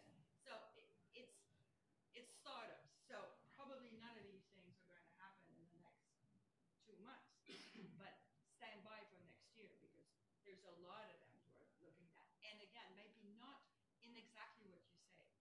Their business models a lot of time are also based on the amount of computation because they want to deploy things again at the edge and charge by the amount of storage and the amount of computation you need to do that distribution. So it's part of the business model. But they're talking about it. And because the media world is in so much need of having something happening, so there is a lot of people who are doing it. So I would say stand by. Okay, I'm also talking about it, and I'm even programming some of it, but I'm not saying that I'm ready to deploy it, particularly for Edge. You brought up a nice question at the very end. You just said, I'll let you think about it, and the point you made was about net neutrality. Yeah. So I think that's actually a valid point here, too, that if people really want net neutrality, what does it do? If the actual provider provides these disaggregated services like you guys are talking about, like I can pay money to get more, what does it not pay? Get more. No, no, Right. It's not more in the sense that you're getting net neutrality. It's instead of paying someone like Microsoft, like like who is the admin in that network? Microsoft then, as you say, pays for Microsoft. But then there are many questions that come with it. But the service provider, the telcos have the sort of the muscle to put the edges. Like no edges are going to get put without a telco's permission. Right. They're managing the network, and so once they put part of the reason is that telcos don't want to be a bite, right? They've been a bite for a very long time, and they feel like why is Microsoft in the world, Google's made whatever, making so much money, and we're just and so they want to get into the service business. And so once they get into the service business, then the other ones who have the muscle to provide the edge, they can now provide this service, so it's pay or not pay, and then you're back into the square one, which is like you're the only guy who can provide this access, and now you're. So there are several issues there, and this relates to something else you mentioned in the morning about autonomous cars or semi-autonomous cars and the data they're producing. So I agree with you that most of these will need some kind of edge infrastructure support. I agree with that. But there are many, many people that say this is never going to happen, including the automotive guys that say that we're not going to share anything with anyone else. So they do this firstly because they don't trust that you're going to give the right information, that there is a person there, a human being, so slow down, because there might be a software glitch in your platform, whether you're Microsoft or a startup, well, that's what I'm hearing. And secondly, they don't want to share data because they don't want the business model. They want to keep the data and data analytics and personalized data of every car to themselves. They don't want to give it to Google and Facebook and Cambridge Analytica and Microsoft and anyone. So there is a big battle there. So I want to react to that just real quick. So I had this meeting with the CTO of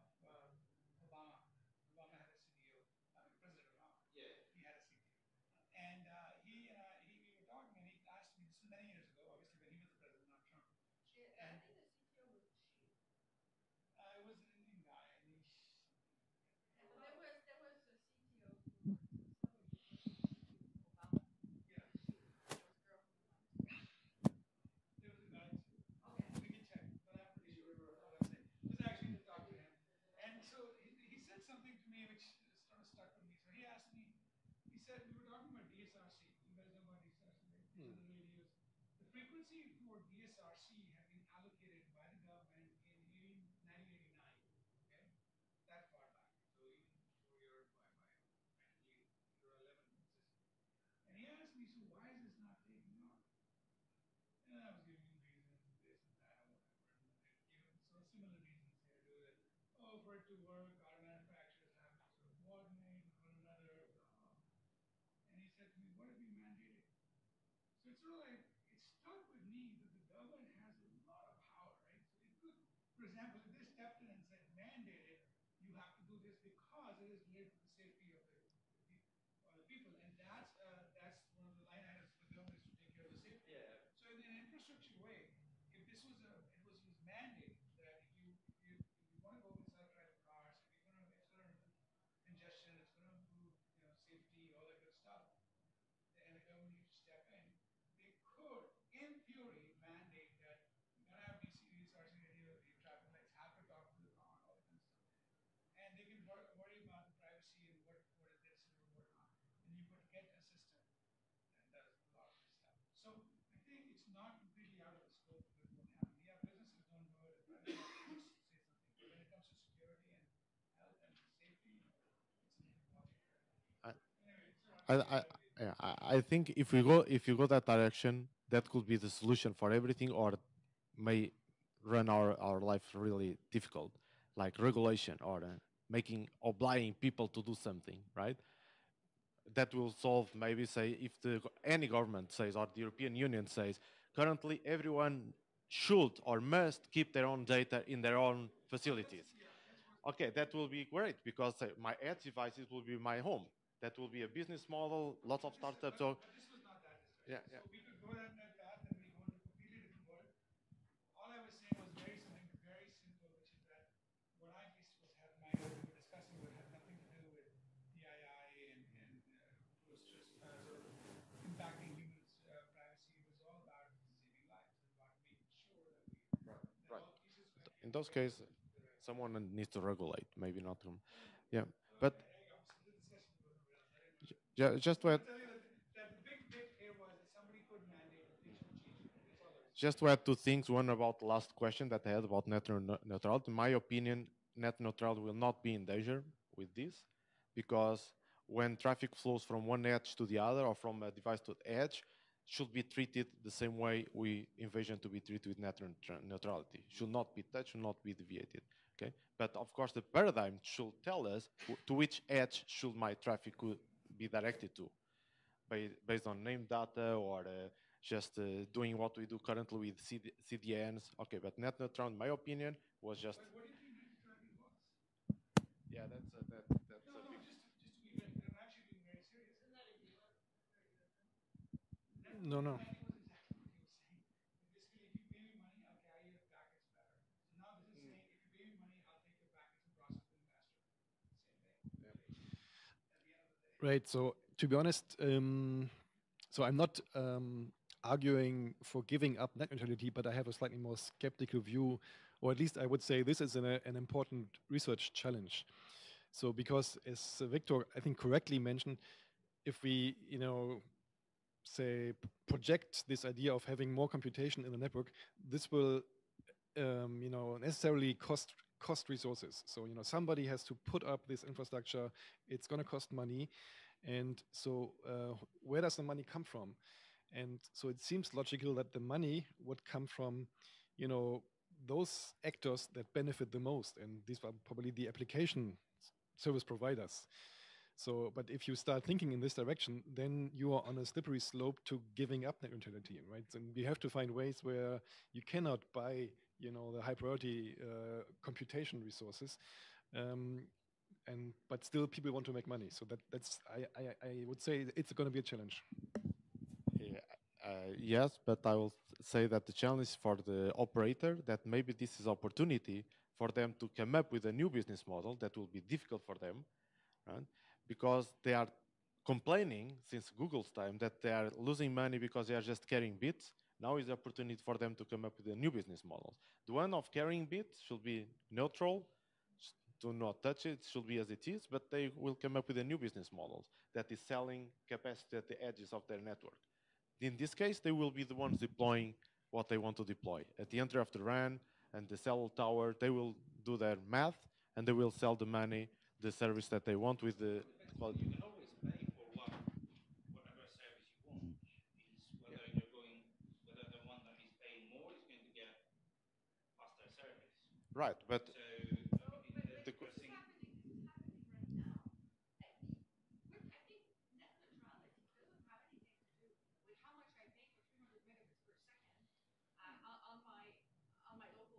right. I already pay more.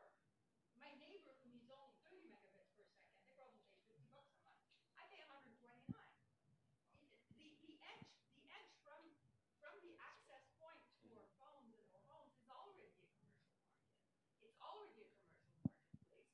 And if you look at the story of Free in France, this is how they created this market. You know, this revolution of the marketplace, where they started offering things that were so inexpensive. That was really bad at the beginning, got better, but that actually impacted everybody. So if you think that your edge is going all the way to your home, and somebody mentioned this, then there is already there a commercial market. Then the opportunity that for the operators now is if they start putting intelligence in the network, maybe it will cost them less to get that data from ICM to the point where you tell me $300 or 300 megabits per second. I don't know, but the truth, again, if somebody was mentioning where is the edge, well, in the edge where we pay for cellular access, and we're all in roaming this week, I suppose, there's already a commercial market there. I don't think when we talk net neutrality, I don't think it's there that we're talking about. I think we're talking about just to be clear, the transit network. The fact that you pay more is only because competition is allowed where you are. That's the thing. You won't be asked to pay more for the higher data rate if you didn't have a choice of service providers. No, but what I'm saying is that there's already a marketplace there, but I think the net neutrality thing is much more the transit network, and then the idea of putting intelligence in there and putting I know there's a paper somewhere this week, and I've seen it at ITF before, like adding AI and congestion control, and adding a lot of intelligence inside the network so that your network works better. So maybe that has an impact on the person who is the provider of that transit network, so that I will still pay $300 for, well, $129 for my 300 megabits per second, but it will cost them less money to give me that. So maybe you're right. Maybe there is a business model. Yeah, I think the operators are waiting for the vendors to come up with the devices that are really intelligent and easy to orchestrate in a distributed way, so it can and able to scale. So, for instance, I'm CTO of a small startup that is developing personal clouds, and the personal clouds mean the devices at your home with your personal data, your mobility tracking, your kids' location, etc. Okay, so the question is that an easy way for this startup is to do a B2B and go to the operator, because in Portugal and other devices you have operators with this set-top boxes that and the Wi-Fi that already do some kind of device like sharing Wi-Fi, etc. I went towards them and say, okay, listen, you already have this AP, you have this storage capability there. Let's just increase it and sell this other service. It's very difficult because then I cannot control this new service. How much APs will I have in Portugal? Only in Lisbon, in one neighborhood, you have more than 1,000 APs overlapping all each other. So they say, okay, if the vendor will allow me to have an AP that they could orchestrate easily in a centralized way, that they will do it. So it's a chicken and the egg problem. Yeah.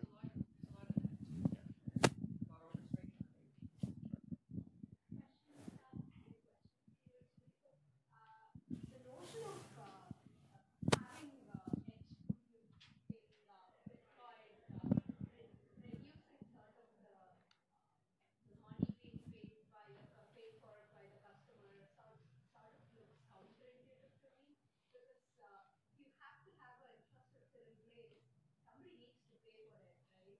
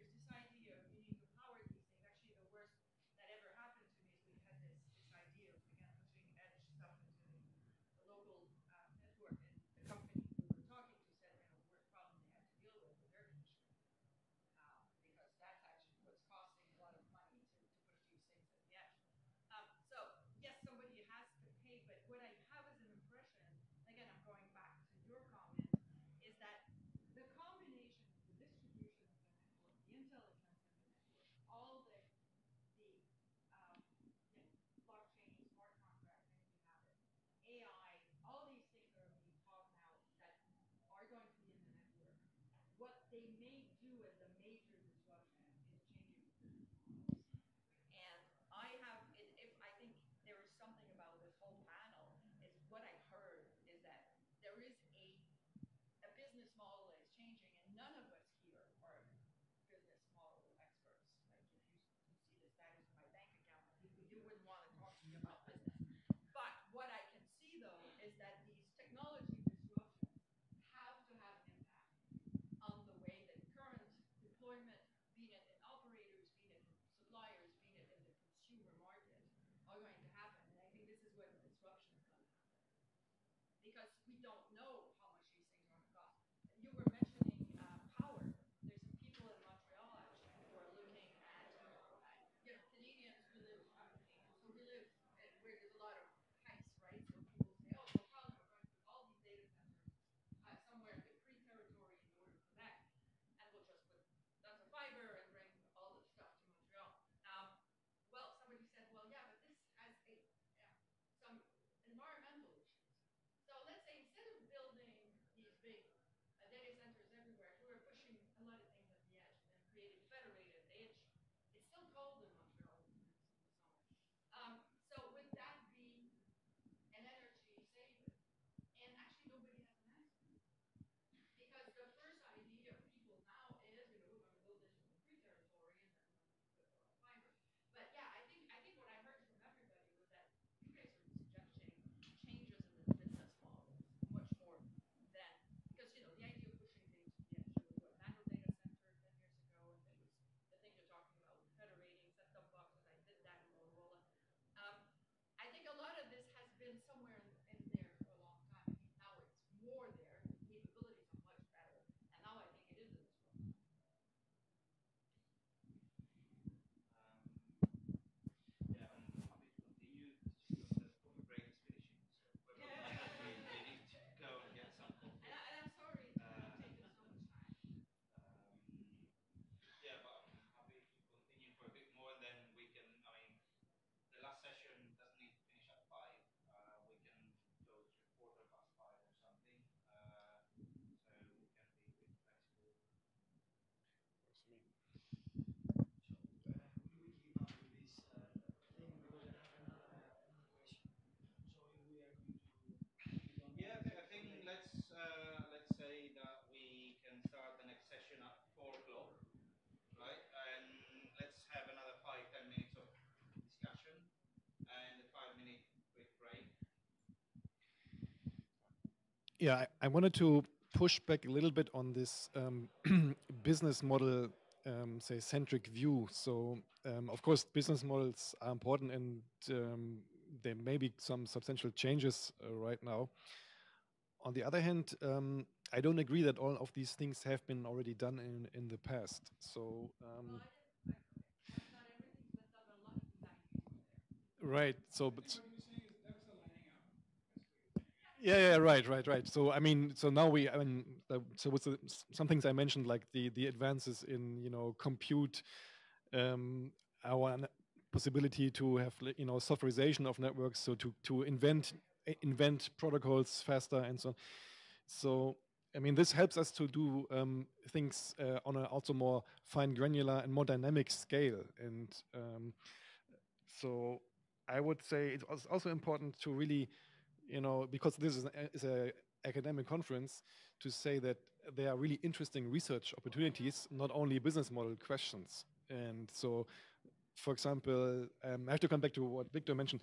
So if you say you believe in this notion that maybe edge computing needs to be generalized, and you want to have a more principled approach to us in network computing, then it's a fair question to ask, so what does it mean for complexity if you redesign this like data forwarding plane, so to make it aware of computation, for example. So historically, we have been doing many things in overlays. So we have kept a kind of clear separation between, say, the IP internet plane and say all the applications were done in overlays. You could say, okay, this is not really efficient and also has its complexity issues. On the other hand, it also helps you to keep this clear separation and allows you to innovate on a stable platform. So if you now say, oh, we maybe want to redesign the network, then you end up putting more functionality into it, but without actually knowing what are the actual future requirements. So you could also end up designing a system that is very complex, too ossified in 5 years or something. So these are also interesting questions.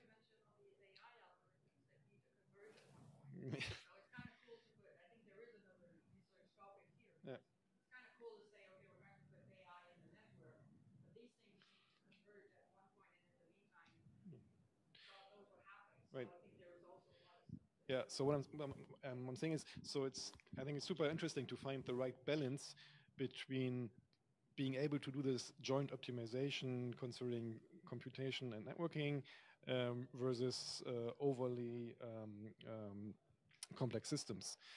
And the other, so if I was like working on a PhD right now, the other super interesting topic that I see is really decentralization and decentralized trust. Because so we are really used in systems where, okay, we can trust each other if we use some centralized infrastructure. So Google, for example. But maybe we can actually build systems that allow us to do this in a different way, where when we want to set up some, say, distributed application sessions, we can do this without requiring centralized resources. And this would, again, this would not only be good for efficiency, it would just enable totally new types of applications that, I mean, we all have in our minds more decentralized communication, but it's so difficult today. There is a use case where this is really needed, that is for emergency situations. But in an emergency situation where connectivity is disruptive, with whom are you going to trust in order to come up with your connectivity? Who is going to offer the connectivity, etc. So this is some problem that we are running, that we did some, in this U-Mobile project, we did some data name networking for a catastrophe situation. And one problem was this trust authentication problem. How do we do that if we do not have access to the authority that is in the...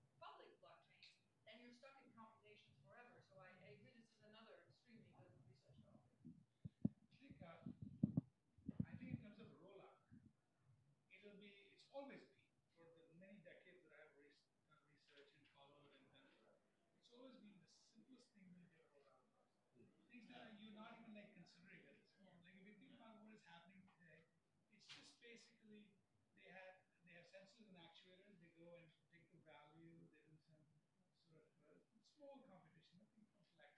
Maybe they can sort of show it and then they go and actuation and they have to do it. It's really, really simple. And then once people get used to the simpler things, then the whole complicated stuff that we've been talking about. So this stuff is still a few years ago, away. It's not right away. But the rollout will teach us. And so for everybody who's not in industry and in academia here in the show, I would recommend, I mean, this is what I do. This is how I do my research also, is like do pilots. Like, there's enough here now. There are enough applications, enough thought process to actually do some pilots, maybe in your university, maybe your city that you work in, that you live in, and things of that nature, and build it out. I think it's not going to come wholesale. It's going to come slowly, but it will come. I think we all kind of agree on that. Based on what you said about simplicity, I hear today about decentralization, and in my mind, I can understand why not centralization. For example, why not use the edge, whatever the edge is, as a dump node, and for example, apply SDN over a network of dump nodes. In my mind, that would save money from your electricity bill, that would reduce the latency issues, that would probably save network neutrality So, and that's... It creates bottlenecks. And then it creates huge bottlenecks. Centralization gives the power to whoever is governing the system. No, but also it creates this for your emergency service.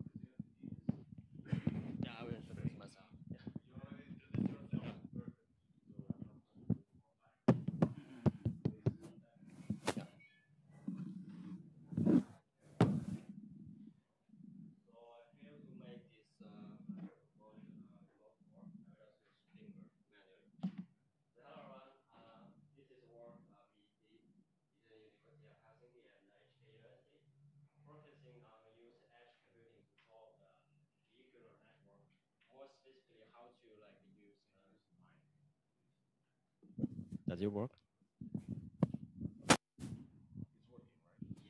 It's working. Okay. Okay. Great. Thank you. So, yeah. So how to use Edge to solve this problem? Then when you want to use AR in vehicular network, so first of all, why we need this? Why we want AR in vehicular network? Why not just simply go into self-driving, which is like the hottie nowadays? Because there are a lot of problems before it can really become a reality, such as to do that, you need to put all your faith in the judgment of a vehicle's perspective. For instance, if a vehicle see there are like two pedestrian-like shape besides the street waiting there, how can it tell for sure if whether they are like really pedestrians? And even if it can, how can the vehicle judge whether they are going to cross the street or not?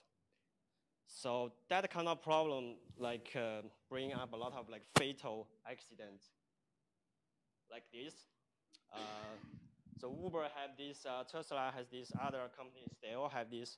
Because of the wrongly judgment of the self-driving vehicle, they hit people on the road.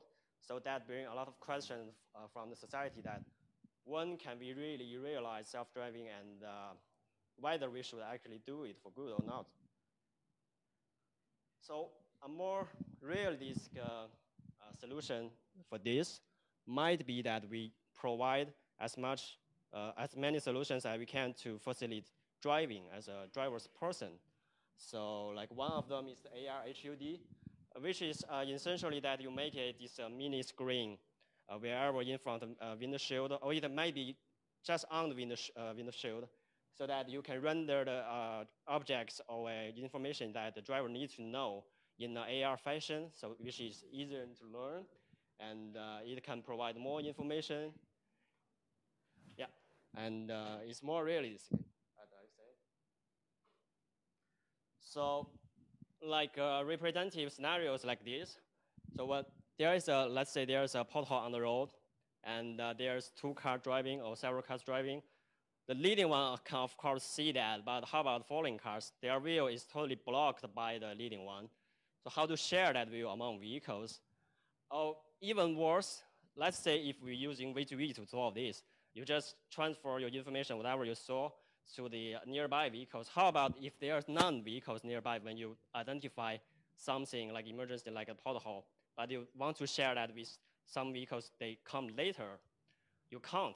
It works because there needs to be like some edge server beside that you can transfer the information and it can store it or cache it for a while. So whenever there's some other vehicle coming by, they can also like get the notification from the edge server, right? And also like this. So yeah, this judgment of, for instance, if there's something like blocking the view from the vehicle to the pedestrian, but the camera can see those pedestrians, so that how to share those information. Oh, like this. If you are driving home, following your normal route, but there is like a severe congestion at some intersection, how can you avoid that in advance? Yeah, those kind of things. They have the common requirement, which requires you gather information fast, share information fast, and update information fast. So it's all about fast. So to me, in this specific scenario, what I see from the perspective of edge computing, the biggest advantage is fast. So yeah, like I said, should we rely on cloud like Google Map or V2V or Edge? Let's make a comparison. So for cloud, it has a global view, so which is very good, but then it brings you latency. And for smart vehicle, V2V, its computation is very fast because it's in car, but then again, it has a very narrow view. You can only see the things nearby, and also that vehicle will be very expensive, which is already in product by Tesla nowadays. So they have GPU, all the fancy computation units in it, but how many people can actually purchase that? And so then we found the edge. It can provide you with a relatively large view and very small delay comparing with cloud. But what it needs is it needs dedicated design. So yeah, it's beneficial of edge is it can wide delay as small as possible and provide with your large enough view while providing you sufficient processing power. So yeah, vehicle to edge, what does it require specifically? First, you need to design the architecture, then how to deploy and place it, like is already discussed by previous works, so I will skip as much as I can, as long as duplicate content. And then how about the communication model? So we designed the system actually very similar with one of the panel speaker. So we following this tier 2, tier 1, tier 2, and tier 1 is in the macro cell, which has the largest coverage area in the cellular base stations. And the tier 2 is in the aggregation point of the core network, which is like the closest to the cellular network. So, but basically what works, what communicates with the vehicles is the tier 1 edge server. So there are like different multiple layers, as you can see. The devices, including either devices, as long as it can transfer data or capture data, then that's a device in road. And then it sends information to tier 1 edge server, just as it sends normal message or sends normal information to the cellular base station, using some like in-station interception data packet, yeah, like that. And then you can like input as many functions as you want to in the edge layer. We actually have done that, and we submit the extension work to another paper, but it's still under review, so I won't touch any detail of that. Yeah. So yeah, that's how it looks like. And yeah, I will go by this very fast because I think yeah, most of us, including me, is very sleepy now, so I won't like repeat. Yeah. Yeah. It's just like a normal distributed system design that you process data following these like several classic steps, right? Everyone is familiar with this. It's like you want to notify your neighbor first with very simplified messages, maybe just text, but it's fast, but it doesn't provide a lot of useful information. And then you process the data in the tier 1 edge server with machine learning. In our case, we also define some predefined rules that with different thresholds, if ever, let's say, if we would detect some kind of objects like pedestrians more than a specific number, then you trigger this rule and send out alert to the nearby vehicle in the scale, also following the rules. And then you like transfer data to the nearby edge, tier 1 edge if there's a need.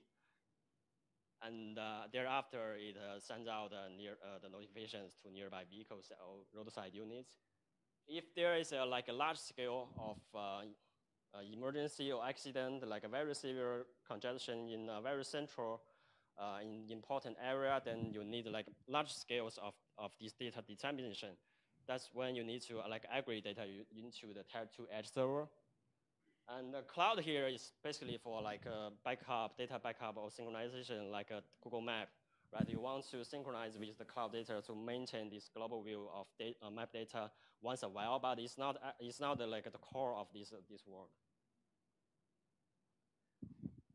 Yes, so I believe this is very familiar to you guys now because basically everyone is doing that, and we are just doing the same thing. So we select this central area from London, from like some open public data set. They have like more than 22,000 LTE base stations, and we choose 15,000 from them, which has a radius larger than 3K meters, which means that there is a higher chance those are the macro cells. And we want to choose optimal ones of those 15,000 to place our edge servers. And how to do that is very straightforward. We cluster the traffic data distribution, which means that the bigger circle means there are a large number of vehicles appeared on that area on average. So this data we retrieved from the open public data set for 3 months from 7 a.m. to 7 p.m. every day. Yeah. And then you find like the center point of each cluster. that would be the optimal place to place your edge server. Of course, if there isn't a macro cell base station there, you need to find like the nearest one. Yeah. So taking a existing work from other people, and they published their paper in Mobices next year. And this is a classic vehicular network related AR application. It normally takes like 1.3 seconds to do all those you need it. So, and taking an edge server from, let's say, HP, a very cheap one, we tested this with very similar hardware of our own lab. So it can like deal with this kind of request per day, like 32K. Given that, if every vehicle during those 3 months appear on everywhere is using this application all the time, then for 26 across 20 kilometers square in central London, we only need like 90 edge servers, and that's it. And that's like the maximum number we need. So it's not as expensive as some related discussion think about, but it may vary based on different applications requirement, of course. Yeah. So yeah. And yeah, this is we tested in Hong Kong. So that's the delay you can decrease. It's actually, it include a lot of process regarding AR rendering, client data collection, like, and this device discovery. But unfortunately, I can't brief more details into that. And this is a very simple demo about what we do. So here, oh, sorry. Yeah. So here, we use these two phones. Imagine these two phones are the two cameras of two vehicles. They can be nearby, following, leading, or they can be just with a specific distance. So the point is that we let the black one camera point you to the objects on the table, which in this case is the cups. And that can be like pedestrians or something, obstacles on the road you need to avoid. So what we want to do is that we only let the black phone can see that, and we put an edge server on the side, and we want the white phone can be notified if ever there is a rule triggered by the edge server, so that even the white phone can't see the things on the table, but still with the edge server broadcast, it can still see what's happening there.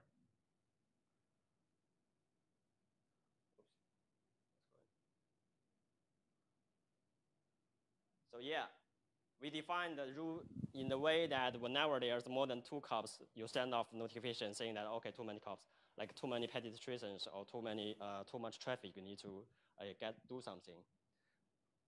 And oh, sorry. Is there a way?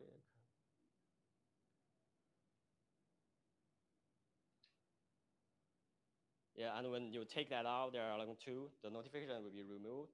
And even when you block the view, totally block the view of the white phone, the rendered notification is still there with the information about like this object is how far away from you in which angle that you actually need to pay attention to.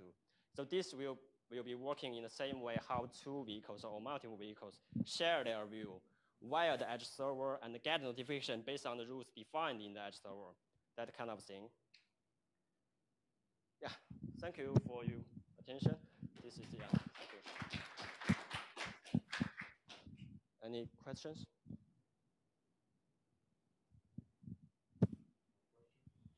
Okay, great. Okay.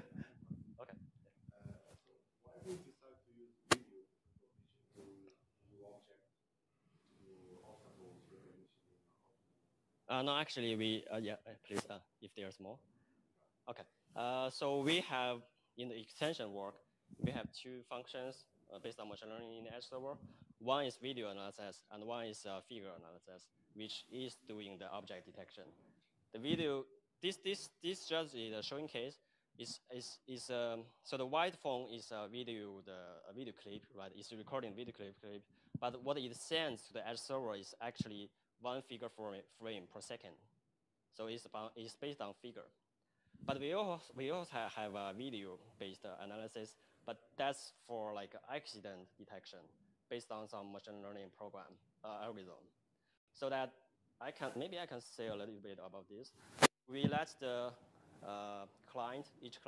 any client, send out like 4-second clip to the nearby edge server, and we pre-train the neural network. That's good enough for the edge server to detect whether there will be a accident or whether there is already an accident in the 4-second video clip. Yeah, so that's how it works. Yeah.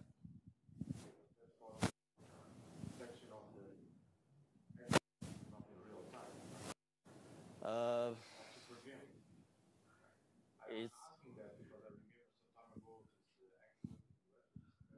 yeah.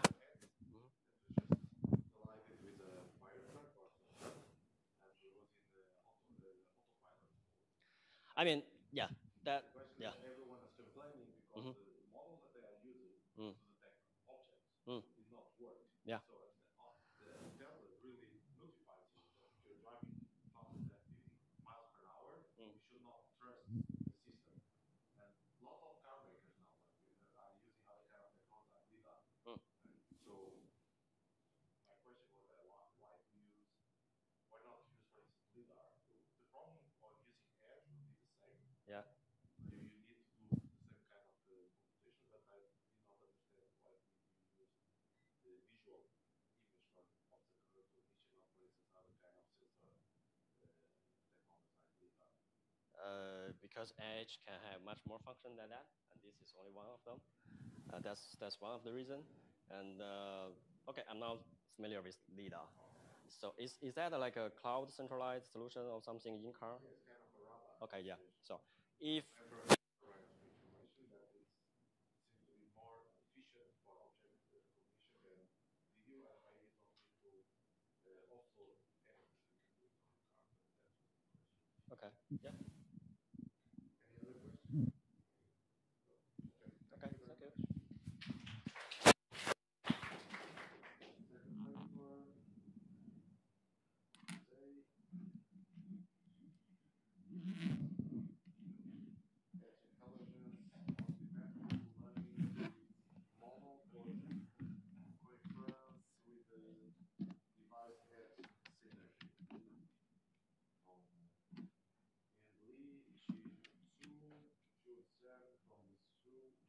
University in China. I'm not sure if I pronounced it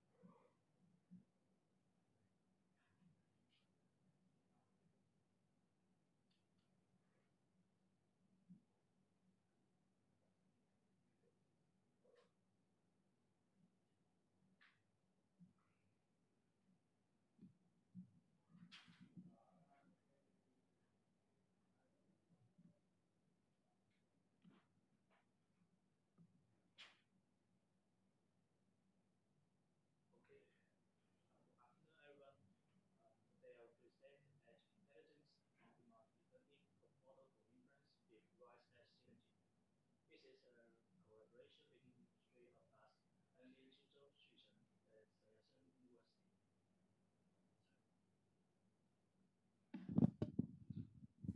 As backgrounds, we all know that deep learning is a popular technique that have been applied in many fields, such as the objective detection, voice recognition, image semantic segmentation, etc.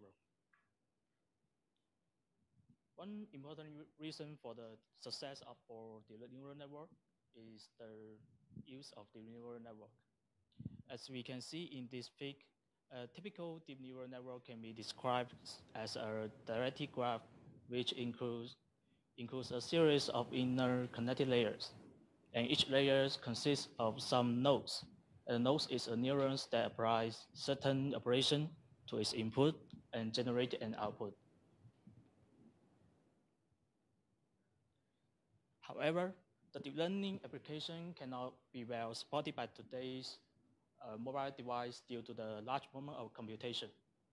In the left fig, we can see it shows the parameters and the flows of an AlexNet, a typical convolutional neural network.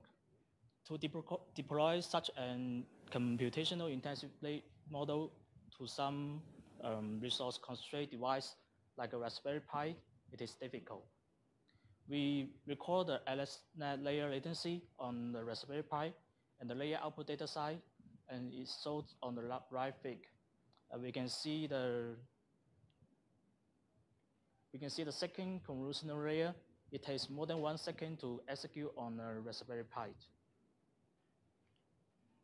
And currently, a more general method is the cloud computing.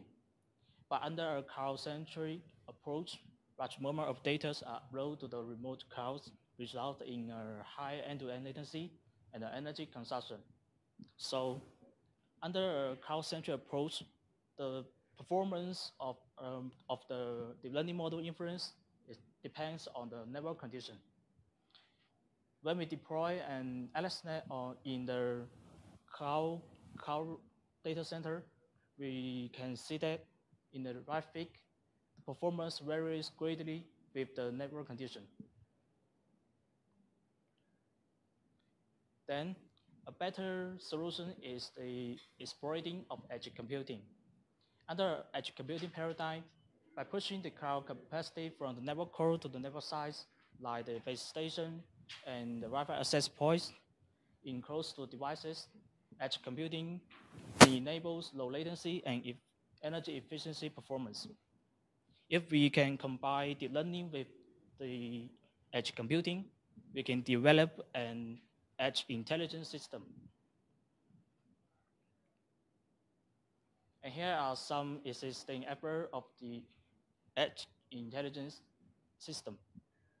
In the first paper, published in ASPOS 2017, the author proposed to partitioning the deep learning model into 2 parts and offloading the intermediate data from mobile device to the cloud center.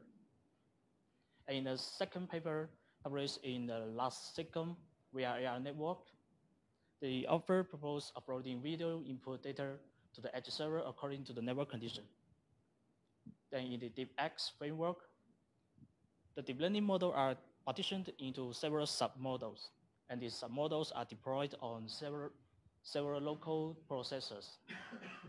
Then in the co-in framework, the learning model are partitioning between the smartphones and the wearables. All these existing frameworks focus on the data offloading or just the local optimization. So our motivation is that we want to pursue a deep collaboration between the edge server and the mobile device.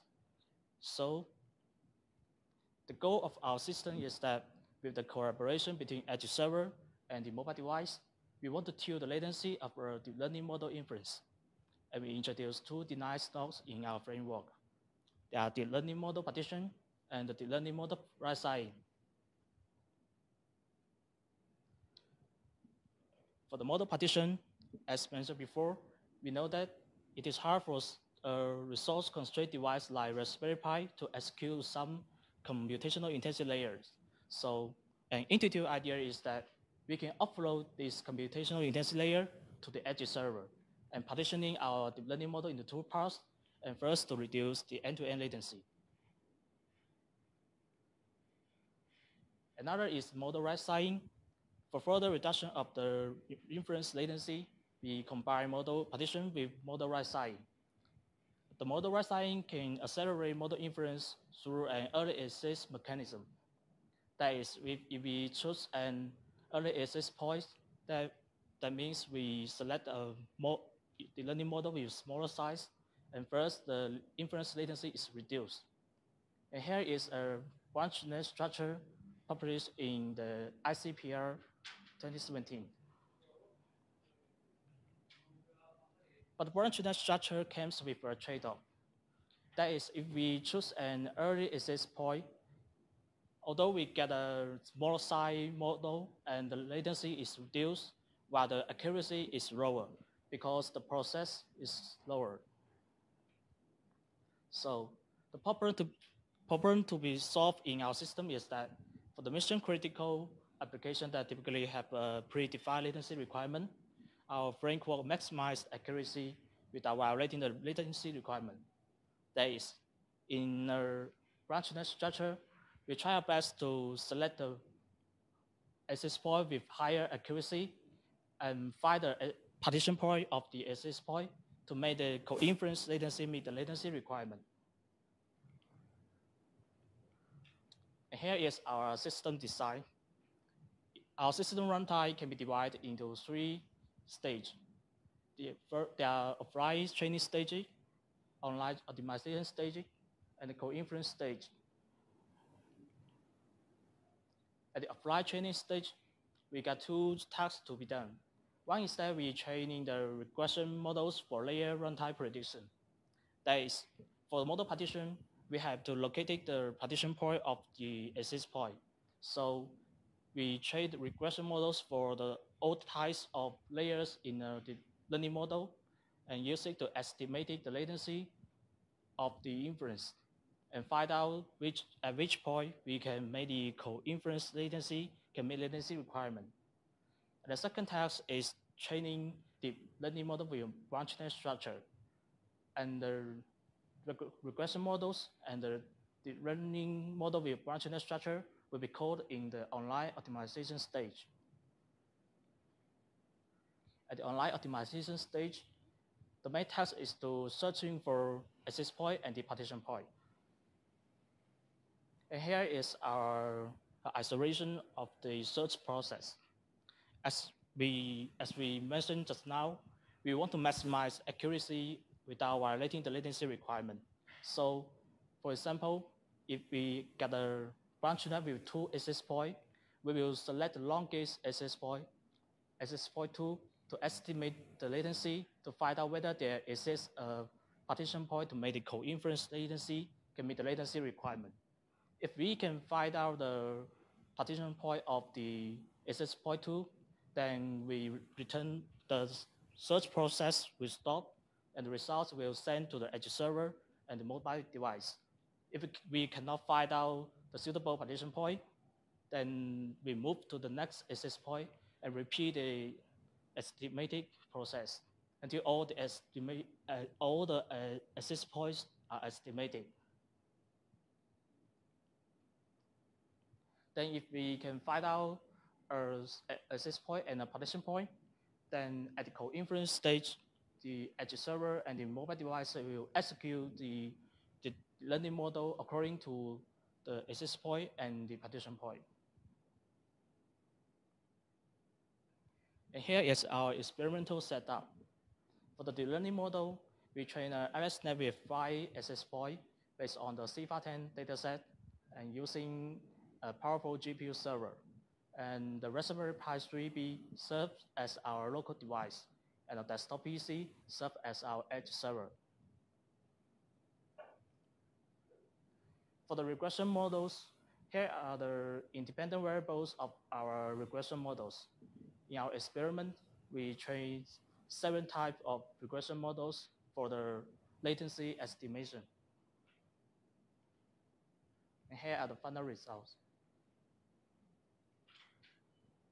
And for the experiments, we first record the selection of access point and the selection of partition point under different bandwidth setting. As we can see in the fig, the selected access point gets higher as the bandwidth increase, meaning that the higher bandwidth leads to the higher accuracy because the searching algorithm selected the longest access point at the higher bandwidth setting. Then we also record the performance of our regression models. The red line is the inference latency on device, and the purple line is the latency requirement. Here we set it to 1 second. And the green line is our estimated co-inference latency. And the orange line is the actual co-inference latency. The latency curve first drop and then rise. This is because at a higher bandwidth setting, the transmission rate is getting higher and the transmission latency is reduced. So it is easier to find out a suitable partition point to make the co-inference latency meet latency requirement. A proposed regression-based latency approach we are estimating the actual deep learning model runtime latency. And we also record the selection under different latency requirements. And we can see in the fig, the selected access point and the partition point also gets higher as the latency requirements increase, meaning that a larger latency goal gives more room for accuracy improvement. And finally, we also compare our method with other methods. We compare the inference accuracy here. The blue bar is the inference accuracy on device. And the orange bar is the inference accuracy by our system. We name the agent here. And the green bar is the inference accuracy by partition method without a branchness structure. And the red bar is the inference accuracy on edge server. At a very low latency requirement, such as the 100 ms/s, all the four methods cannot satisfy the latency requirement. Then as the latency requirement increase, our methods was earlier than that at 200 ms/s to 300 ms/s than the other methods. And then here are some key takeaways. So in our framework, we want to, on demand, accelerating the deep learning model inference through a device edge synergy. And the problem we solve here is to maximize accuracy without violating the latency requirement. And we got two design snobs in our framework. They are model partition and model right sizing. And the implementation and the evaluations in our experiment demonstrate the effectiveness of our framework.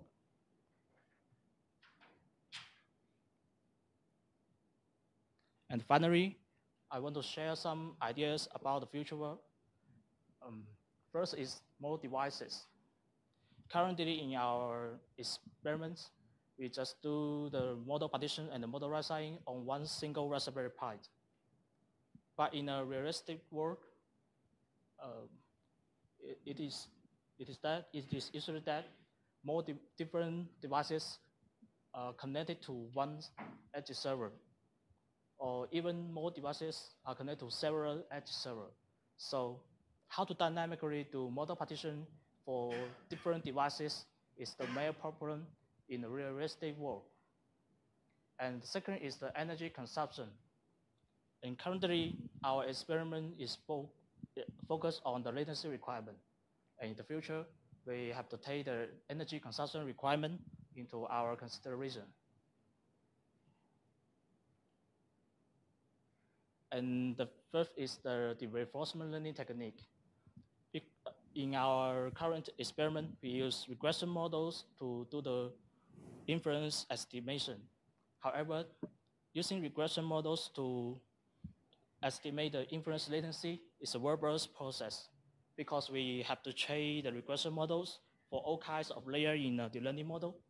And for different devices, we have to retrain the model for the new devices connected to our edge server. So if we can train an intelligent agent using the reinforcement learning technique, helping us to figure out the access point and the partition point under a branchness model, then the search process can be simplified. And all we need to do is to define the reward, action, and state of the reinforcement learning model and train it. And then we deploy it on the edge server and make it work.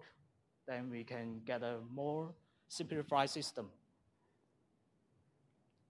Thank you. That's all.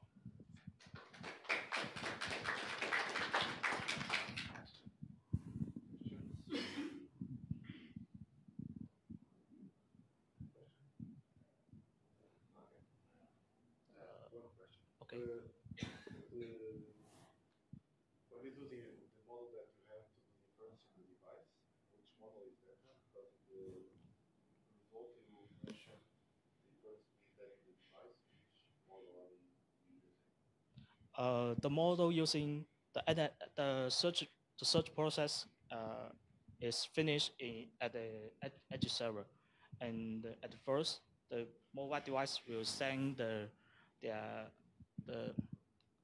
request to the edge server, and the edge server will analyze where we should use which access point and where we partition the model, and send the results to the mobile device, and they do the code inference to make the code inference work. Did you compare your results with the models that do the inference completely on the end user device, like Victror work, this DeepX, for instance? Did you compare it? Yes, the DeepX framework, they just partition the model on the local device and do not with a collaboration with the edge server. My question was, in the results that you showed, there was one of them was the inference on the device. Yes. So what kind of model? So in that case, the inference is done completely in the device. Yes. So that's similar to the DeepX. So you're using the similar model, or it's your own model? What model? Oh no. We don't similar to the DeepX, because the DeepX is partition the model in several, and if we in our experiment result, if we choose to run the model locally on the local device, then it just run the model and not partition the model into several parts.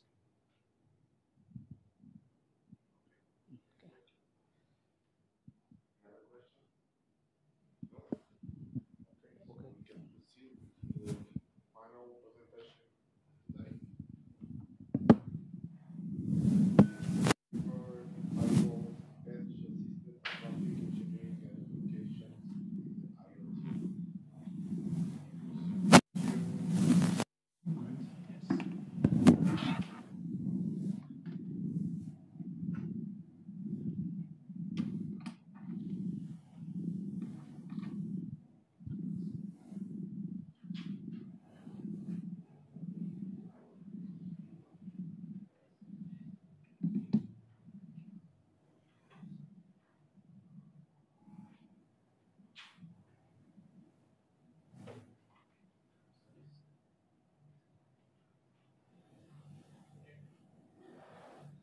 So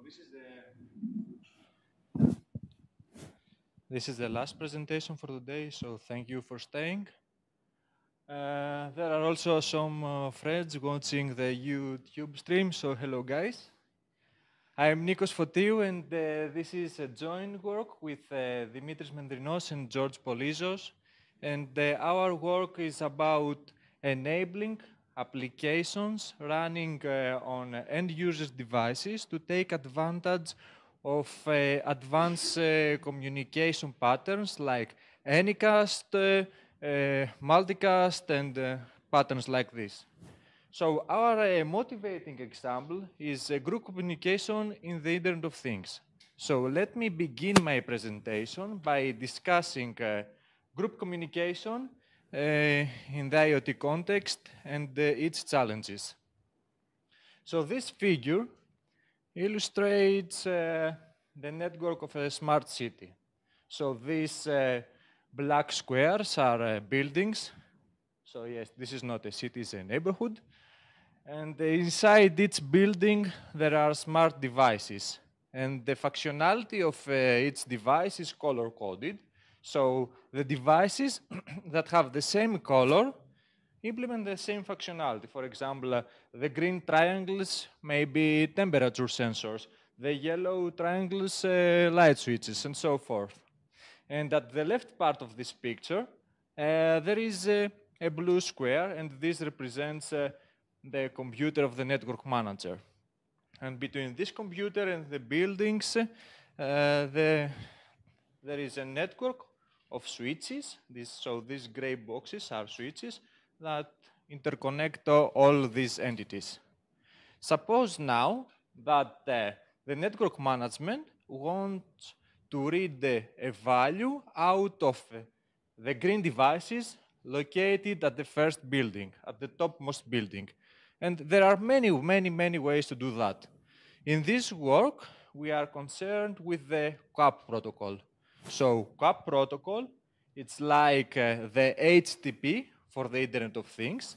It defines operations similar to the HTTP, that is get, put, post. It encodes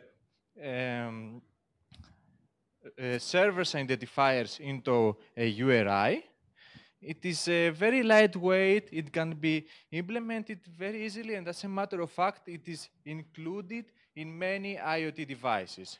So in this particular use case, the network manager simply creates a CAB packet and sends it to that CAB URI. And eventually, the packet reaches the green devices, which in return responds back. Okay, so far, everything is very straightforward and can be easily implemented. Now consider this. Wouldn't it be wonderful if we could control multiple devices simultaneously using the same CAB commands? So imagine, for example, we want to turn on and off all the lights of the whole neighborhood. And here enters CAB group communication.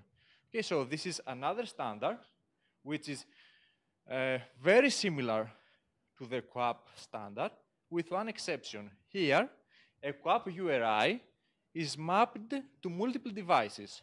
Okay, so in this use case, we have a URI called yellow that maps to all yellow smart devices. And let's say that these devices represent a light switch.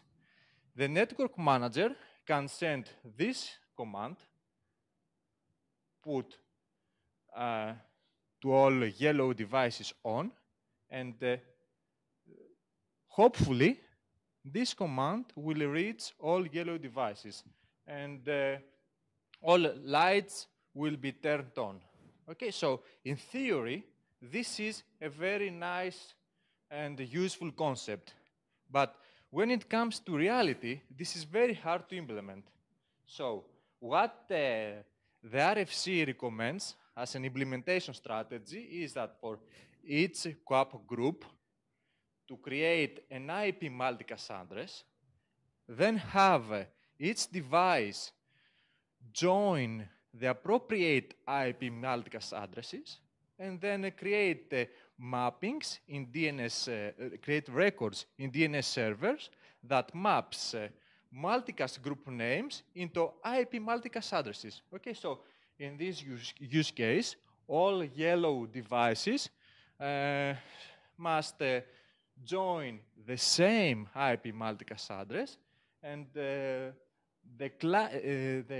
CAB client implementation running at the network manager's computer should be able to perform a name resolution and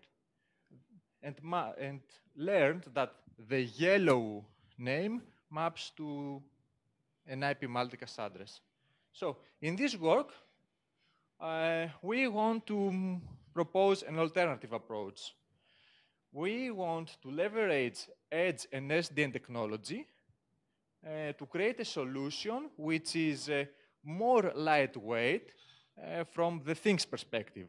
So in particular, we consider things that support only the simple CAB protocol, and we want to enable these things to perform group communication. Okay, so our design is driven by two main goals. First, we assume that endpoints implement only the CAB protocol as described in the corresponding RFC, nothing more. No extensions, no modifications, only the simple CAB protocol. And secondly, inside the network, we are using standard open flow. Again, no extensions, no modification. So let's proceed with our design. And this is the underlay architecture. It is not obvious, but it is the same as the one in the previous picture. Again, these gray boxes are switches, but in this case, these are software switches. So we have this blue element there, which is the SDN controller. And all SDN switches are connected to the SDN controller. Okay, nothing special here. Now, the big difference is that instead of having the things directly connected to the software switches, there is this red cube, which is our intelligent edge node. And we are going to discuss about this node in a few minutes. Now, inside this SDN network, we assume Bloom filter-based forwarding. So in a nutshell, Bloom filter forwarding is a very intelligent technique that allows us to perform traffic engineering and path computations, path annotation, without maintaining any state at the switches. So let me give you a very simple example how this is implemented. So each link is identified by a bit vector composed of many zeros and a small number of ones. Okay, so this number are link identifiers. Okay, so if you notice them, all are different. Suppose now that we want to create a path that starts from this cube right there towards the first and the last cube. Okay, and this path includes all the highlighted links. Now, we compute a so-called path identifier.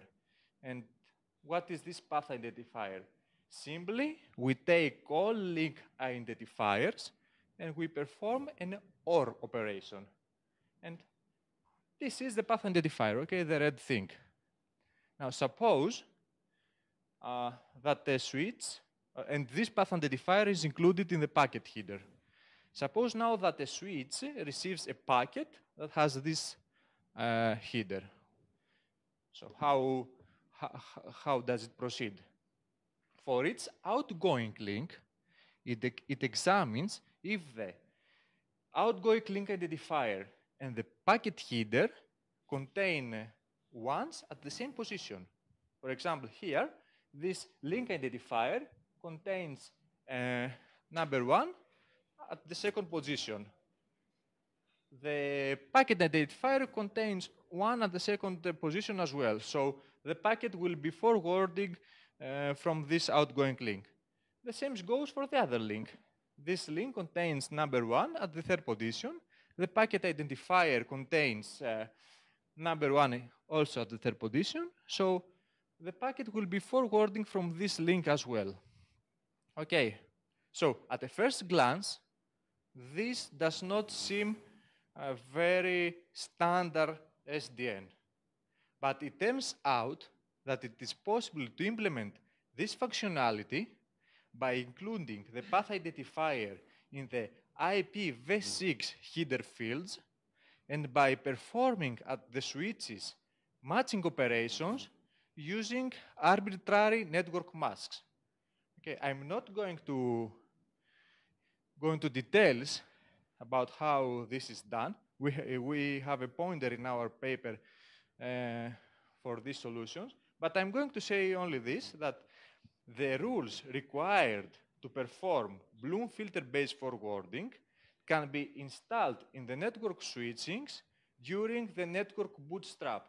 And from this point on, network switches can perform this type of forwarding without needing to communicate with the SDN controller. Okay, which is great. Now, speaking of the SDN controller, we assume that the controller knows the whole topology, including the link identifiers. Also, we assume that each edge node is associated with a set of tags, and that the topology manager is able to compute paths between a specific edge node and other nodes that are associated with some tags. For example, between a node towards all nodes associated with the yellow tag. Okay? So let's put all this together. Here in this picture, we have all the entities of our system. We have the computer of the network manager running the simple CAB client, the edge node, the software switch, and the SDN controller. The network manager wants to communicate with all yellow nodes, but knows nothing about CAB group communication. So it simply creates what it seems to be a simple CAB request and forwards it to the network. Now, this CAB request reaches the edge node. The edge node implements a software module which we called protocol handler. This software module is able to understand CAB. So, it reads the packet, it extracts the URI, that is the yellow, and it understands that the computer manager wants to communicate with the yellow nodes, but it does not know how to reach them. So it creates another packet, which we call path computation request, and in essence, it encodes there a request that requests a path to all yellow nodes. Now, the trick here is that when we are transmitting these packets into the network, we set a special Ethernet destination address. And we have configured all software switches when they see a packet with this special Ethernet destination address to forward this packet directly to the controller. Okay, again, this is a standard open flow procedure. Now the protocol, the SDN controller receives this packet, calculates a path from this edge node towards all yellow edge nodes. It calculates the path identifier and sends it back to the software switch and instructs the software switch to send the response back to the edge node. Okay, so the response will be forwarded back to the edge node. Again, this is a standard open flow procedure. Now the edge node knows the path identifier. It creates a new packet. It encodes in the IPv6 fields the path identifier, and in the payload, it includes the CAB requests. It forwards this packet to the network, and eventually, using Bloom filter forwarding, the packet reaches all yellow nodes. So the advantages of this solution are that endpoints do not have to support IP multicast. Even the network itself does not have to support IP multicast. Group management is easier. In order to remove or to add a node to a group, you have simply to modify a configuration file running at the SDN controller. And as a matter of fact, things do not have even to be aware that they belong to a particular group, okay, which makes management much, much easier. At the time we were writing this paper, we made an implementation using the Mininet network emulator. As a software switches, we use OpenVSwitch, and as an SDN controller, we use the POX SDN controller. And at that time, the whole network topology was included in a configuration file which was part of the controller. But we continue to work in this solution, and now the controller is able to detect the network topology by itself, including the link identifiers. So right now, no configuration file is required with respect to the network topology. So that's all. Thank you very much.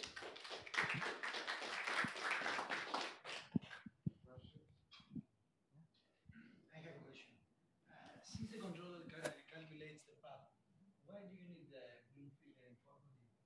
I mean, since the switch contains, since the controller finds out the optimal path, why do you need a bloom filter? Okay. Because It's like, for me, it's like doing things harder for you, since you could just install rules in the switch and follow the. yes, that's the reason why we use bloom filters, so as to not install the rules in the switches. So right now, the rules required for bloom filter forwarding are installed during network bootstrap, okay? And this path computation process involves only the first switch and the topology manager. That is, when the topology, sorry, the SDN controller. That is, when the SDN controller calculates the path, it does not communicate with the rest of the switches. Okay. All the switches are pre-configured and know how to forward a particular path identifier. And in a misconfiguration of a switch, the packet would lose the way, would drop, for example. Wouldn't the regular SDN approach rearrange the path and follow another way? Okay, firstly, using bloom filter in large networks, even if there is no switch failure, may result in some false packet forwardings. Okay, so this is a drawback of bloom filter forwarding. So now in the case you are describing, using the solution described in the paper, yes, this is a problem. But right now, we have extend the SDN controller and is able to detect link failures and things like that. So every time it computes a path, it uses links that are up and running.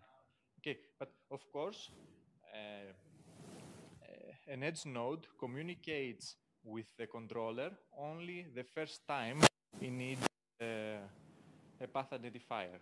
So in this example, if there was a second request for the yellow URI, the edge node should have the path identifier cast and use it again. So there is a trade-off between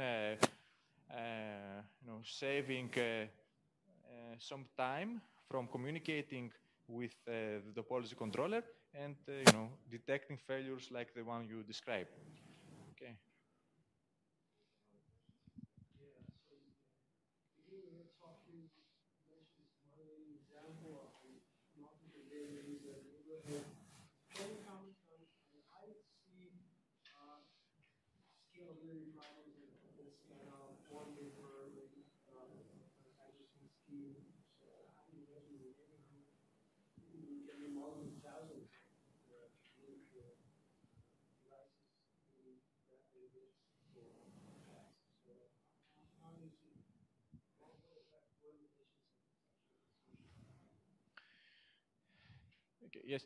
And the problem is even more serious if you follow the standard approach. There you have to pre-calculate all possible names, all possible combinations, all possible address, and things like that.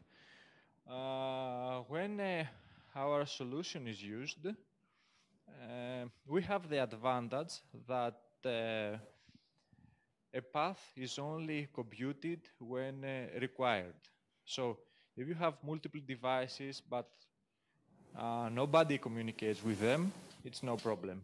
But then if you have multiple devices and a huge amount of traffic, then we have to perform more tests to examine how robust is this approach. But I'm pretty sure that it is more robust than the standard-based approach.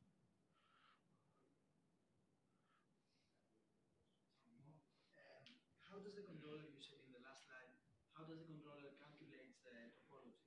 I mean, how does the controller search for the since the nodes themselves don't know their Yes,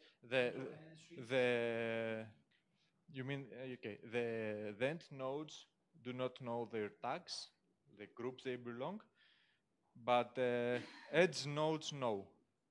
Okay, so the path is among edge nodes, and the edge nodes then are responsible for decapsulating CoAP request and response and forward it to the appropriate thing.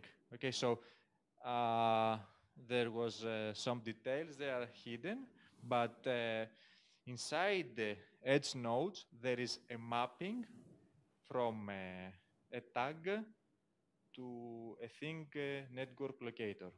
Okay, so this information is this information is stored in edge nodes.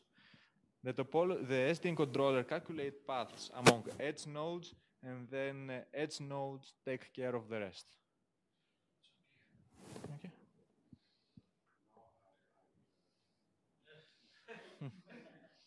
So because I thought now you're saying that edge nodes have all the tags towards all the potential destinations. Not all, only to the things that are directly connected to them. So There is a slide that you show that there is a packet get into edge node, and then the packet needs to go to the controller, from the controller to calculate the tag. Okay, then transmit the tag to the edge device, and that device uses the tag to put on the node. okay, so imagine that between this building and the first switch, there is an edge node. Here. Okay. So this edge node should know that there is a yellow, an orange, and a green thing. So 3 things only. Okay. And the same goes from this building and for this building, and there should be an edge node here. So when a packet arrives here for the yellow, having as a destination yellow, the edge node knows where to forward it. No, but that's inside the building. In that Yes. building, the red guy sends the packet to the yellow in the other building, so it needs to compute the path. So you have to create the room filter to, okay. Yes. So there is a slide that you say that you need to send the packet to the controller calculates the bloom filter, sends the bloom filter to the edge device places the bloom filter in the header, and the packet goes. Yes. That's how it works. Yes. Every time that the packet gets to the edge, it needs to send the packet to the controller. Not every time. The first time. So then the edge device stores. Yes, stores the path. But again, then there is this trade-off that we discussed: path failure and. Do you think that using loop filters inside the network in switches, the loop time forwarding the time will be faster than configuring rules in the switches for the yellow, red, and like a multicast? Actually, here this is implemented by performing a matching rule in the IPv6 field. So the speed is the same. The difference is that every time a path is calculated, we do not have to put additional state in the switches. Okay, so for example, if we had MPLS or something like that, every time a path was computed, the SDN controller. But the bloom filter approach, I want to clarify that it's not our solution. We just borrow it from somebody else. Okay, any other questions? So I guess we are done for today.